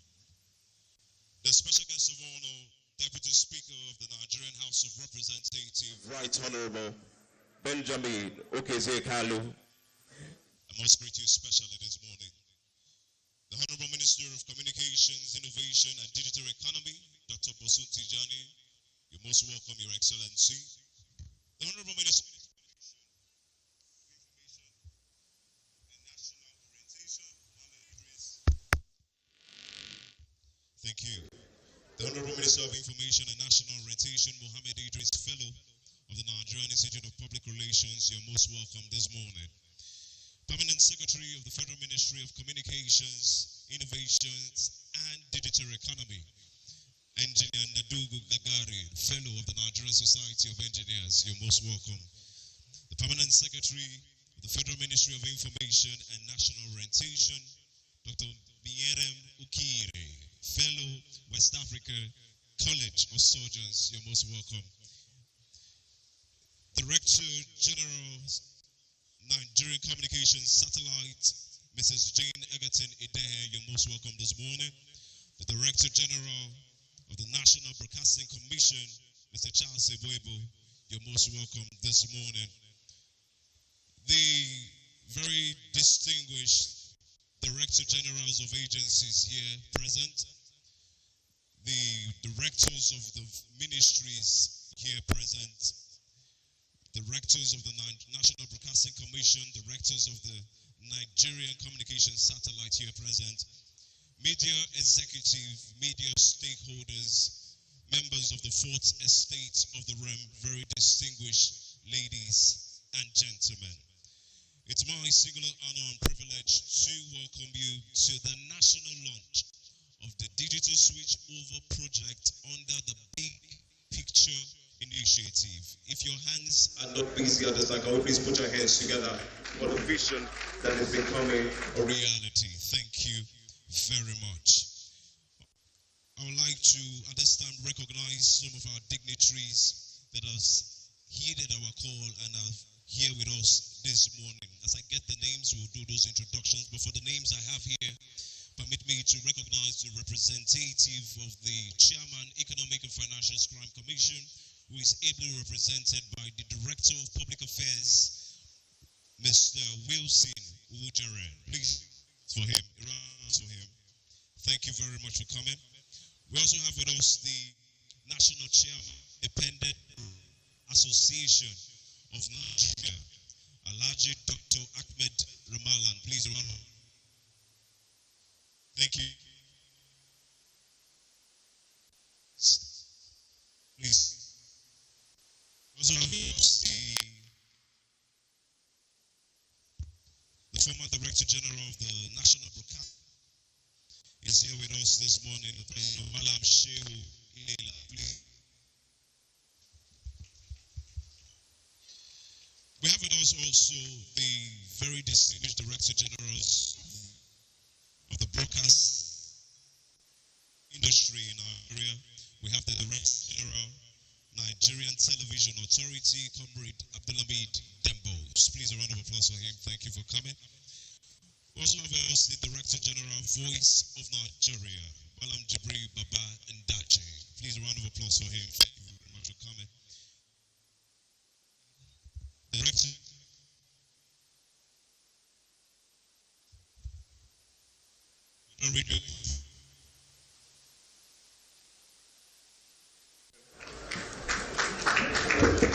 We have with us the Director General, Advertising Regulatory Council of Nigeria, Dr. Olaliko Fadolapo. Please a round of applause for him. Thank you very much.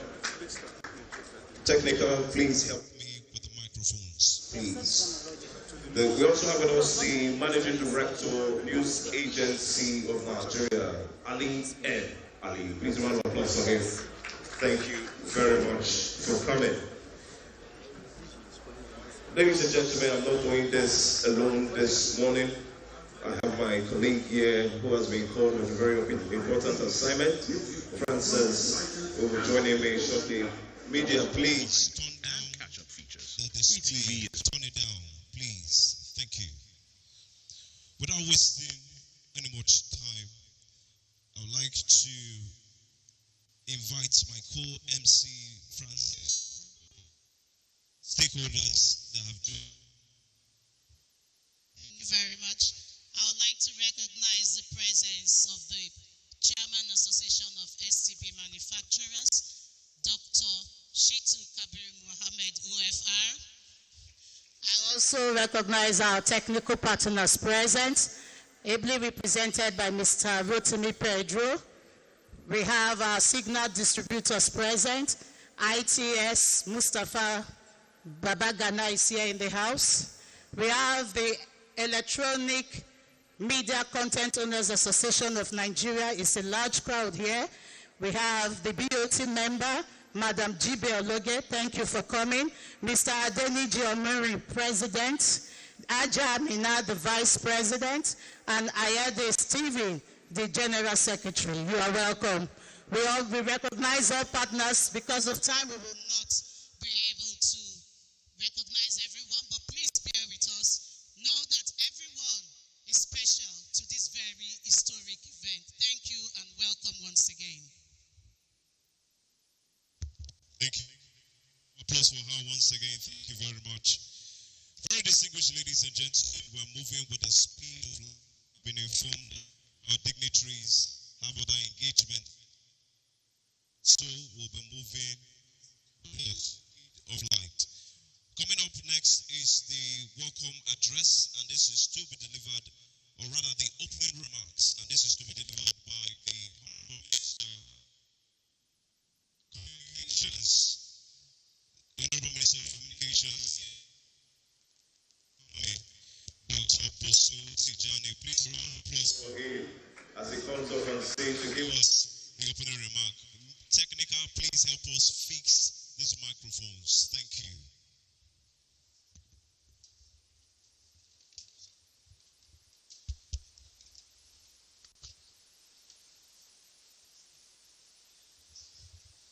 Your Excellency,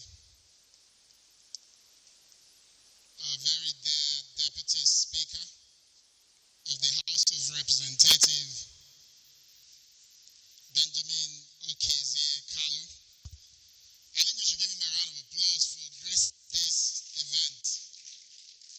This will most likely, and I have to say this to MBC and Nightcomsat, that this will probably be one of the biggest events that I've been this year, with very important and meaningful people in attendance. So we appreciate you for taking the time to join us.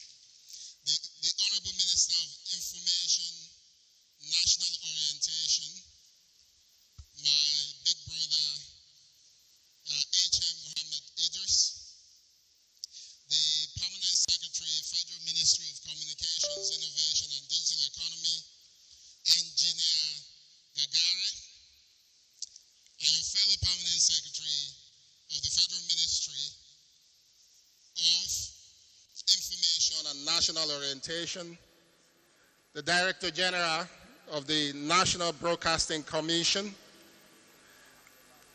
and of course my own Director General and Chief Executive Officer of the Nigerian Communications Satellite Limited, distinguished members of the National Assemblies here today, heads of government agencies and parastatals, some of our development partners here today, captains of industry, members of the media, distinguished ladies and gentlemen, welcome once again to this very special occasion. Honorable Minister of Information, let me start, of course, by congratulating yourself and the leadership of NBC, NIGCOMSTAT, the industry stakeholders, and distinguished guests for this very special occasion. Today, Nigeria joins the round of nations that have embraced modern digital broadcasting infrastructure to serve the people. And while this may appear to be a broadcasting milestone, its true significance lies in what it means for the ordinary Nigerians. It means clearer access to information, broader access to educational and cultural content, an improved quality of service, and of course the ability to ensure that no Nigerian is left behind simply because of where they live. This is the ultimately importance of using technology and infrastructure to deepen inclusion and improve quality of life. But many people may not pay attention to what today truly means. Today's event is something that is even bigger. What we're witnessing here is another demonstration of President Bola Ahmed Tinubu's commitment to investing in what is important, even when it may not always be the most visible or popular. Infrastructure, as we all know, is rarely celebrated. When it's being built, it's rarely celebrated. Yet history has shown that nations become prosperous when leaders have the courage to invest in the foundations that unlock the growth for decades to come. The digital switchover we launched today is possible because Nigeria made the strategic investment in sovereign digital infrastructure. And it is another example of this administration's commitment to building the foundations required to achieve the president's vision of a $1 trillion economy. In many ways, today's achievement, I have to tell you, is a glimpse of what's to come. Honorable Minister, what you're saying today is just a glimpse of what's to come. Under the administration of President Bola Ahmed Tinubu, Nigeria is embarking on the deployment of 90,000 kilometers of fiber optic open access infrastructure across the country. That infrastructure will connect communities, businesses, institutions, and public services across Nigeria and beyond. And what many people may not know is that while we're doing this today because we hold our own satellites, our president has also approved the investment in 2 new satellites that will strengthen our capacity. I think we should give him a round of applause. These new 2 satellites will strengthen our capacity in communications and digital services. And what I'd like to point out is that if we combine these 2 new investments, which is the 90,000 kilometers of fiber with the new satellites, Nigeria will end up creating something that is truly transformative. Truly transformative. Not only will we have the quality of connectivity that is as good as anywhere else in the world, we will also provide a significant opportunity for Nigeria to provide services beyond our own geography. So today, we're the only country in the West African region with its own satellites. The 90,000 kilometers that we're laying will cover all the borders of the country, which means neighboring countries will also be able to benefit. And the infrastructure means that you can now carry broadcasting services beyond countries as well. The digital switchover is therefore not the destination. I'd like to reiterate this. It is one of the first visible benefits of a much larger national digital infrastructure strategy. And what excites me most is what this means for Nigerian creativity and influence. We should think about that, and the influence as well. Our satellites do not stop at our borders. Our fiber ambitions will increase and connect Nigeria to the wider region, and together they will create the infrastructure through which Nigerian stories, culture, innovation, and creativity can reach far beyond our borders. Nigeria already leads Africa in music, film, fashion, and digital innovation. As this infrastructure expands, it gives our broadcasters, our content creators, our producers, and our entrepreneurs unprecedented opportunities to reach audiences across West Africa and beyond. And as we know, infrastructure does not merely move signals. It amplifies culture, ideas, and influence. Therefore, it's a reminder that the future will belong to society that invests early and consistently in digital infrastructure. Whether it is broadcasting infrastructure, or artificial intelligence, or education, healthcare, financial services, or even government services-based infrastructure. Every major opportunity of the future will depend on the strength of the digital foundations that we build today. This is why today's launch matters, and every one of us should care about it. It's a reminder that every kilometer of fiber that we deploy, that every satellite that we launch, that every digital platform that we build brings us closer to a more connected, more inclusive, and more prosperous Nigeria. So once again, let me congratulate the Honorable Minister of Information and the National Broadcasting Commission, and also NICOMSAT, and all the stakeholders, including in particular NCC, for this important milestone. I look forward to the even greater possibilities that lie ahead of us. God continue to bless the Federal Republic of Nigeria. Thank you. Thank you very much. Please, a resounding round of applause for the Honorable Minister of Communication, Innovation and Digital Economy. Thank you very much.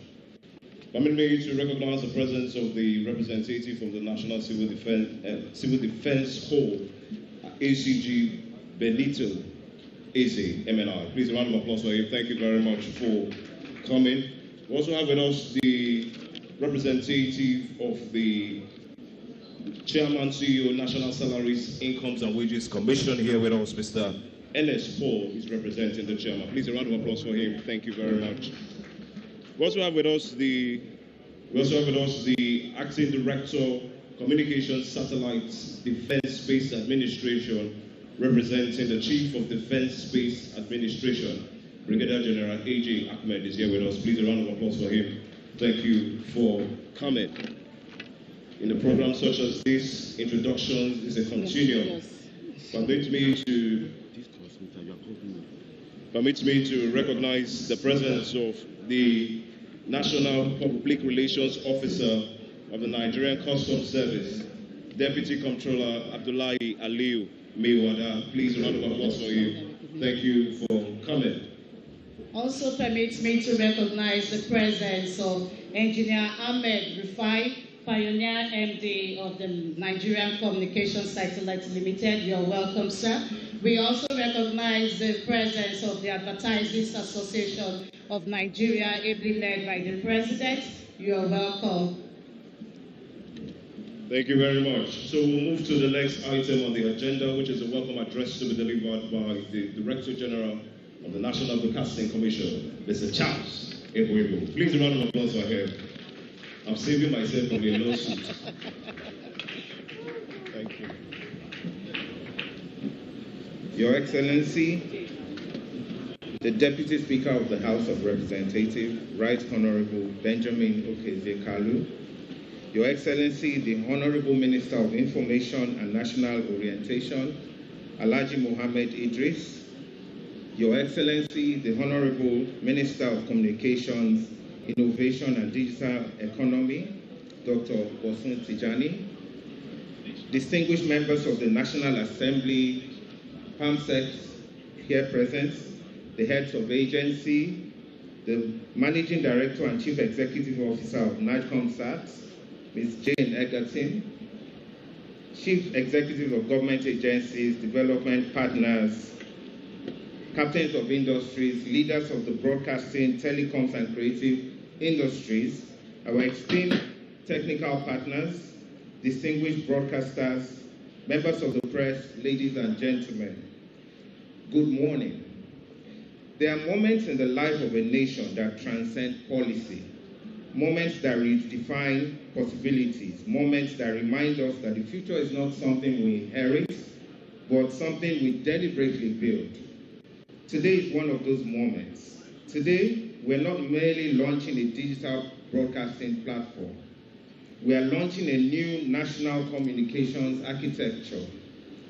We're opening a new chapter in Nigeria's digital transformation, and above all, we're unveiling the big picture. The big picture is far greater than technology. It is a national vision. A vision of a Nigeria where every citizen, irrespective of geography, income, social status, enjoys equal access to high-definition television, trusted information, educational opportunities, cultural expression, and limitless digital possibilities. Today, history is not waiting for us. History is being written by us. Permit me, therefore, on behalf of the National Broadcasting Commission, to warmly welcome every distinguished guest here present today.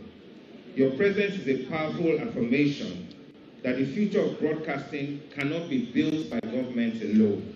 It requires the collective vision of policymakers, regulators, innovators, investors, broadcasters, manufacturers, content creators, technology partners, and ultimately, the Nigerian people.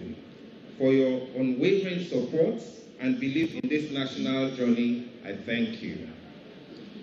When we speak about the big picture, we're speaking about much more than clearer pictures. We're speaking about clearer possibilities. The big picture represents our collective ambition to demonstrate access to information, to unlock new opportunities for Nigerian content creators, to stimulate investment across the broadcasting value chain, to empower local manufacturers, to strengthen media plurality, to expand customer choice, to improve spectrum efficiency, and ultimately to position Nigeria as Africa's leading digital broadcast system. That is the future we begin to unlock today. Our gratitude therefore goes to His Excellency, President Bola Ahmed Tinubu, GCFRO, whose renewed hope agenda continues to inspire transformative reforms across the country. We're profoundly grateful also to the Minister of Information and National Orientation, whose steadfast leadership, unwavering commitment, and strategic has provided the momentum that has brought us to this defining day. We equally acknowledge the exceptional partnership of the Honorable Minister of Communications, Innovation and Digital Economy, whose ministry has demonstrated that collaboration across government institutions is essential for national digital transformation.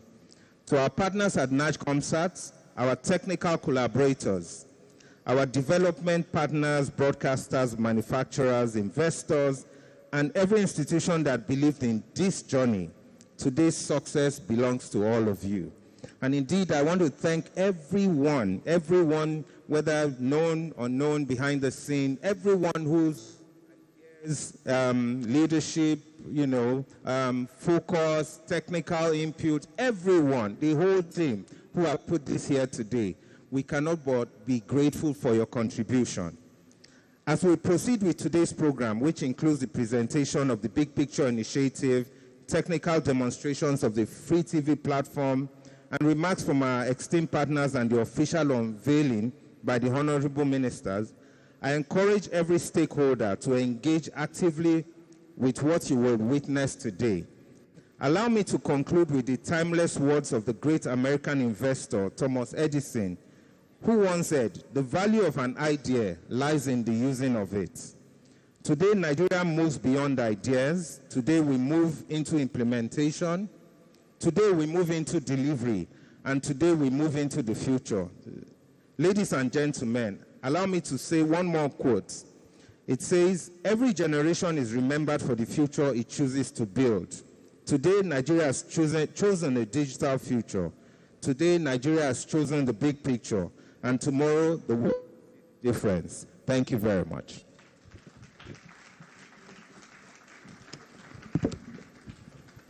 Thank you very much, sir. Please, another round of applause for the DGNBC.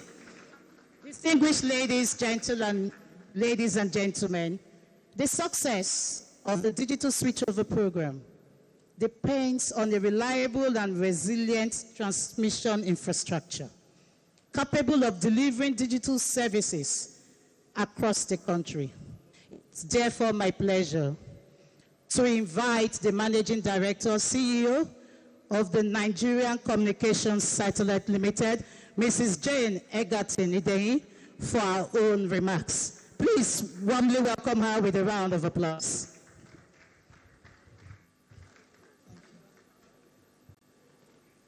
Your Excellency, sir, the Deputy Speaker of the House of Rep, Benjamin Kalu, thank you so much, sir. It's an honor to have you. Dalorin, thank you so much, sir.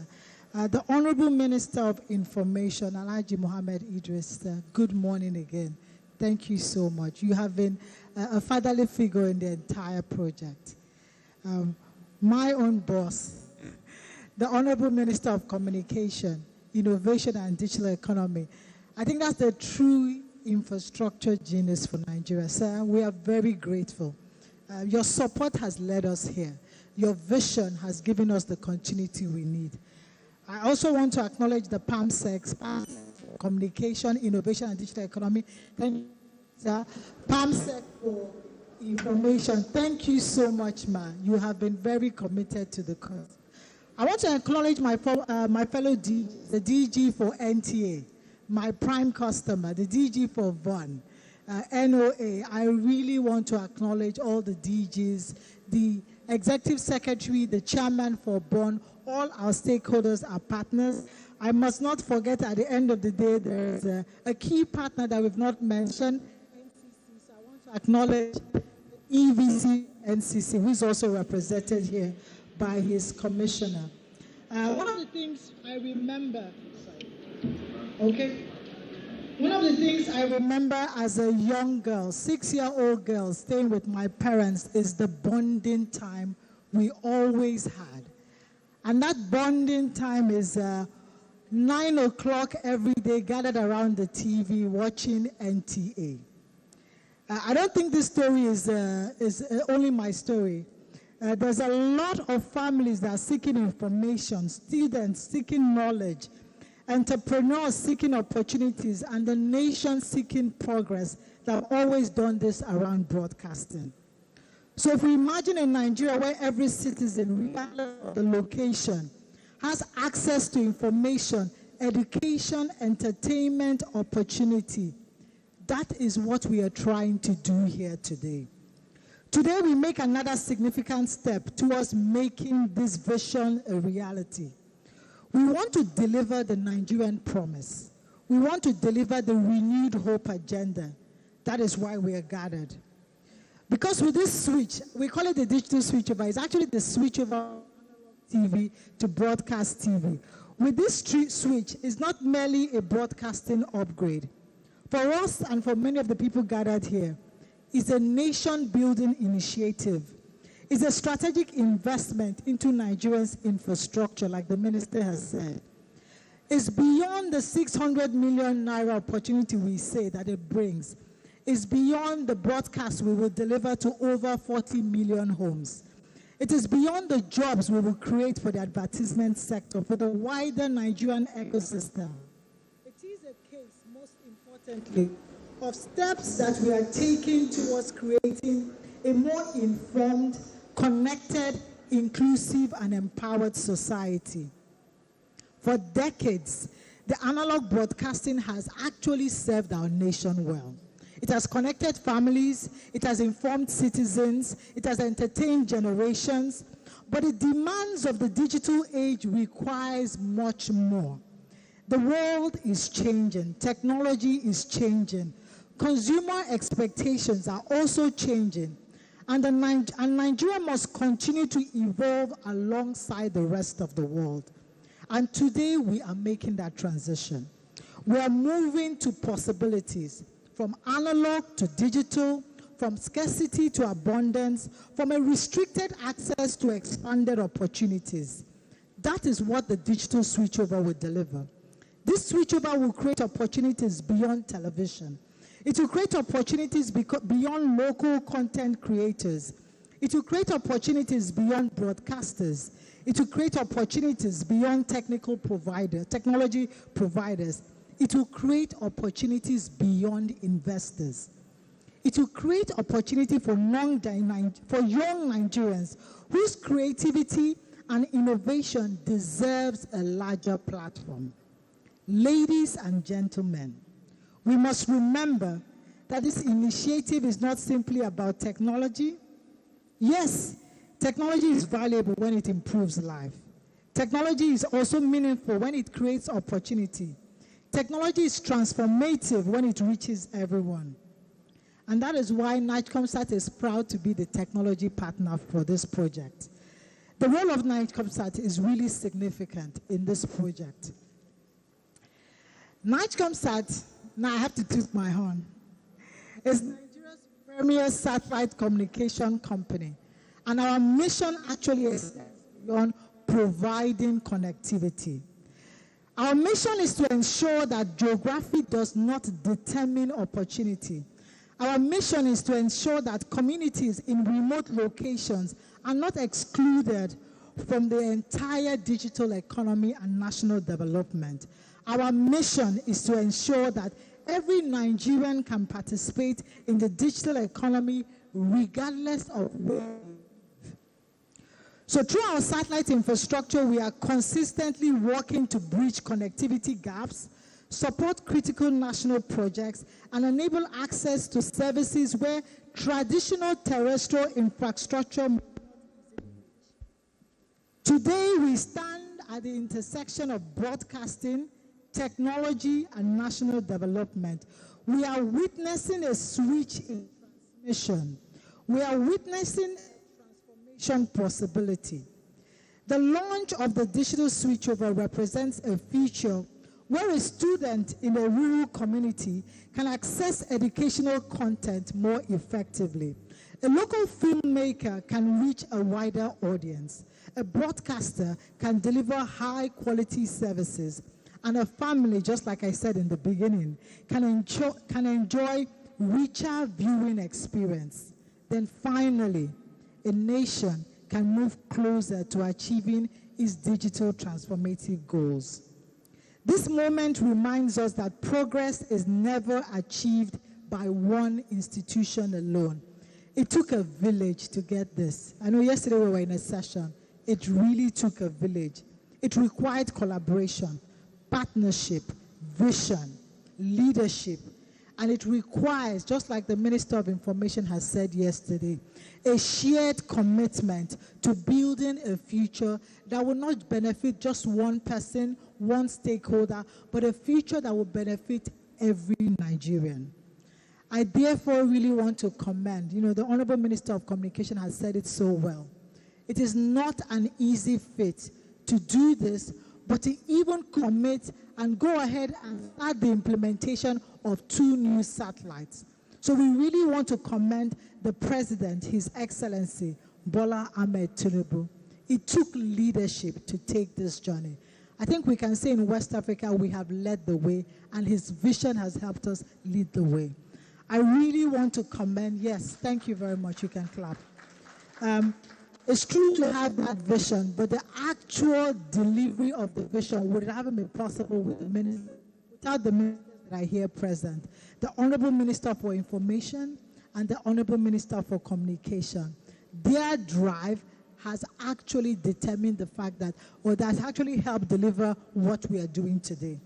I also want to acknowledge stakeholders that brought us here. The different stakeholders in the broadcasting community, Signal, all the different DGs in the entire media and broadcast environment, their collaboration, their support, technology partners from Free TV, organizations that have supported in one way to contribute to bringing this vision alive. Your dedication has demonstrated that it is possible when public and private sectors work together toward a common goal. So yes, we are switching television signals. We are switching to innovation. We are switching to inclusion, economic opportunities, digital empowerment, and together we are switching into a brighter future for Nigeria. Ladies and gentlemen, welcome to this historic milestone. Welcome to the future of broadcasting. Welcome to the future of Nigeria. And may God bless the Federal Republic of Nigeria. Thank you. Thank you very much, ma'am. Please, another resounding round of applause, please. Thank you, ma'am. Distinguished guests, we are mindful of time. And unfortunately, it may not be possible to take all the goodwill messages. But we sincerely appreciate your understanding. And of course, your presence here is a strong demonstration of your support and commitment to the next chapter of the digital switchover. On this note, but before I go on, please let me quickly recognize the presence of the Broadcasting Organizations of Nigeria Chairman, Senior IG Tony Akiotu. You are welcome, sir. So we proceed now to the goodwill messages. Please, we want to give you just 1 minute, please. Okay, 2 minutes. Okay, DJ, I said we'll give Board Chairman 2 minutes. Sir, please, you can now come for your goodwill message. Please, can we welcome the Board Chairman, Senior High Chief Akiotu, for his goodwill messages. Please, a warm round of applause, please. Thank you, sir.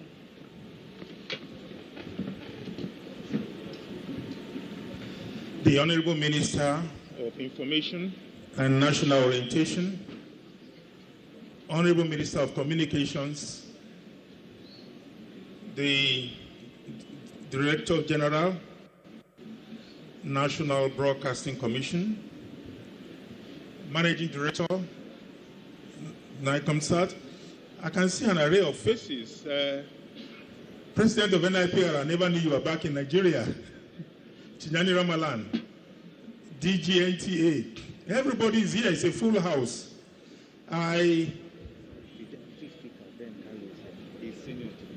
Yes. And the problem with protocol is if you want to start calling names of people as you see them, you will breach protocol itself. The Deputy Speaker, please, pardon me. I just saw your handsome face. So let me, as we say in Nigeria, let me rest on existing protocol. For us in the broadcasting organizations of Nigeria, this is a milestone. We have been on this journey for a little over 15 years. And you know, the beauty of being a Nigerian is that anywhere we go to in the world, we hold our head high. We walk proudly and we speak proudly. And that explains perhaps why some of our African peers and brothers are jealous of the average Nigerian, because they believe that Nigerians are proud people. But we have every reason to be proud, because God has endowed this nation. We are blessed, enormously blessed, beyond our imagination. And for us who have been in broadcasting, we have been worried, we have been not proud of the event we are having today, the fact that it has come taken us so long to get to where we are today. So many African countries have transited from analog to digital broadcasting. And this is an industry that a lot of people have invested billions of naira in terms of infrastructure and technology. And we believe that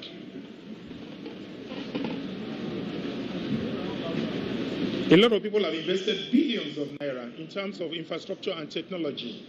And migrating from analog to digital broadcasting, the multiplier effect can only be imagined by way of job creation for an industry that has perhaps the best movies, the best musicians. The current World Cup speaks volumes. The opening ceremony had a Nigerian performing Burna Boy, and two others, Nigerians in different parts of the three host nations. And I believe that it is only through television broadcasting that we can improve. We can show that our creativity, our talent that we have exported can be better harnessed. So I think that with digital broadcasting, so much gains will happen for those of us who are in broadcasting. And yesterday we had a session with the Honorable Minister of Information presiding, and it was to engage stakeholders and clear gray areas that we had, because there were fears that the regulators didn't consult enough.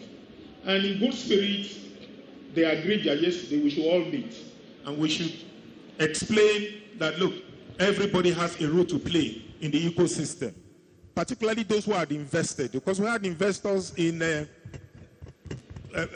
XTB man boxes, we had investors in technology in terms of mass transmitters everywhere. So yesterday, thanks to the minister and the DG, we agreed that that process should continue, and that whatever issues that we have after today's event, we will continue to engage and ensure that this process is not aborted, and that we have ultimately a successful switchover. For us in Bonn, our joy is that the DTT is going to run side by side with the DTH. So it's going to be a dual illumination. And that for us is one of the gains that we believe should accompany today's event, because it's a long road to travel, and we can only work as fast as we both engage ourselves in terms of mutual collaboration and ensuring that we have a successful switchover that will be a win-win for all of us in the industry. I'd like to thank all those who have made this happen, particularly the Honorable Minister of Information and Technology, and Information and National Orientation.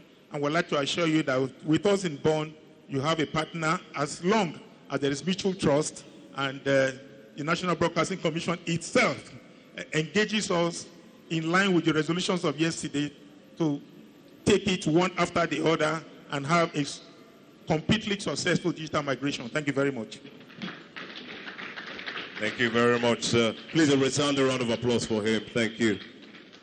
Very distinguished ladies and gentlemen, in an event such as this, we have to alter some things so that we can move in the speed of light.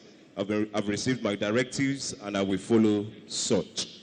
Coming up next for just 1 minute is the President and Chairman of Council of the Nigerian Institute of Public Relations, Dr. Ike Neliaku, FNIPRO. Please a round of applause for him as he comes for his goodwill message. The protocol has been established, so you can align, sir. Your Excellencies, led by the Deputy Speaker, who is speaking well, doing well, looking well, culturing well, we appreciate you for being with us. Honorable Minister of Information, today is a very historic day. I had the opportunity of working in Ministry of Information, and I know when this project started, and I know how it was resisted. But in your time, you have made it come to pass. I think we should appreciate the Minister of Information is a professional, and he knows how to manage issues. And that's why the chairman Bond was able to reach an understanding with them. Thank you very much. I have 1 minute. My 1 minute is up. Thank you. God bless you.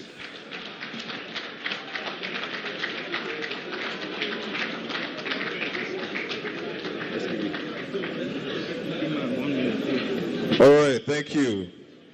That was why when I handed over the microphone, I had to say 1 minute, and he has truly done justice. Please, a round of applause for Dr. Ike Neliako. Thank you very much. I've also been directed just now that the STB man would also give 1 minute goodwill message. Please, the representative from STB man. Please, a round of applause for him as he comes up on stage. Thank you very much.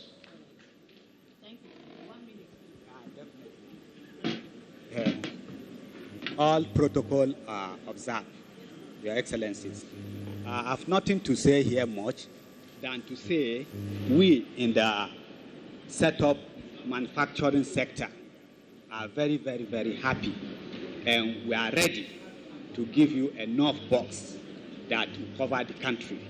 Anytime you need us, call on us. Thank you. Please, a round of applause for him. I believe all my guests today, they are just hitting the timeline. Please, a round of applause once again for him. Thank you very much. Permit me to recognize the presence of the Executive Vice Chairman, the CEO of Nigerian Communications Commission, who is represented by his Commissioner, Mr. Sunday Abraham. Thank you for joining us. We also have the APC Deputy National Organizing Secretary here with us, Mr. Emeka Okafor. Please, a round of applause for him. Thank you very much for coming. Very distinguished ladies and gentlemen, if you hear from my voice, you understand that I am a man under pressure and we need to leave here with immediate alacrity. With that said, very distinguished ladies and gentlemen, we invite the Honorable Minister of Information and National Orientation, who will give us his address, and after his address, we will have our special guest of honor give us his remark, and then we proceed on the launch. This is the new directive, and we'll follow suit. Please put your hands together for Mohammed Idris of the Nigerian Institute of Public Relations. Thank you very much, the Masters of Ceremony. The Deputy Speaker, House of Representatives, thank you for coming.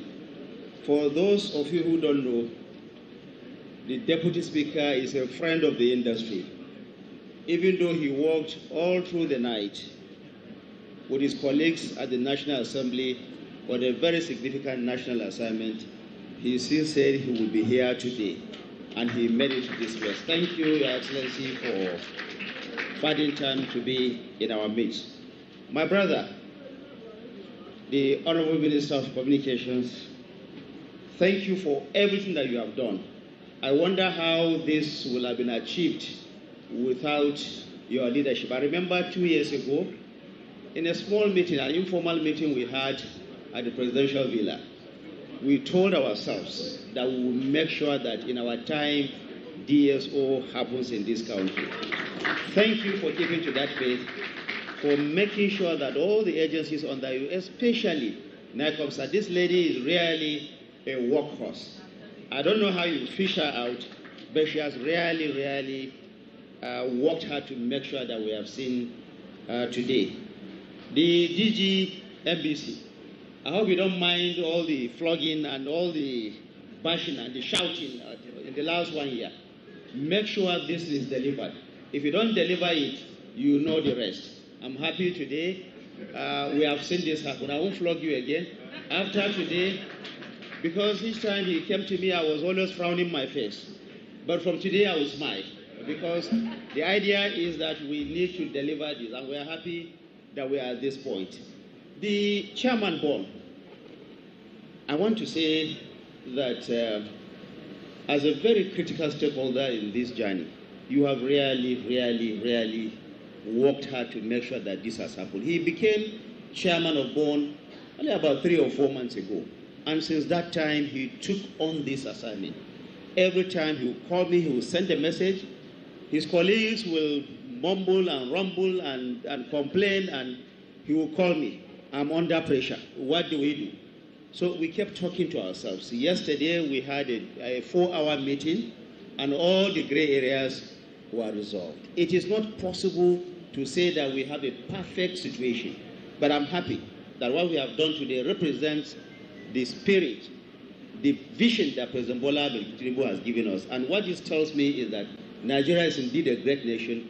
We can make the impossible happen. And today is a great day for all of us. My permanent secretary, the permanent secretary of Ministry of Communication, all the heads of agencies here, everyone, my stakeholders, the STB man people, everybody, thank you for coming. Thank you for making today happen. We are really indeed very, very grateful. This microphone, I worked 2 years to get this one. It's not this microphone that will stop me. So even if the microphone refuses to work, I will not stop talking. I will still continue to talk. Today marks a significant, I will continue to hold it with the hope that the sound comes up.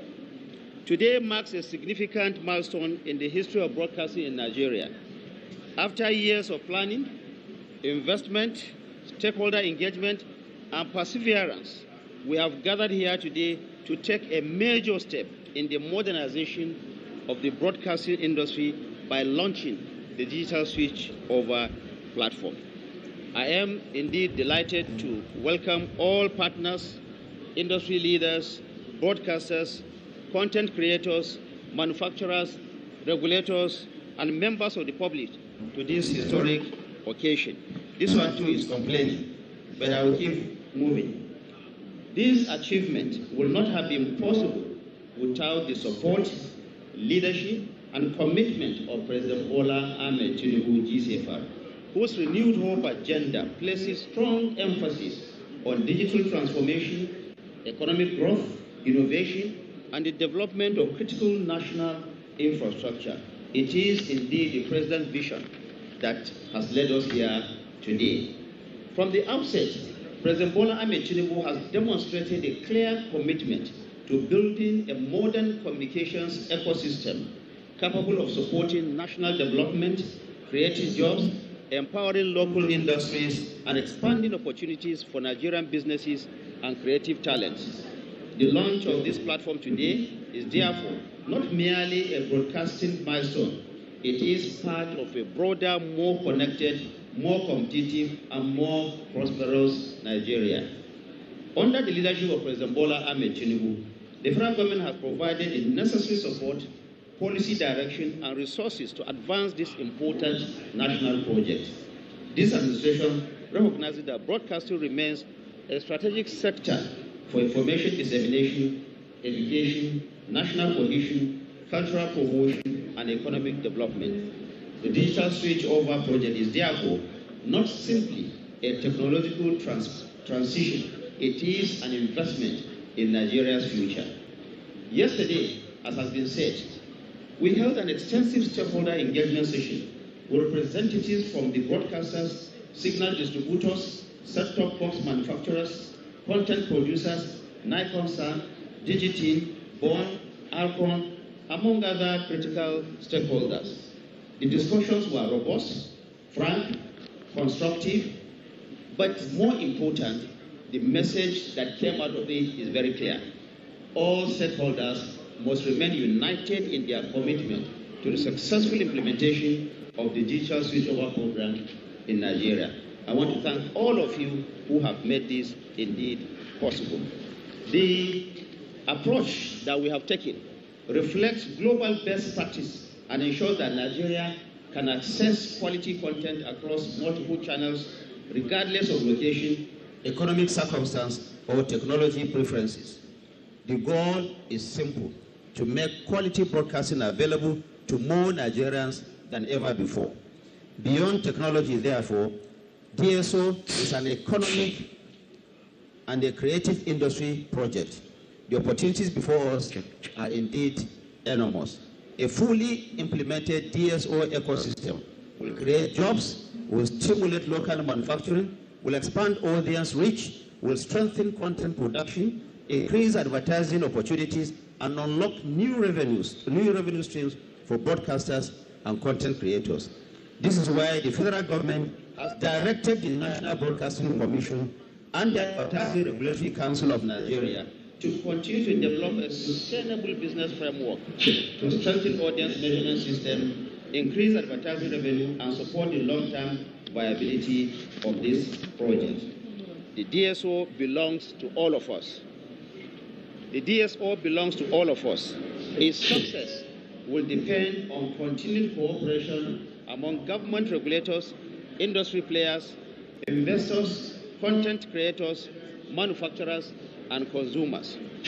Together, we can build a broadcasting industry that reflects Nigeria's immense potential and showcases our stories all over the world. Before I conclude, I wish to once again express our profound appreciation to President Bola Ahmed Tinubu, President and Commander-in-Chief of the Federal Republic of Nigeria, for his support for the transformation of Nigeria's media and broadcasting landscape. His commitment to the Renewed Hope agenda has provided the momentum necessary to unlock the long-standing projects such as the digital switchover. I also commend the National Broadcasting Commission, NICOMSAT, BORN, ARCON, DGT, broadcasters, manufacturers, and all stakeholders who have contributed to bringing us to this important event. History will remember today as the day that Nigeria took another decisive step towards completing its digital broadcasting journey. As we launch this platform today, we do so with confidence that the federal government will continue to support the broadcasting industry, strengthen local capacity, encourage innovation, promote investment, and ensure that Nigeria fully realizes the enormous opportunities offered by digital broadcasting. This launch is not the end of a journey. It is the beginning of a new chapter for Nigerian broadcasting. Together, we will build a broadcasting ecosystem that is more inclusive, more innovative, more sustainable, and better positioned to serve our people's needs. On behalf of the federal government of Nigeria and the support that President Bola Ahmed Tinubu has given us, it is my honor and privilege to formally launch the digital switchover platform. Thank you and God bless. Even though the microphone wanted to resist, I refuse to answer the matter. Thank you very much. Thank you, Honorable Minister, sir. Yesterday he was given a title. We now refer to him as a father. Thank you so much. You've been a father. Your continuous support for this initiative cannot go unrecognized. Thank you, sir. Now, I don't know what's wrong with the sound, but we'll try and manage it. It is now time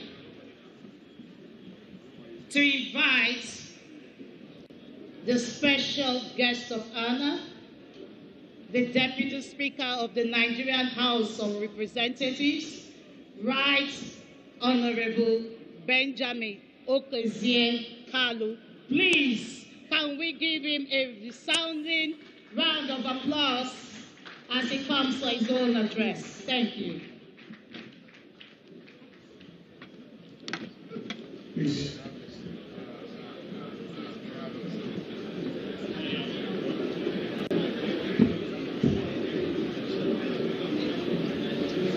Thank you, microphone prayers. The chief host, the Honorable Minister of Communication, Innovation, and Digital Economy,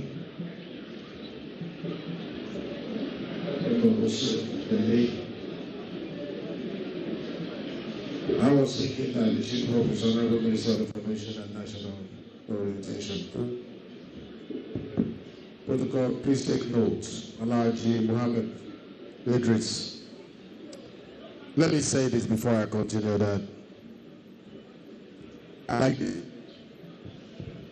like the synergy between the two ministries. We'll be here today in this kind of way. People are not praying enough for this microphone. We'll be here today in this kind of way. It's not existing. between the two ministries. And that goes to show that Mr. President knows how to scout for the best talent. To be honest, I've been watching you since I came. Even before I came, your activities, the synergy is commendable. And I hope that other sister ministries and agencies will work the same way you are working. You set a goal, you push together to achieve it. We commend you. Director General, President, NBC, NTA, NOA, BON, the Permanent Secretary, Federal Ministry of Communication, Innovation and Digital Economy, and Permanent Secretary, Federal Ministry of Information, National Orientation here present, heads of ministries, departments, and agencies of government here present, representatives of security agencies here present, the representative of EFCC here present, the representative of Controller General of Custom here present, distinguished media executives here present, development partners here present, invited guests, gentlemen of the press, ladies and gentlemen. Let me start by apologizing for coming slightly late. Like the minister explained, we worked till early hours of this morning. But the message of DG NICOMSAT, I hope I recognize you in that list of protocol. If I didn't, please forgive me. Her messages kept coming, reminding me that I needed to be here. And because I believe in what you are doing, I had to make that sacrifice to be here. Kindly accept my apology. I'm honored to join you on this historic occasion, marking Nigeria's official digital switchover. What we are witnessing today may appear as technical milestone, but history consistently shows that the most consequential transformations often begin in precisely this way. Railways reshape economy, electricity transform productivity, the internet redefine modern civilization. The digital switchover belongs in that category of foundational shifts. This is not simply a migration from analog to digital broadcasting. It is policy and developmental threshold that separates nations that consume the future from those that actively shape it. In the 21st century, connectivity is a core determinant of national competitiveness. Data is a strategic economic asset, and digital infrastructure now stands alongside road, ports, and power as critical national. Nigeria is positioned to compete in this new era with a population exceeding 230 million people and one of the youngest populations in the world. Our greatest resource is not beneath the ground.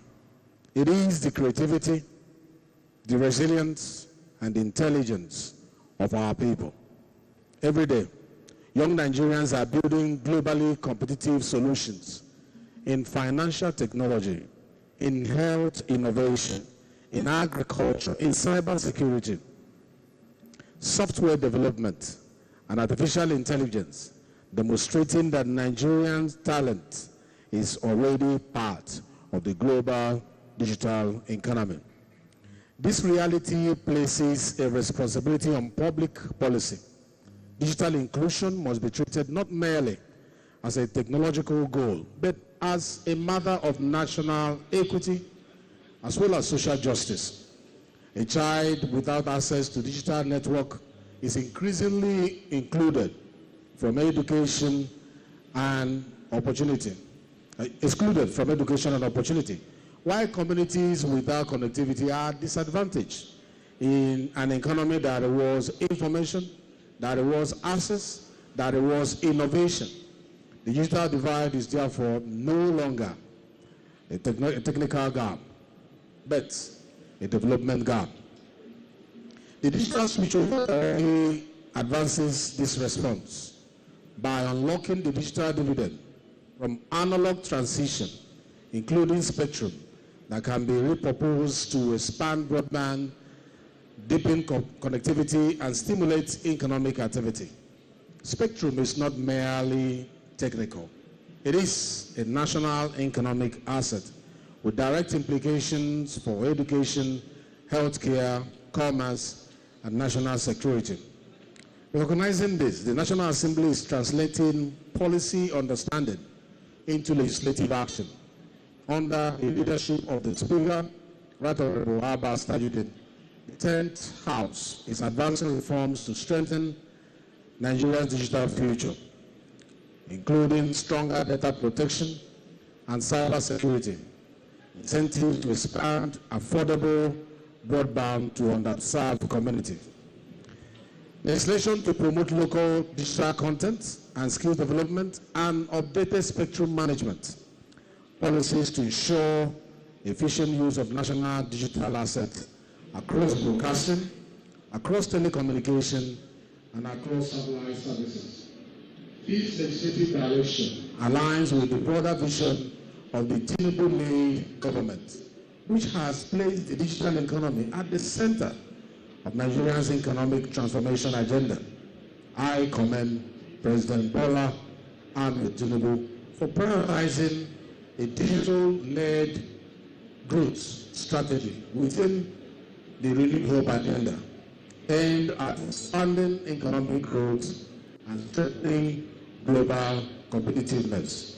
The National Assembly continues to work closely with the Federal Ministry of Communication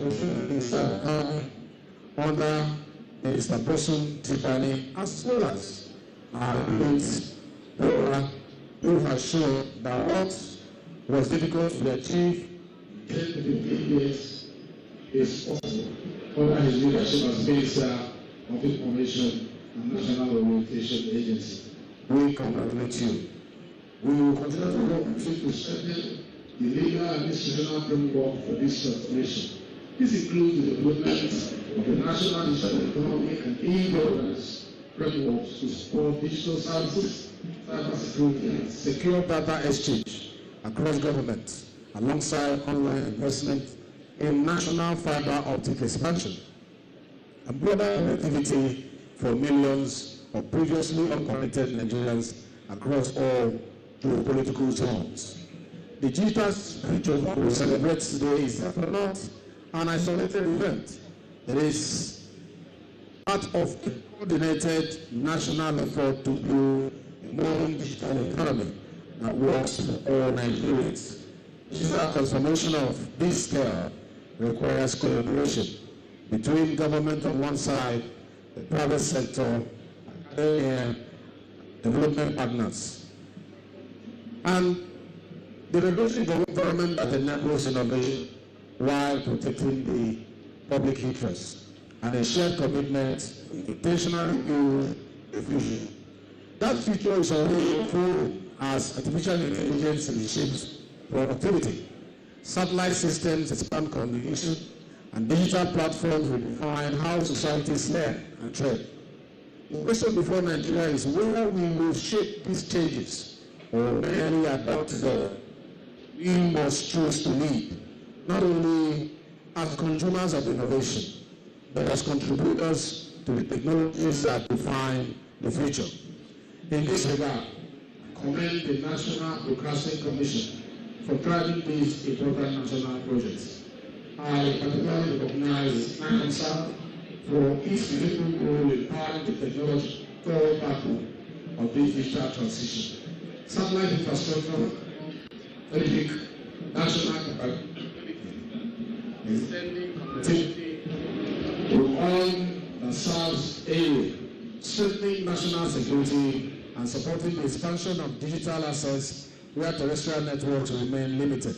NICOMSAT, therefore, represents a vital element of Nigeria's indigenous technological capacity and a growing national asset in the global digital ecosystem. This nation that will prosper, which is our nation that is prospering in the decades ahead, are not necessarily those with the greatest natural resources, but those that succeed in connecting their people to knowledge and their people to opportunity, investing in human capital and building an ecosystem where innovation can thrive. The true measure of today's digital switchover will therefore not be technical alone, but developmental, whether it expands opportunity, reduces inequality, and improves the lives of ordinary Nigerians. It's a question that we should be asking, and I know that the answers to this question is found in this switchover. If history records anything from today, it should not only be that Nigeria completed a technological transition, it should also record that Nigeria deepened its commitment to becoming a digital nation, where innovation is enabled, where talent is empowered, and where opportunity is broadly shared. As I round up, when a nation connects its people, it unlocks its potential. When it empowers its innovators, it accelerates its prosperity. And when it chooses to build the future before the future arrives, it secures its place in history. May this digital switchover mark another decisive step in Nigeria's journey towards that future. The Parliament will always stand by you as this journey begins today. Thank you very much for listening, and God bless the Federal Republic of Nigeria.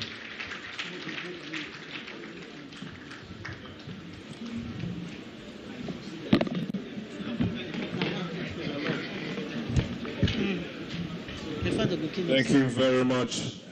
Please, another resounding round of applause for the Deputy Speaker of the House of Representatives. Thank you very much. At this time, the Deputy Speaker and dignitaries will proceed on official ribbon cutting just outside. So please, all stakeholders, all dignitaries in the front row, please make your way outside for the official ribbon cutting and tour of the facility. Please make your way outside. Thank you. No, we follow them. They go. They go. We They go. They go. Oh, yeah, no, go. They go. Close. They go allow now enter. Why they not allow us? Not people behind your wedding now.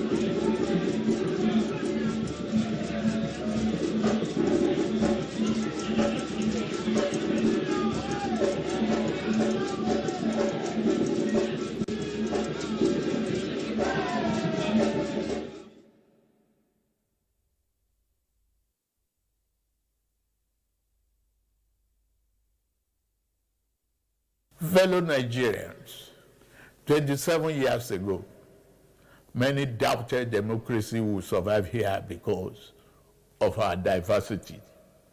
Today, our diversity sustains our democracy. The road ahead is steep, but June 12 reminds us, Nigeria do not break. We bend, we bleed, but we do not break. Let us renew our covenant that the labors of our heroes past shall never be in vain, and that our government of the people, by the people, for the people, shall not perish from this land.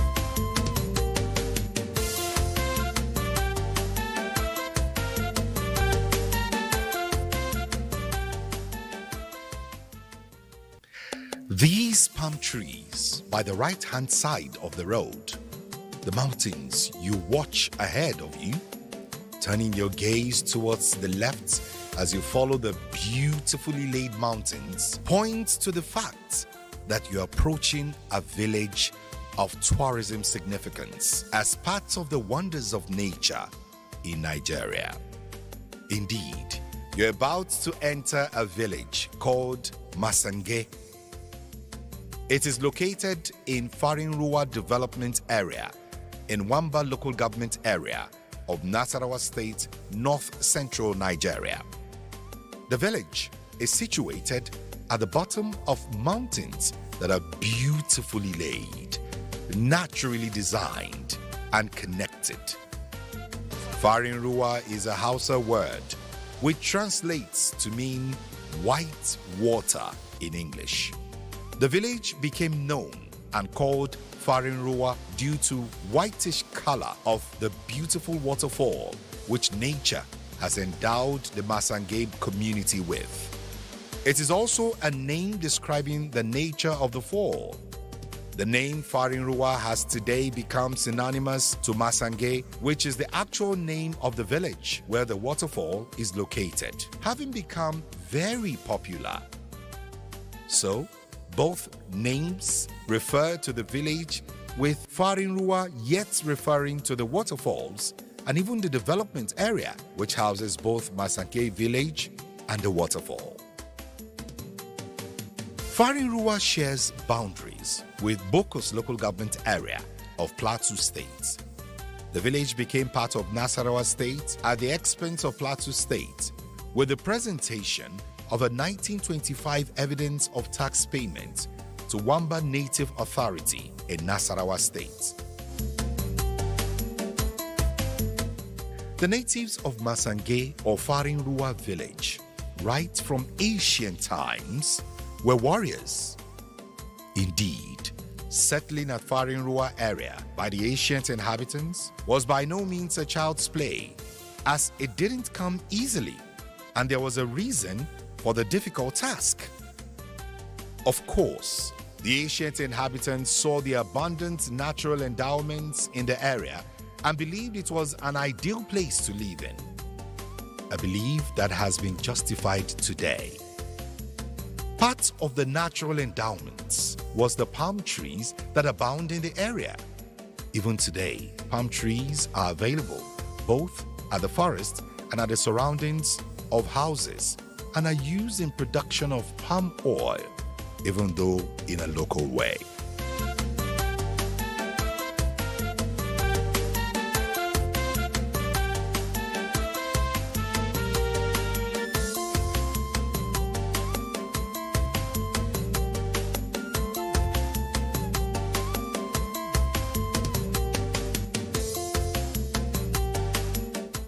The people of Masange, since inception, apart from being farmers, are also hunters, and hunting still thrives in the community. One of the present-day hunters shares his experience with us.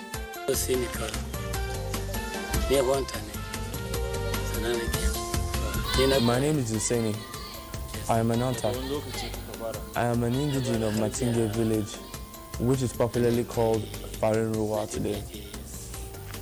As a hunter, I learned this act of hunting from my parents, who also learned it from their parents as well. Our ancestors were great hunters and warriors. Therefore, I see it as a good thing to follow their path. I have been a hunter since 1987, and it is really paying off because it is from hunting that I earn a living and also take care of my family. I thank God for the strength to hunt.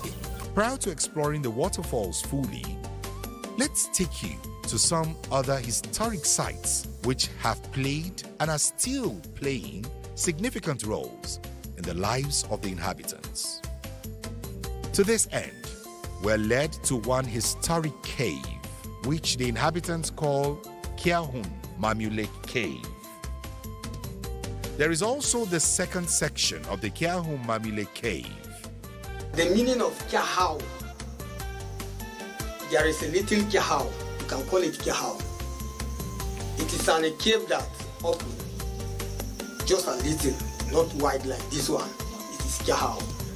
But the reason why Mamu Lake, it has a curve and it's very wide that can contain many people.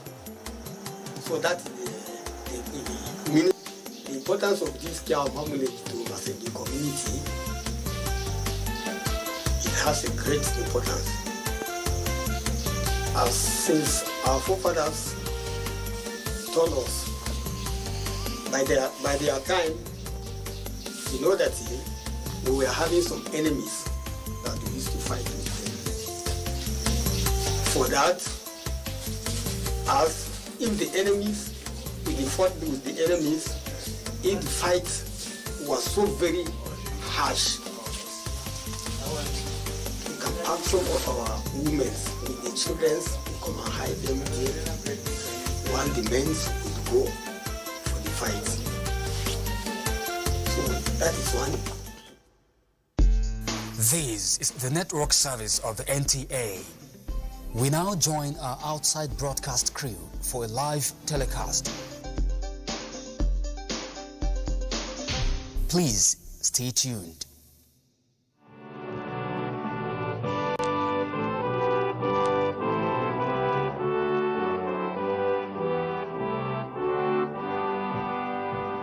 Thank you. Let's be seated. Your Excellency, the President of the Federal Republic of Nigeria, represented here by the Vice President of the Federal Republic of Nigeria, His Excellency Senator Kashim Shettima GCON. Let me welcome the Chief Justice of the Federal High Court, Chief Judge of the Federal High Court, Honorable Justice John Tahimba Soho, and all the other justices that are here present. I'd like to especially welcome the Honorable Minister of the FCT, His Excellency Ezewon Nyesom Wike CON, the Honorable Minister of State for FCT, Dr. Mariam Mahmood, members of the National Assembly, serving and former, chairman of FCT area councils, senior officials of the Federal Capital Territory Administration, members of the Honorable Minister's entourage, heads of security agencies that are here, our royal fathers, members of the press, invited guests, ladies and gentlemen. It is with pleasure that I welcome all of you to this commissioning. And I've been admiring these buildings, and I raised with the journalist that is here that this is elegance in blocks. And he told me, will the minister also do journalist quarters?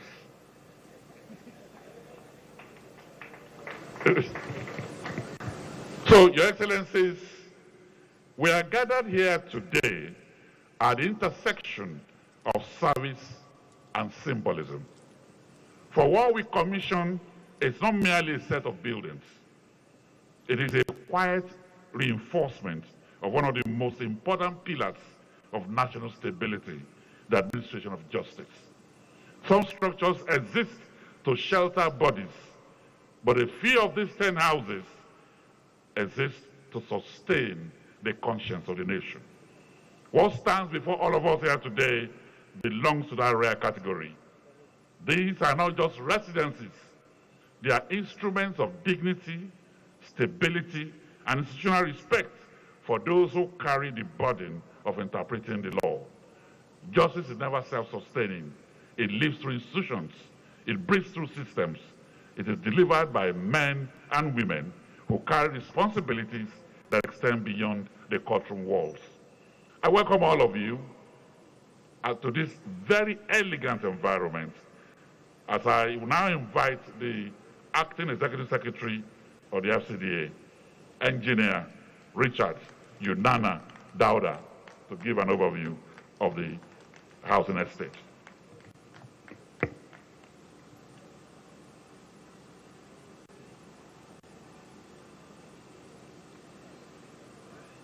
Your Excellency, the President and Commander-in-Chief of the Armed Forces of the Federal Republic of Nigeria, President Bola Ahmed Tinubu, GCFR, here ably represented by the Vice President of the Federal Republic of Nigeria, Senator Kashim Shettima, GCON, ranking members of the National Assembly that are here, and other members, both past and serving, the Chief Judge of the Federal High Court, the Honorable Justice John Sofo, OFR, and other Honorable Justices present here.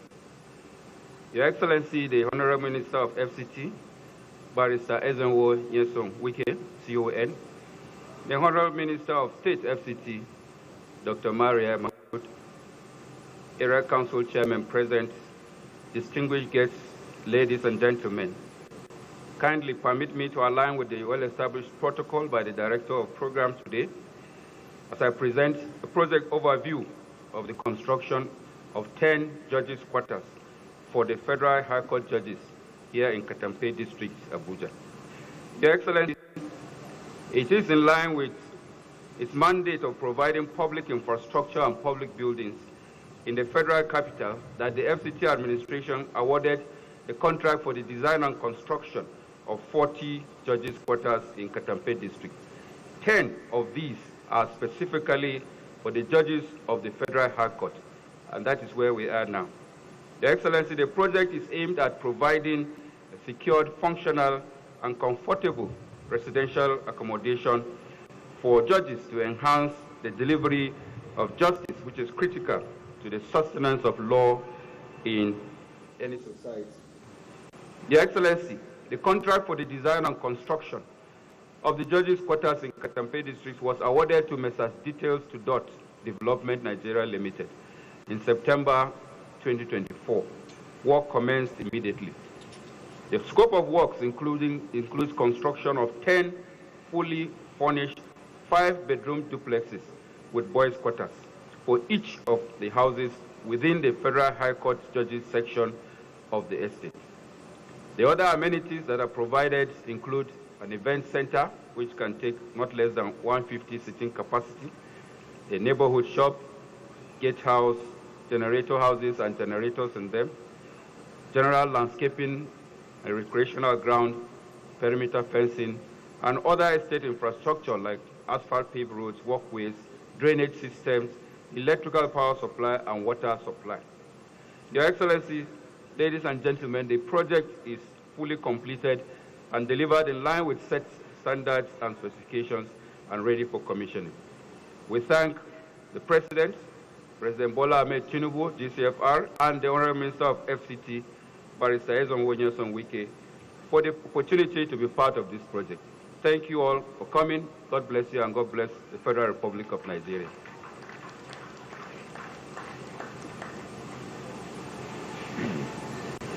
Thank you very much, Engineer Dauda. Your Excellency, distinguished ladies and gentlemen, one of the biggest qualities needed from the judges is fairness. And when properly upheld, becomes the quiet architecture of peace. It is for this reason that judicial independence must never remain an abstract principle. It must be supported in practice, protected in structure, and respected in daily governance. This House eloquently explains this. Let me welcome our architect. He's a fellow of the Nigerian Institute of Architects, one of the finest in Nigeria. I'd like to welcome here architect Ako Adakwe. He's the contractor that handled the building,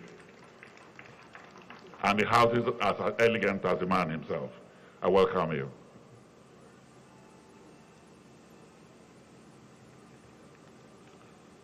The President and Commander-in-Chief of the Nigerian Armed Forces, His Excellency Bola Ahmed Tinubu, GCFR, ably represented by the Vice President of the Federal Republic of Nigeria, His Excellency Senator Kashim Shettima, GCON.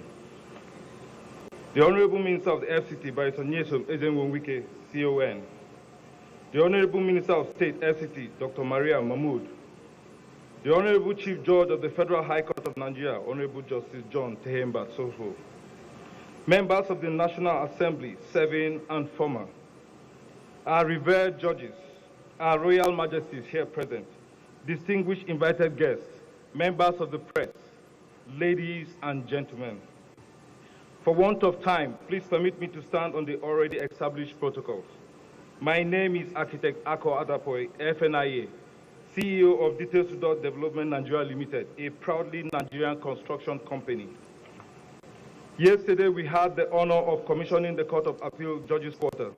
Today, we are privileged to gather once again to commission the completed Federal High Court Judges' Quarters, comprising 10 residential units, also delivered as part of the larger 40-unit Judges' Housing Development, initiated under the visionary leadership of His Excellency, President Bola Ahmed Tinubu, GCFR, through the Renewed Hope Agenda.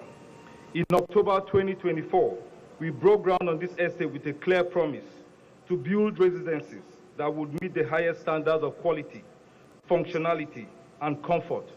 Approximately 20 months on, we are glad to report that this promise has been kept. Details to Dot delivers. This development also serves as a meaningful source of economic activity for over 2,000 Nigerians across various disciplines in the FCT. The benefits of this work have been felt in homes and businesses well beyond the site. I would like to place on record the role of the Honorable Minister of FCT, Barrister Nyesom Ezemo Wike, CON, in ensuring the success of this project. He reviewed progress, he raised observations, and held everyone accountable to the agreed standards. That kind of leadership from a client is rare, and it sets a tone that filters through every level of project execution.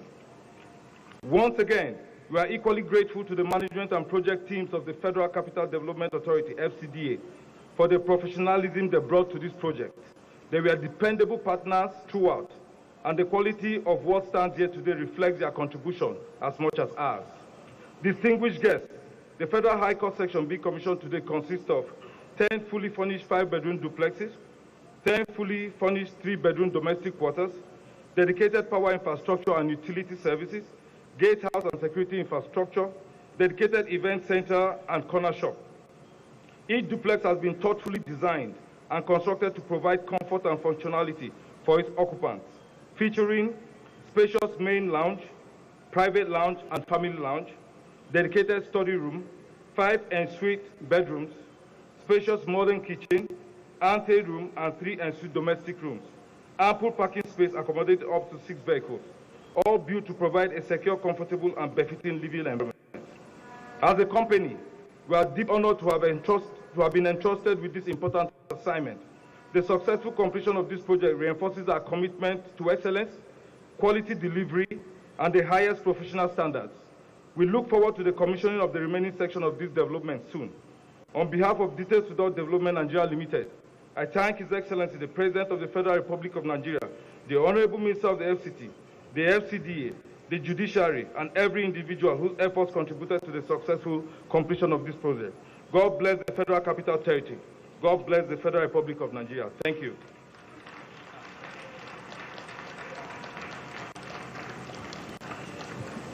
Thank you very much, Architect Ako.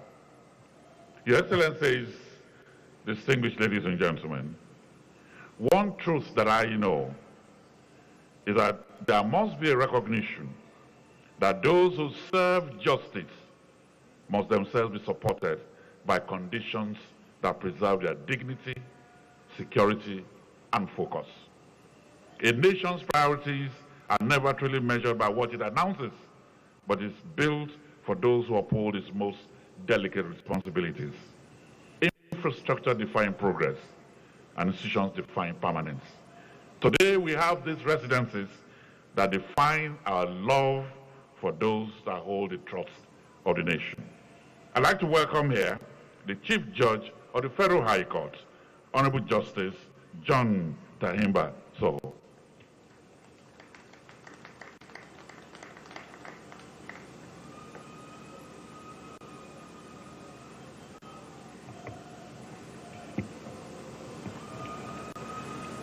Well, His Excellency, the President of the Federal Republic of Nigeria and Commander-in-Chief of the Armed Forces, here ably represented by the Vice President, His Excellency Senator Kashim Shettima GCON, His Excellency the Minister of the FCT,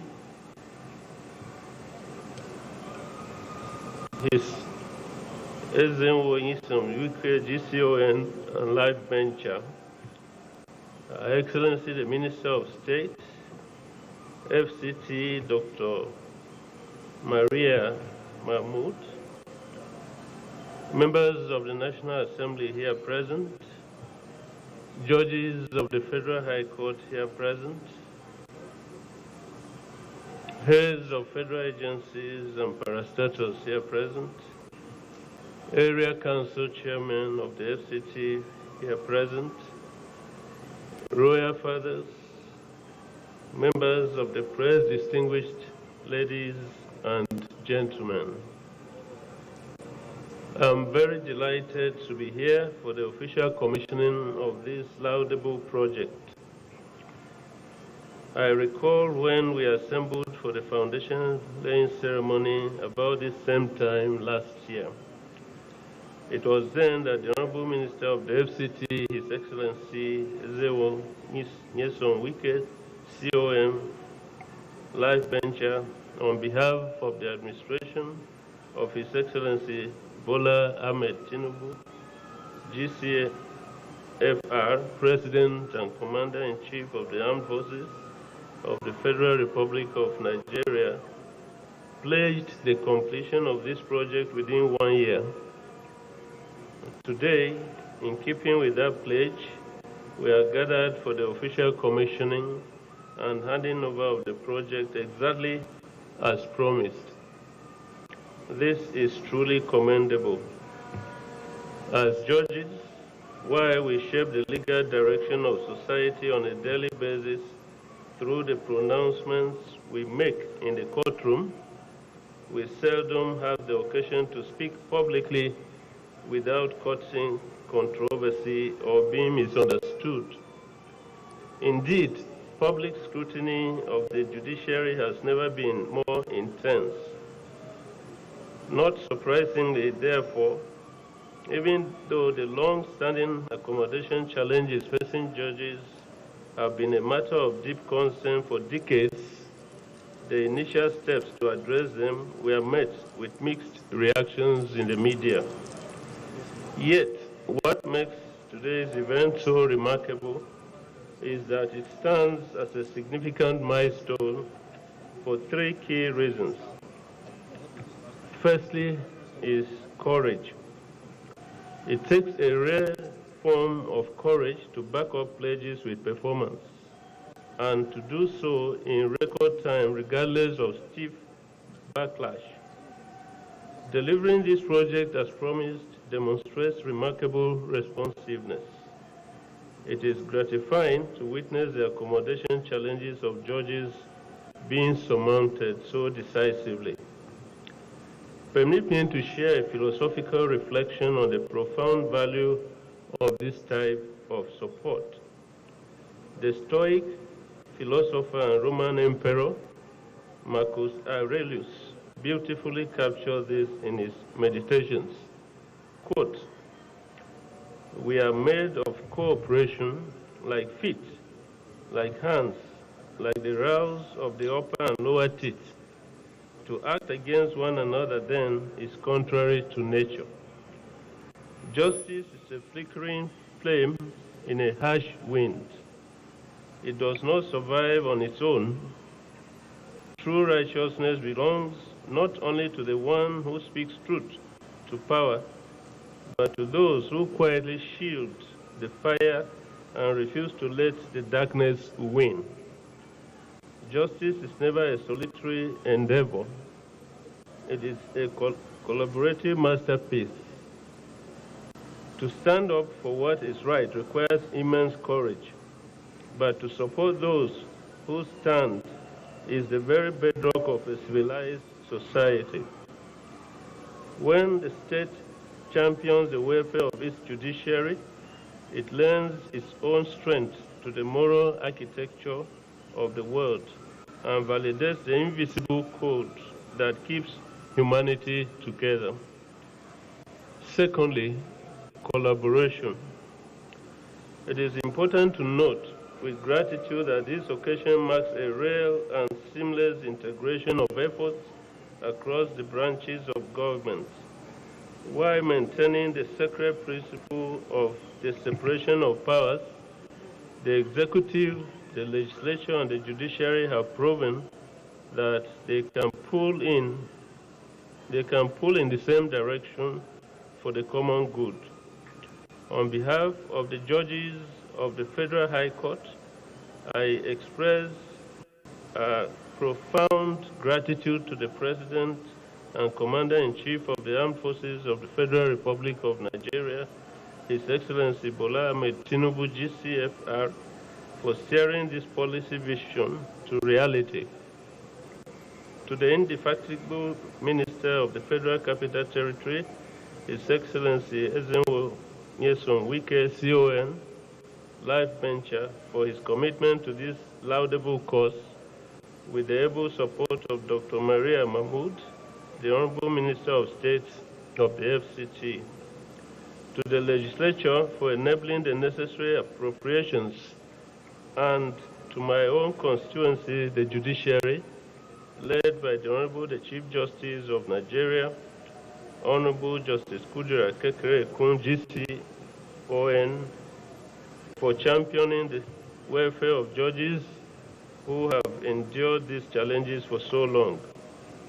In executing this project, the contractors, consultants, technicians, and artisans have demonstrated immense skill, discipline, and dedication.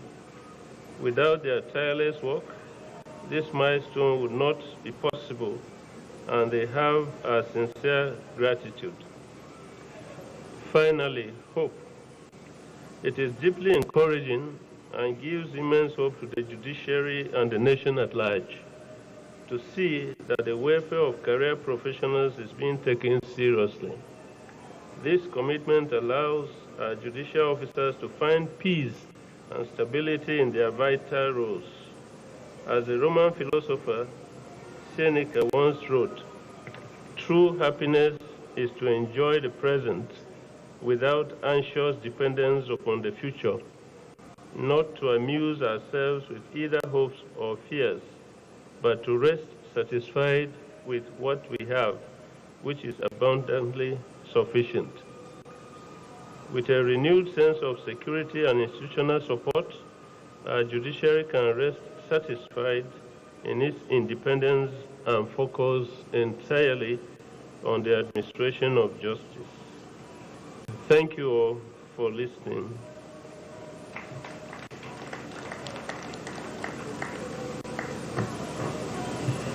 Thank you very much, my Lord, the Chief Judge of the Federal High Court. Your Excellencies, distinguished ladies and gentlemen, I totally agree with him that today we are not merely commissioning residential quarters, we are reaffirming a national understanding that the judiciary must remain independent, not only in principle, but in lived reality. That judicial officers deserve not only respect in words, but stability in welfare. Our next speaker understands what welfare means. She's a doctor who attends to people softly. Not just ordinary doctor, but a consultant family physician. Let me welcome here the Honorable Minister of State for FCT, Dr. Maria Mahmood.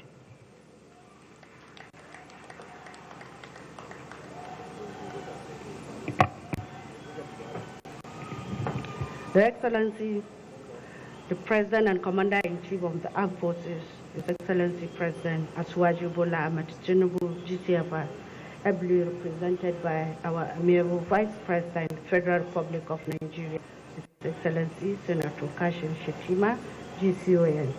All members of the National Assembly that are here, Senate and House of Representatives, both former and serving, the Honorable Minister of FCT Barrister Ezenwo Nyesom Wike, and Life Venture, Mr. Project.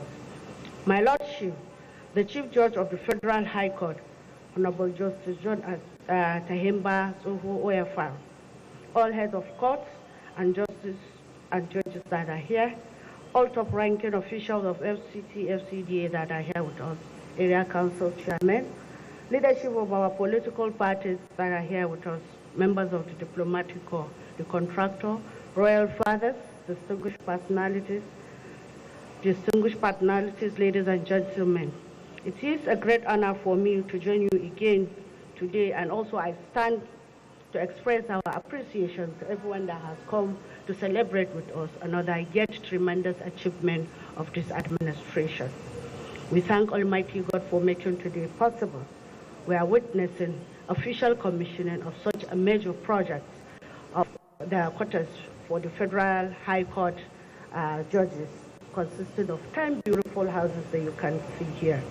As always, permit me to express our sincere appreciation to His Excellency President Bola Ahmed Tinubu, GCFR, and also the Vice President, Senator Kashi Shatima, GCON, whose renewed hope agenda has continued to transform vision into reality, and also for providing such befitting infrastructure that will strengthen our judicial system.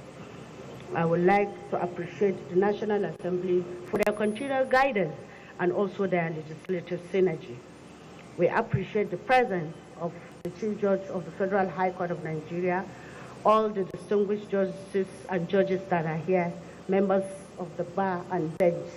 We appreciate you for your presence, and also we congratulate you for being the beneficiary of such a major project. We extend our gratitude to His Excellency Barrister Ezenwo Yelsuwike for his dedication and also a dynamic leadership always.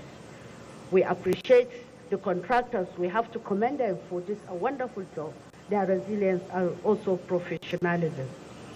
For all our distinguished esteemed guests, well-wishers, and everybody that has come to celebrate this achievement with us, we say thank you for your continued support and motivation.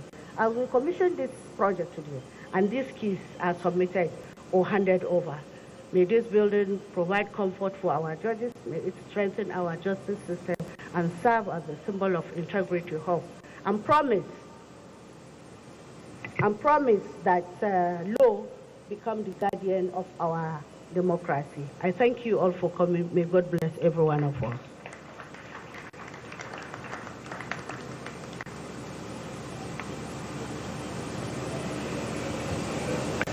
Your Excellencies, distinguished ladies and gentlemen, I am going to introduce our next speaker very differently. All over the world, a festival is going on right now. Mexico, Canada, and United States, the FIFA World Cup. There are a few personalities in the world of football that have his traits. If you talk about strategy and tactics, about running governance, then he is the Pep Guardiola of the Rainbow Coalition.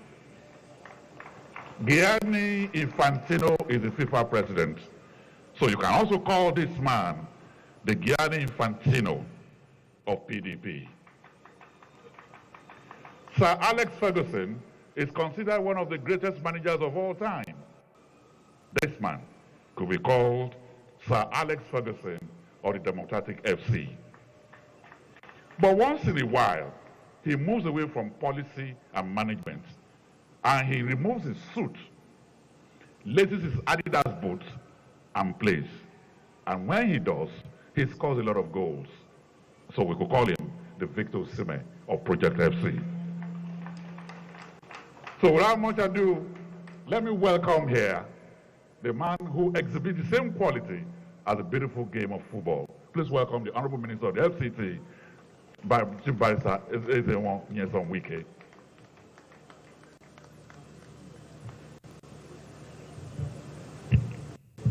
Your Excellencies, Mr. President, ably represented by Senator Kasim Shettima, the Vice President, Grand Commander of the Order of the Niger. The distinguished senators here, particularly Senator Olwero Yeso, and Senator Abum Jaribe, the Honorable Minister of State, FCT, my Lord, the Chief Judge of the Federal High Court, and your brother judges who are here,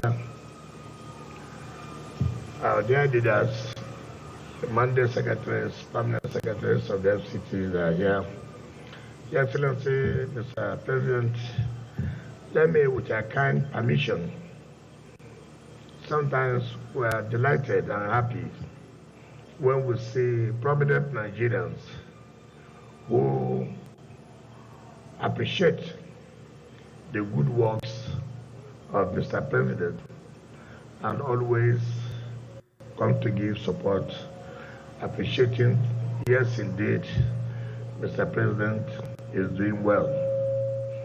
Let me therefore especially recognize the former national president of the most important association in Nigeria, Nigerian Bar Association, who also former chairman of the Body of Ventures, former chairman, Council of Legal Education, and by the grace of God, the ambassador designate to the Republic of Ireland, Onweze Chukwujeka Joe Okocha, Senior Advocate of Nigeria.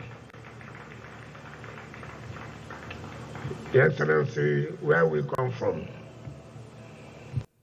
the traditional rulers, they are very influential in our daily life, influential in where we walk. I would like to recognize those who laid the foundation for some of us to use the ladder to climb where we are today. My dear brother, the political bulldozer of Rivers State, even though he has abandoned politics and now a traditional ruler. They call him sergeant, but he has never been in the army. Where he got the name sergeant, I do not know. But thank God the military is not prosecuting him for answering a sergeant without being to the army. Sergeant Chidi Awusi, the paramount ruler of Emmanuel. Excellency, like you said, there are those who fought for the Niger Delta, for them to be recognized based on the fact that of what we produce, what we call the Niger Delta fighters, who, because of their struggle, the Ministry of Niger Delta was created. One of the influential traditional rulers in our time, and which I'm happy that he's here today to appreciate what Mr. President is doing, His Royal Highness, the Honorable of Old Ancient Okochre, Ateke Michael Tom, who is also here. Senator Philip Tanima Aduda and the leaders of the various political parties that are here, gentlemen of the press and gentlemen. Mr. President, on behalf of the Federal Capital Territory Administration, let me join my dear sister, the Minister of State, to thank you and also welcome you.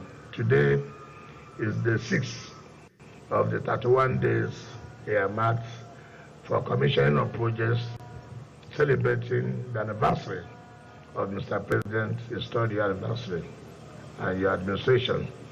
Yes, indeed, this is history that your administration is taking out 31 days to let the world know what you have done in the Federal Capital Territory. Yesterday, we commissioned the 10 judges' quarters for the Court of Appeal. Today, we're here for the Federal High Court. July 7, precisely, we'll be doing that of the FCT High Court, which has the highest number, as 20, but all the same standard. I'm sure the judges of the Federal High Court, even though I do not know whether they have taken a look by going inside, but I do know I pity the Chief Judge of the Federal High Court, how he's going to allocate these houses look into the faces of the judges. I'm sure most of them must have consulted their prayer warriors to make sure that the Chief Judge also include them here. Anything that is good is good. Nobody that will come here, no matter how wicked you are, no matter how unappreciative you are, you will say, Mr. President, we thank you for doing this. Again, it's also to understand how Mr. President feels, what it's about the judiciary, how the judiciary should be independent. But you cannot be independent when you cannot talk about giving them a befitting environment to work, improving their welfare. These are things that will make the independence of the judiciary and uphold the rule of law. We are very happy that we are part of this administration that are changing the narrative. I sincerely thank you for giving us the opportunity. Excellency, I pity the Acting Executive Secretary and the staff of the FCDA.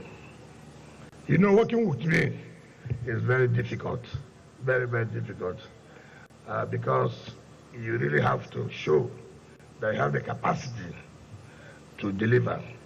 The contractor has said so. I think if I've not been here, I've been here more than 20 times supervising this project and letting him know that if you collect our money during the rainy season, you must also work during the rainy season. No excuses of, oh, it was raining. If you know you will collect our money and you won't work, keep our money. Then during Hamatan, during dry season, we can pay you the money. So I was coming here, there's nothing like it is raining. I said, you can also empower those who say they are rain doctors. Go and bring them. Let there be no rain. I'm happy this project is completed within the time schedule. But I will appeal to the Chief Judge of the Federal High Court. The federal government has provided, but I believe that when we come back here in the next 1 year, it will still look like this. You know, we have problem, a culture of not having culture of maintenance culture. Most people say it's lacking enough. I don't want to believe so. I believe that if you have your own private house, the way you keep your private house is the way you keep wherever you are staying. It's very important that we keep the standard the way it is. I'm sure that we'll be happy when we come back here next 1 year. Luckily for us, the contractor has 6 months to maintain the structure before he finally leaves. I'll be glad that when Your Excellency comes here next time, you will see that it takes the same look. Your Excellency, yesterday we flagged off the construction of the Industrial Court Judges' Quarters and that of the Code of Conduct Tribunal. That is looking by the left side and the right side of those who are there. The Code of Conduct Tribunal will have theirs there, while the judges of Industrial Court will have their own over there. And that will be completed latest January 2027.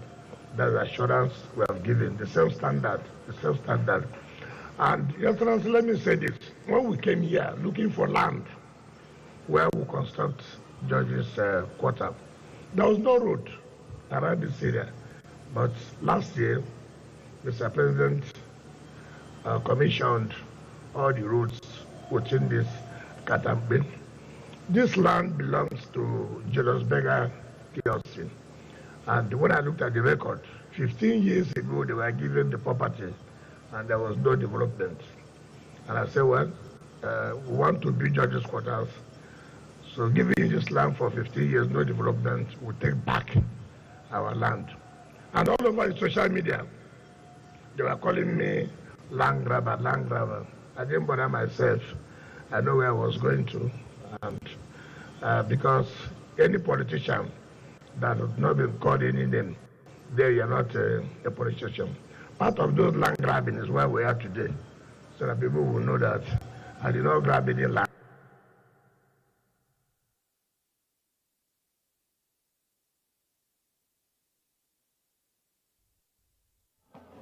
sacred property to stay within this vicinity. There are those who built over 2-3 stories. I told them to bring it down, pay them compensation, because I don't want a situation where you are staying the top floor, overlooking where judges are living, and the judge is going out, you now begin to call your people, he or she is coming out at that particular time. We have to protect and give security to them. We're also building a police station here, so as to be protected very well. So we think it's not just giving them houses.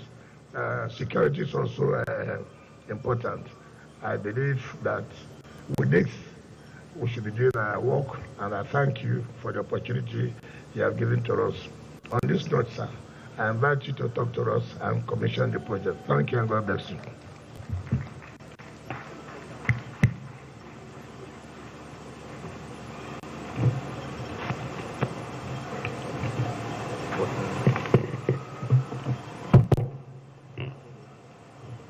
Kindly take your seats, please.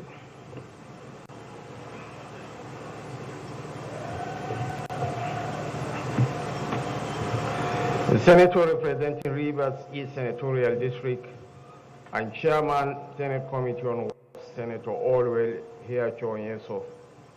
The Senator representing Cross River North Senatorial District and Chairman Senate Committee on Gas, Senator Jarigbe Agom Jarigbe. The Honorable Minister of the Federal Capital Territory, Barrister Ezongo Nyeson Wike, CON. The Honorable Minister of State for the FCT, Dr. Maria Mahmoud Bunkure. Your Lordship, the Chief Judge of the Federal High Court of Nigeria, Honorable Justice John Tahemba Soho, and other Federal High Court judges present here. But I will single out for recognition my mother, Justice Binta Murtala Nyako.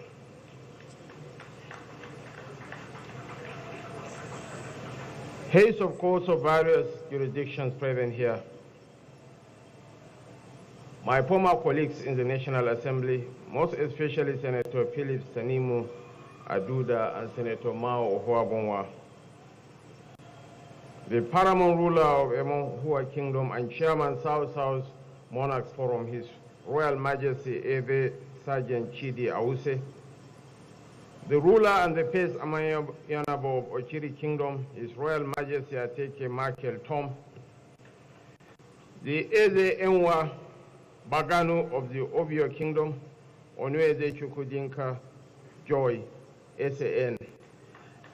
A legal luminary, diplomat, our ambassador designate to Ireland, former president of the Nigeria Bar Association and founder of Okocha and Okocha Law Firm, live member of audio benches and former chairman, Council of Legal Education, 2012 to 2026.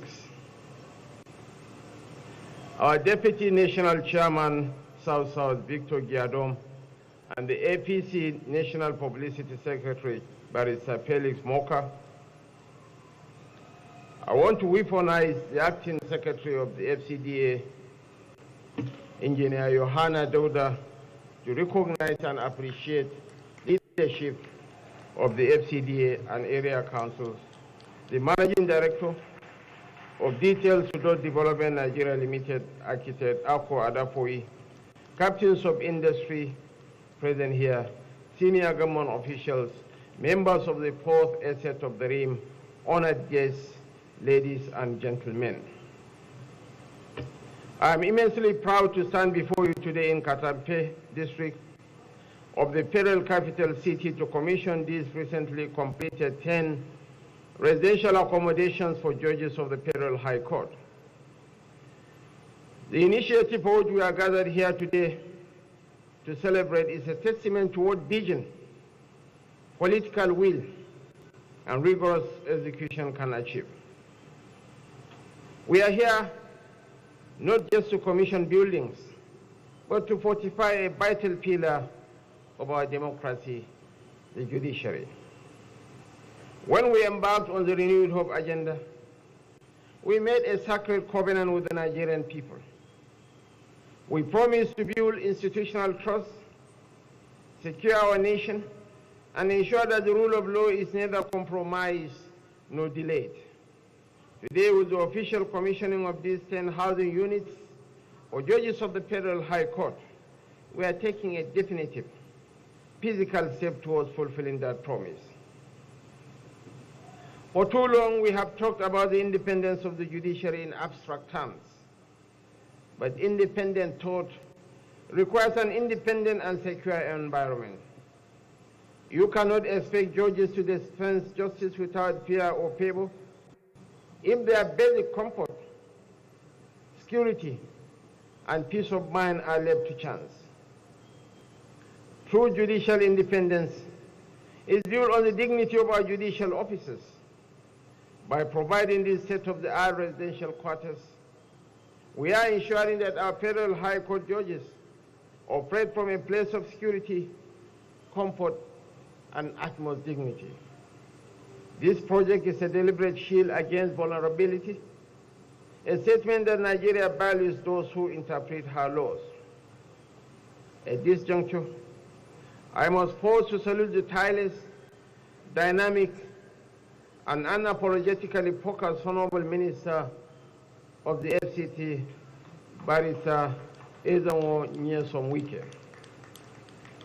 When I gave Minister Wike the assignment to transform Abuja into a world-class city, I knew his capacity to deliver. Nyesom Wike, you have not disappointed me. From fixing critical road networks to ensuring the timely completion of projects like these judges' quarters, you have proven that performance is the only currency that matters in public service. I also extend my deep appreciation to the leadership of the judiciary.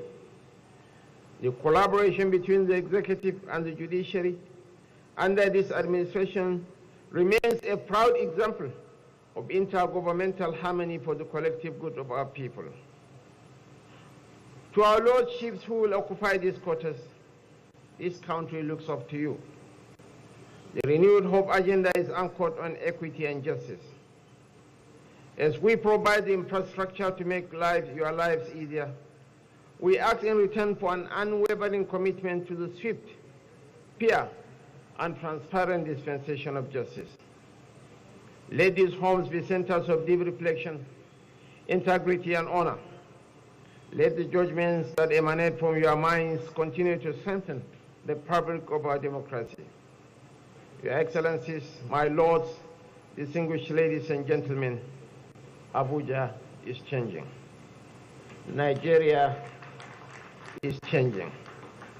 The reforms we are putting in place across all sectors might require patience, but the fruits are beginning to show. We will not relent until every sector, be it justice, infrastructure, economy, or security, reflect the true greatness of our nation. On this note, and on behalf of President Bola Ahmed Tinubu, GCFR, President and Commander-in-Chief of the Armed Forces of the Federal Republic of Nigeria, it is now my singular honor and privilege to officially commission the 10 units of judges' quarters for the Federal High Court judges here in Katempe District, to the glory of God and for the service of humanity and justice in Nigeria. Thank you all, and may God bless the Federal Republic of Nigeria. The following are to follow the Vice President, the Honorable Minister, the Minister of State, Senators Orwell Onyeso and Jeribe, and the Chief Judge of the Federal High Court. Those are the people to follow him inside.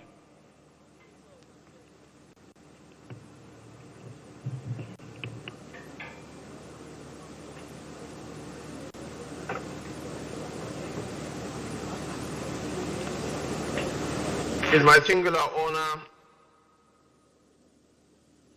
however, to commission these beautiful homes built by the Ministry of the Federal Capital Territory as Federal High Court judges on behalf of President Bola Ahmed Tinubu for service to God, humanity, and justice.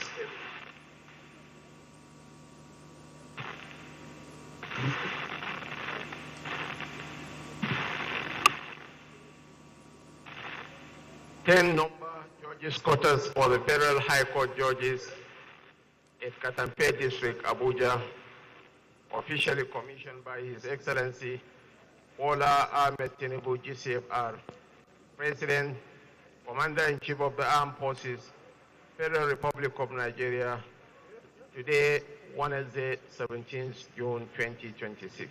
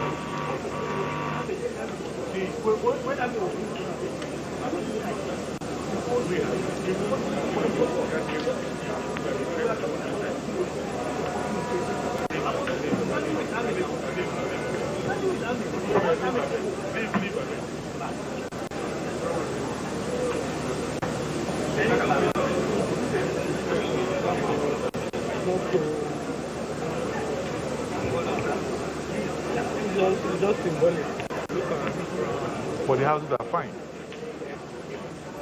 Make them do for journalists now. For everybody. But the only ones that don't get.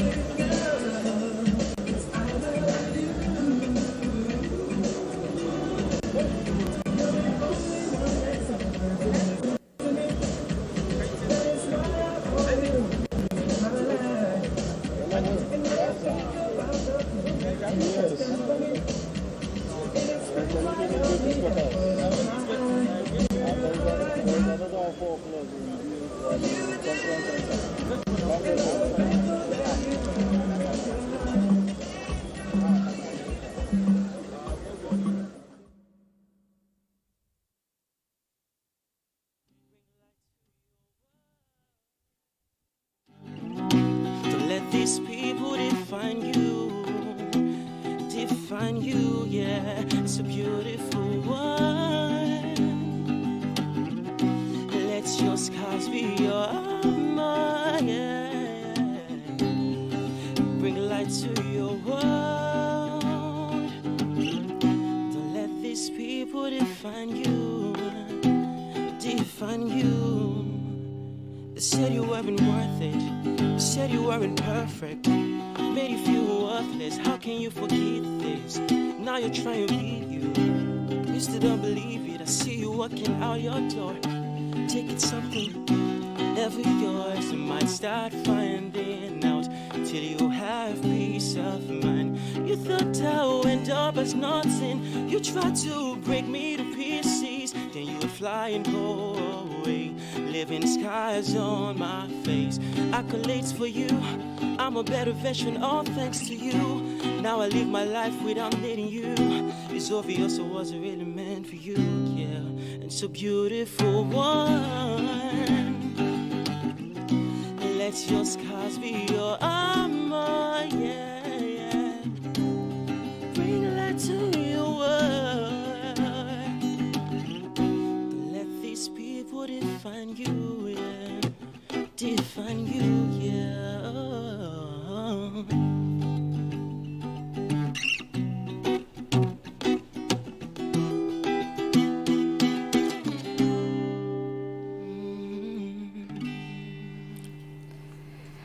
And with that amazing performance by Seth, we say a warm welcome to you. Thank you so much for joining us on today's edition of The Medley Show. I am so excited to have you join us today on the show. So today, what are we talking about? It's Men's Mental Health Month, which means this month is all about the men. I know the men complain a lot that it's always all about the women, all about the women. Let's give you this month. I mean, we want to celebrate you this month, but at the same time, we want to see how are you doing. So the question today is, how are you really? Like, really, how are you? So we ask people every day, how are you? And how often do we wait for the real answer? I mean, everyone always says, I'm fine, to the question, how are you? So this month marks Men's Mental Health Month. And while the focus may be begin with the men, the conversation belongs to all of us, because in the all need to know that we're fine. So from stress to burnout to resilience, support systems, and the policies shaping access to care. Today we're asking that important question again. How are we doing? That's going to be our focus today on The Medley Show. And of course, I'm going to have amazing men in the studio with whom I'll be having that conversation, who will also be checking in and will be speaking to us, on behalf of all men. So before we get into that, let's start with our first segment of the show. You already know. I mean, if you are regular on The Medley Show, you know we always begin with BuzzFeed. Let's find out what's trending in the world of entertainment. Stay with us. The Medley Show. On BuzzFeed today, Afrobeat star Davido was named among the 2026 inductees into the Black Music and Entertainment Walk of Fame in Atlanta, becoming one of the few African artists to receive the recognition. Entertainment circles have been discussing Nigeria's absence from the submissions list of the 2026 Oscars International Feature category, reigniting debates about funding, distribution, and the global perspective of Nollywood productions. Global pop star Taylor Swift added another major accolade to her career after being inducted into the Songwriters Hall of Fame, with the movement generating huge reactions across music circles. New streaming releases and major Broadway productions have dominated entertainment conversations this week, with several high-profile shows and films launching as studios compete for summer audiences. And finally, but most importantly, the biggest sporting event on the planet after the Olympics kicked off in Mexico, with matches taking place across Mexico, the United States, and Canada. This is the first World Cup featuring 48 teams and an expanded schedule. The first match didn't disappoint, with a 2-0 scoreline and 3 red cards in just one match. And that's it on BuzzFeed this week. Till next week, keep buzzing.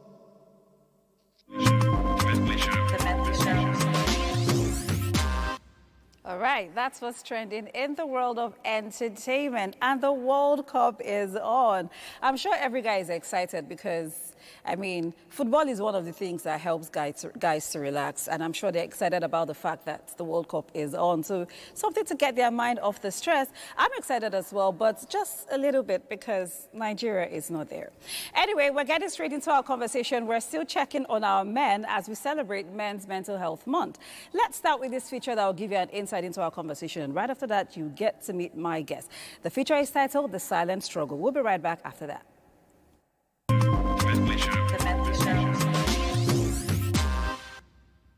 Strong, tough, unshakable.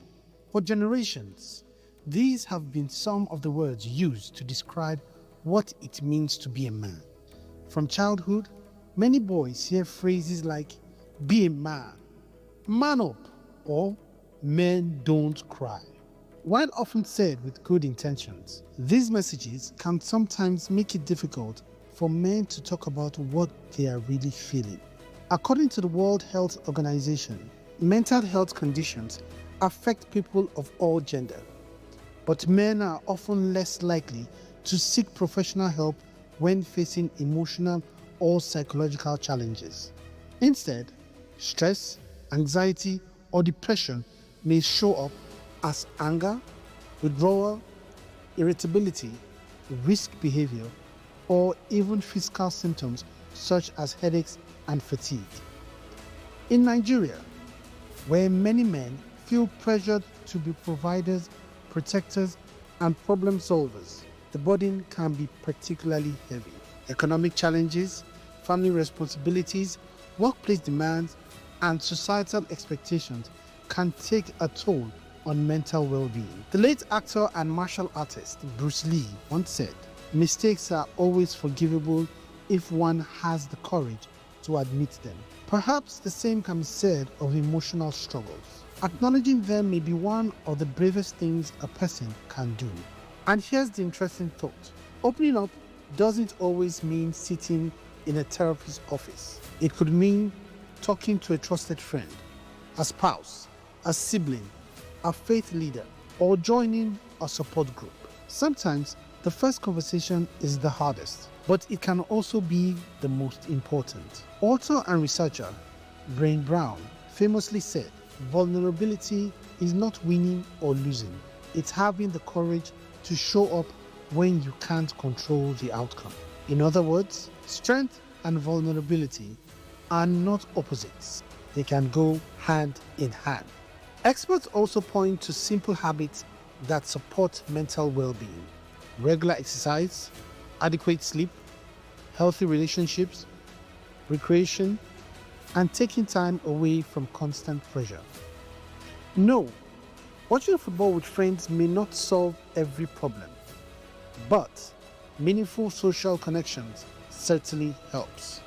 The Mental Health Foundation notes that talking about mental health can reduce stigma and encourage people to seek support when they need it.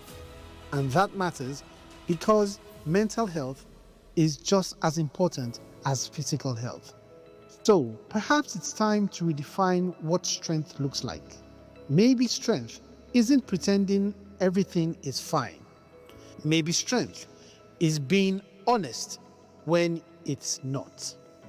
Because every man carries a story, and sometimes the strongest thing he can say is, "I need help."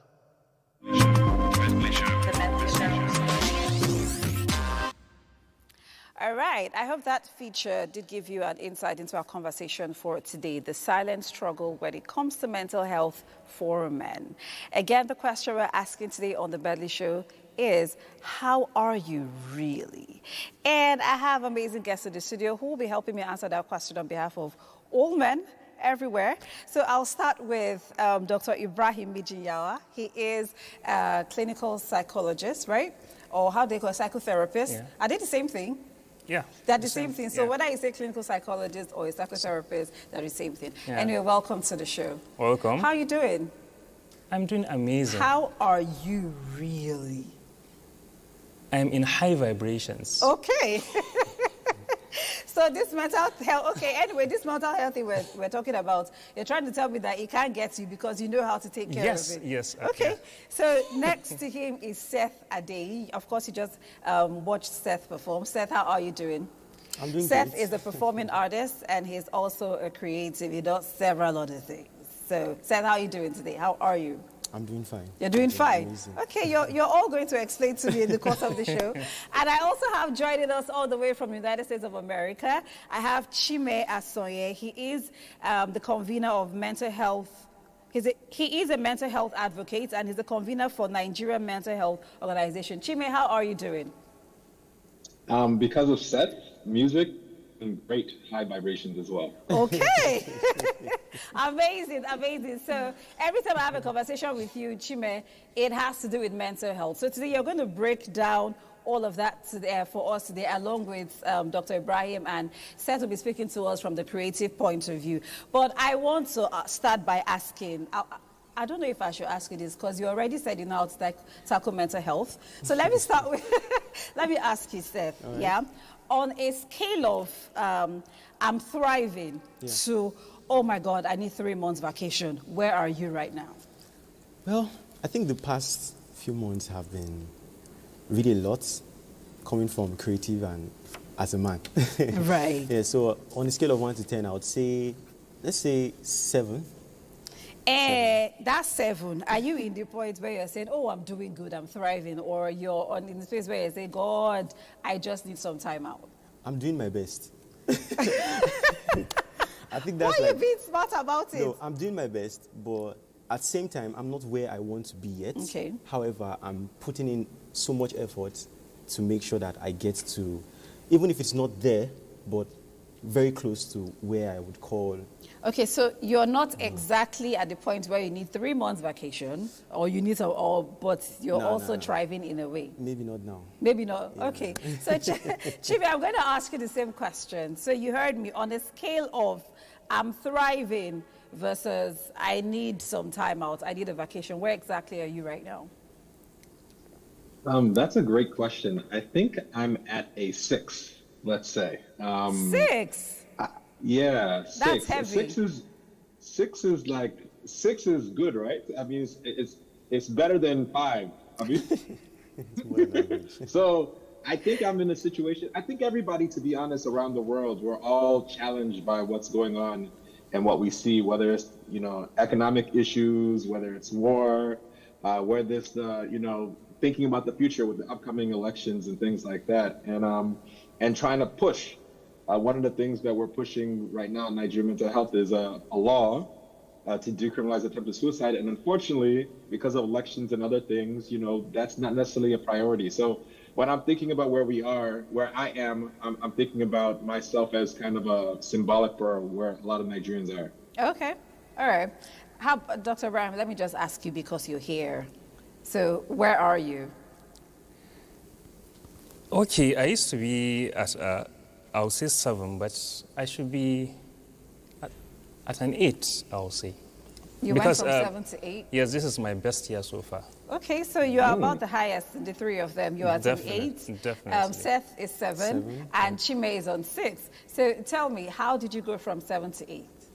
Okay, I realized that there was a difference between what happens to me internally as a man and what happens externally. As you said, you can't line the fact that economic pressure, you understand the politics outside, the wars happening, and your internal mechanism. So that is external and internal. Then I realized that, okay, I need to create an emotional boundary between what's happening external and what's happening internal. Okay, we're going to get to the point where you tell us how you do that, how you create that boundary. But I want to ask, what's one thing that you think Nigerians are always stressed about that we don't talk about enough? We are stressed about stress.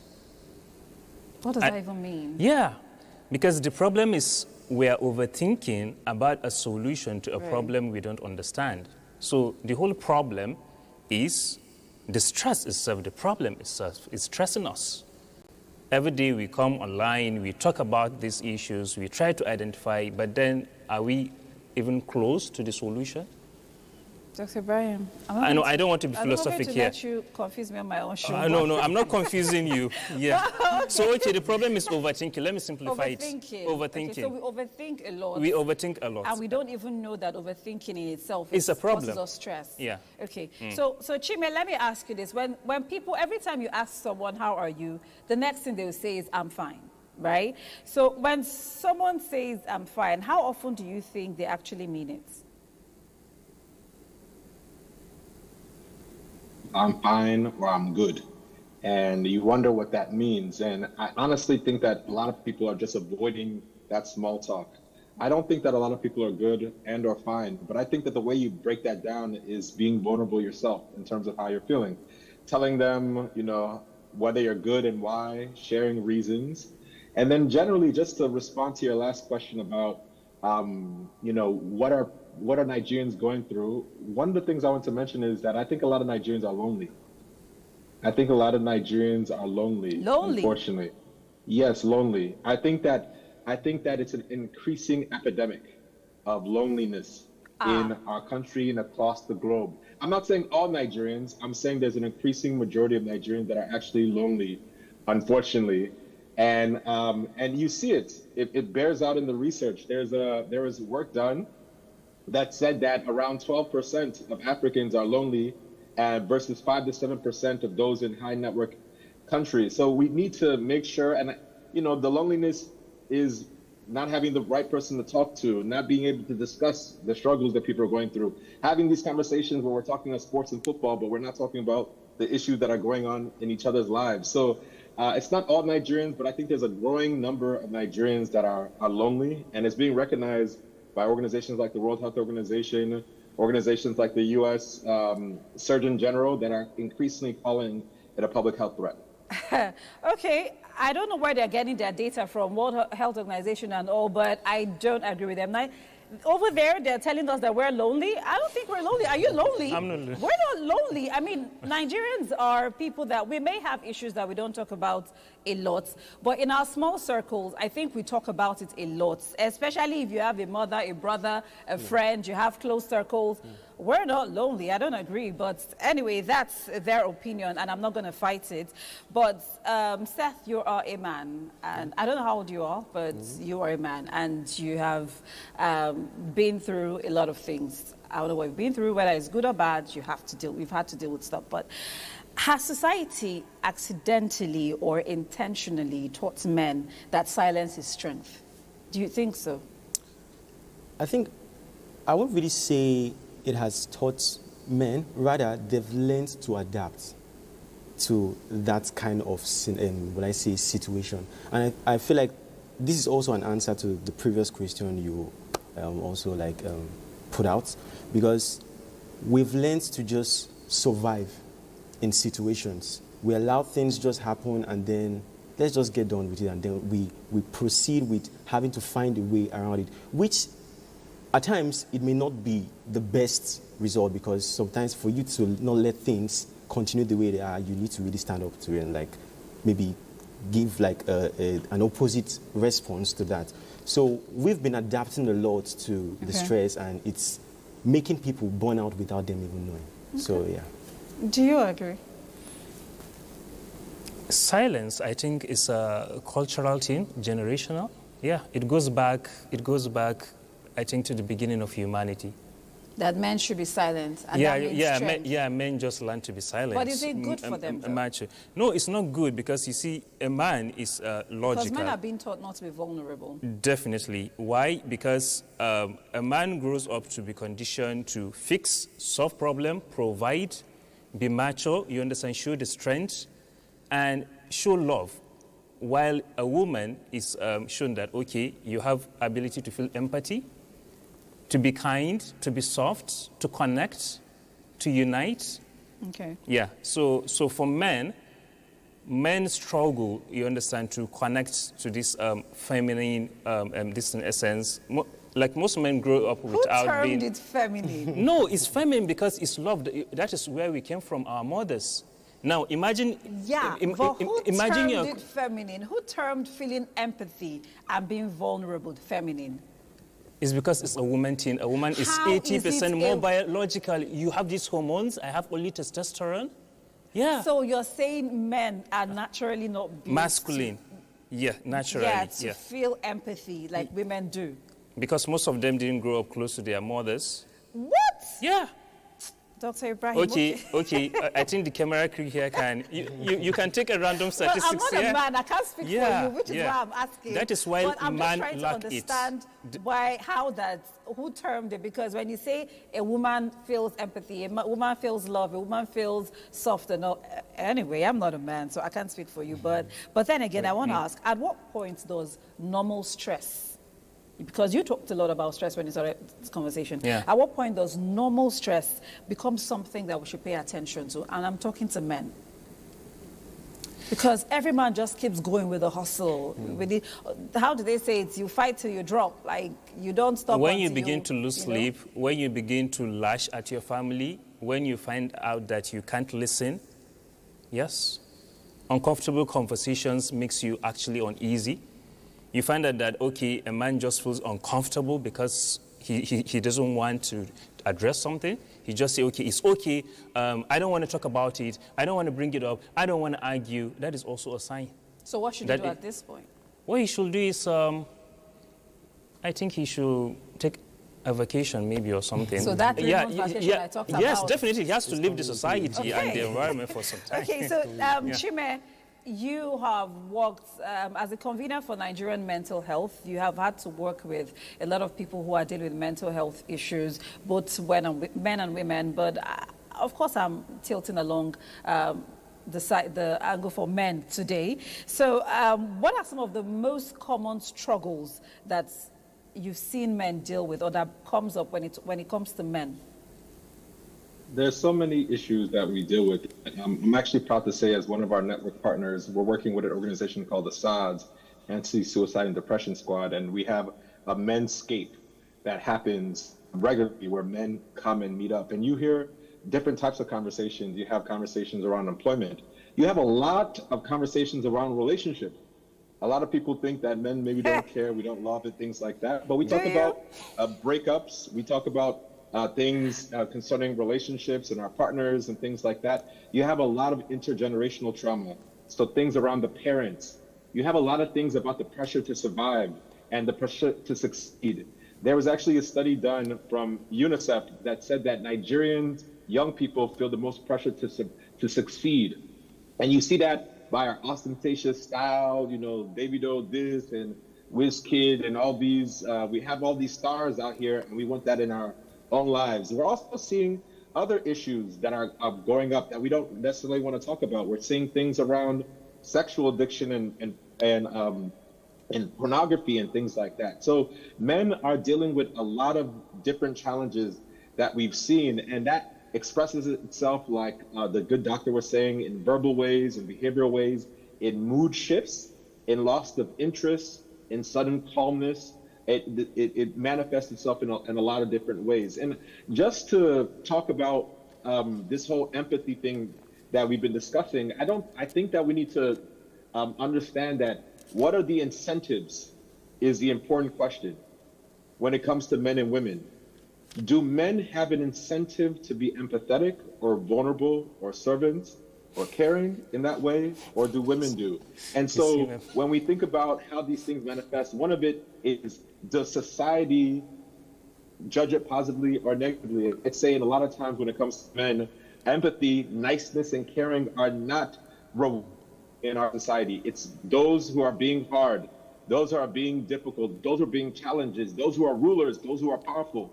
Those are the ones that we give the reward to. Those are the ones that are worshipped. And unfortunately, that's the type of mindset that we need to reimagine and reorient. So is the society that is putting this pressure on men? Who is the society? It's all of us. Yeah. So if men are dropping down, are dropping everywhere and dealing with a lot of stress simply because they are doing what the society wants, that isn't good for them, is it? It's not good. We need to change it. So why do you keep doing it? It's not conscious. It's not conscious. So the thing is, it's unconscious, as was saying, and we don't have spaces where we can reimagine these kind of discussions. Let me give you an example. When I was in, all the time, I can count on my hand how many men's support groups that occurred in Nigeria. I can imagine the kind of conversation that I had there. One time when I was calling in Nigeria, when I was emotionally down, not one of those guys picked up the phone. All of them thought that if it wasn't business or wasn't like, to just get back to me, because we haven't conditioned ourselves that we have to be our neighbor and have to support each other. We don't talk about it. We just talk about what our material needs is, and we support each other based on that. Here's 10,000 naira, here's 100,000. Okay, please collect yourself, or we connect yourself. What we need to do is really value things around servant leadership, value things around vulnerability, things around empathy. Those things aren't valued. And so if we come together as a community, as men, and we start having those conversations and start supporting each other, then I think that we'll have the change. We're not there yet. And we also don't have leaders that we see in our politics or in our celebrities that also encourage these type of behaviors too. So Chime, should I say it's the men that are not helping each other? Because if men know that they need support groups, they need brotherhoods that could, you know, help men. Because if I'm with my girlfriends or even just my sister and I'm dealing with something, I'm quick to pour everything out. But if men are dealing with that, I mean, doctor, you're hearing me, and you're refusing to say these things to your fellow man, you are the problem. I am not the problem.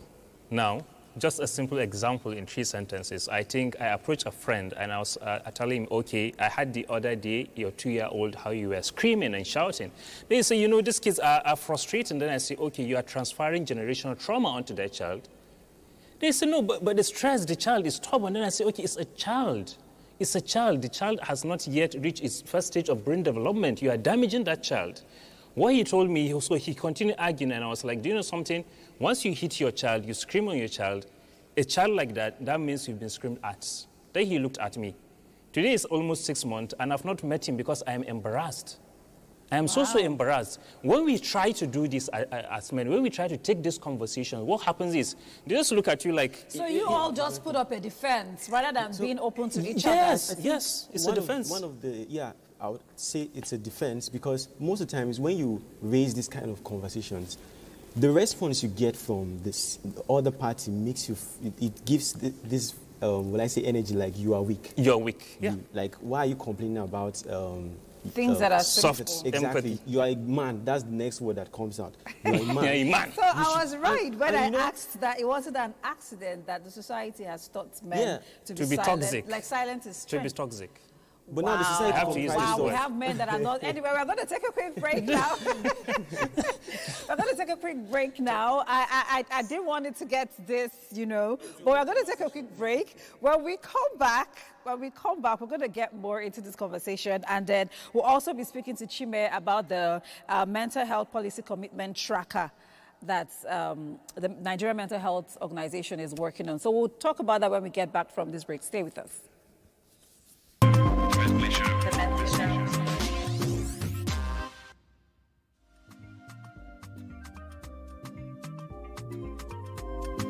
Okay, mental health for me, I think it has to do with your emotional and then psychological well-being. Like basically has to do with the health of your brain, how your brain works day to day. Yes, ma'am. I think mental health is it deals with our physical, emotional, and psychological well-being. Just simply means how we deal with our day-to-day activities, when we are stressed or when we are feeling good. Okay, from my own perspective, mental health simply means an individual emotional or psychological well-being. Good morning, sir. Please, what's your name? Good morning. My name is Mustafa Abubakar. Okay, sir. So, what do you understand by mental health? Mental health can be in different and many forms. It's an illness that has to do with something to be upstairs, that's in the brain. Yeah. So, what I understand, that's the source or the symptom, effects, and the rest. It can be from... She's... I'm showing. Okay. Okay, you just look at Okay. Start again. Okay, so please, sir, what's mental health? Mental health is one of the components of health in general, and is one of the most important aspects of health in general because it affects all the other aspects of health. So in brief, mental health is just the emotional and psychological state of the mind. How you are able to cope with stress at work, your relationship with your family and friends, and how you are able to bounce back from a difficult situation like losing a job or losing a loved one. Actually, mental health is all about general well-being of your health, how you feel, how you handle life challenges, how you manage stress generally. Stress like relationship issues and so on and so forth.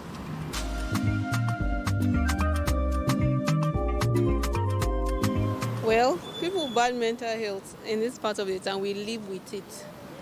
We get used to it. And then eventually, if help comes, fine. If help doesn't come, it becomes part of your life. So, if you want to cope with your mental health, you need to sleep more. You need to move. Don't stay in one place because it might cause depression and the rest. And then you need to talk to people. Don't bottle up things. Talk to people so that anything that take away their some through drugs. Of course, some people are on drugs. Simple. Eat balanced diet, have enough rest, exercise regularly. You are good to go.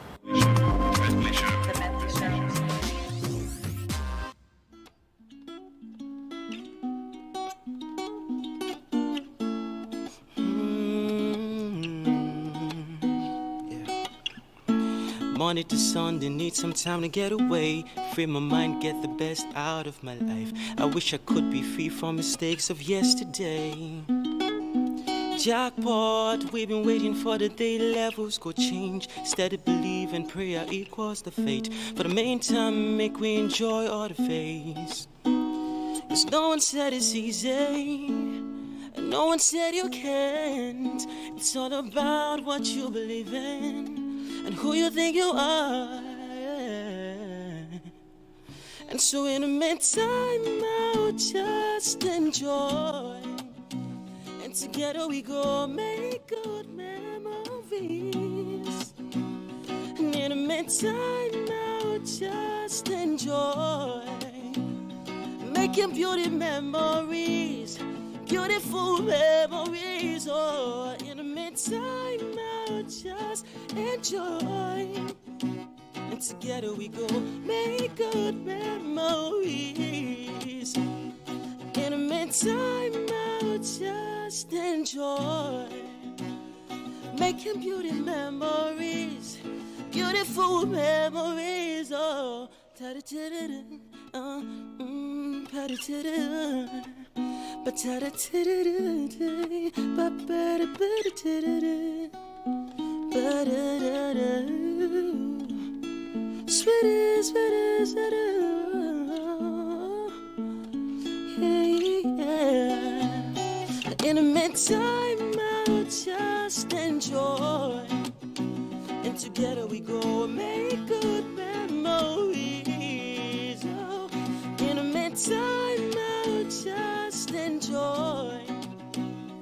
Making beauty memories, beautiful memories. Oh, yeah. Okay. Again, that's the amazing Seth giving us that beautiful music. And today we are still celebrating the men because it's Men's Mental Health Month. And we just have the question, how are you doing really? So, of course, I still have Dr. Ibrahim here, and Chime is still joining us all the way from USA.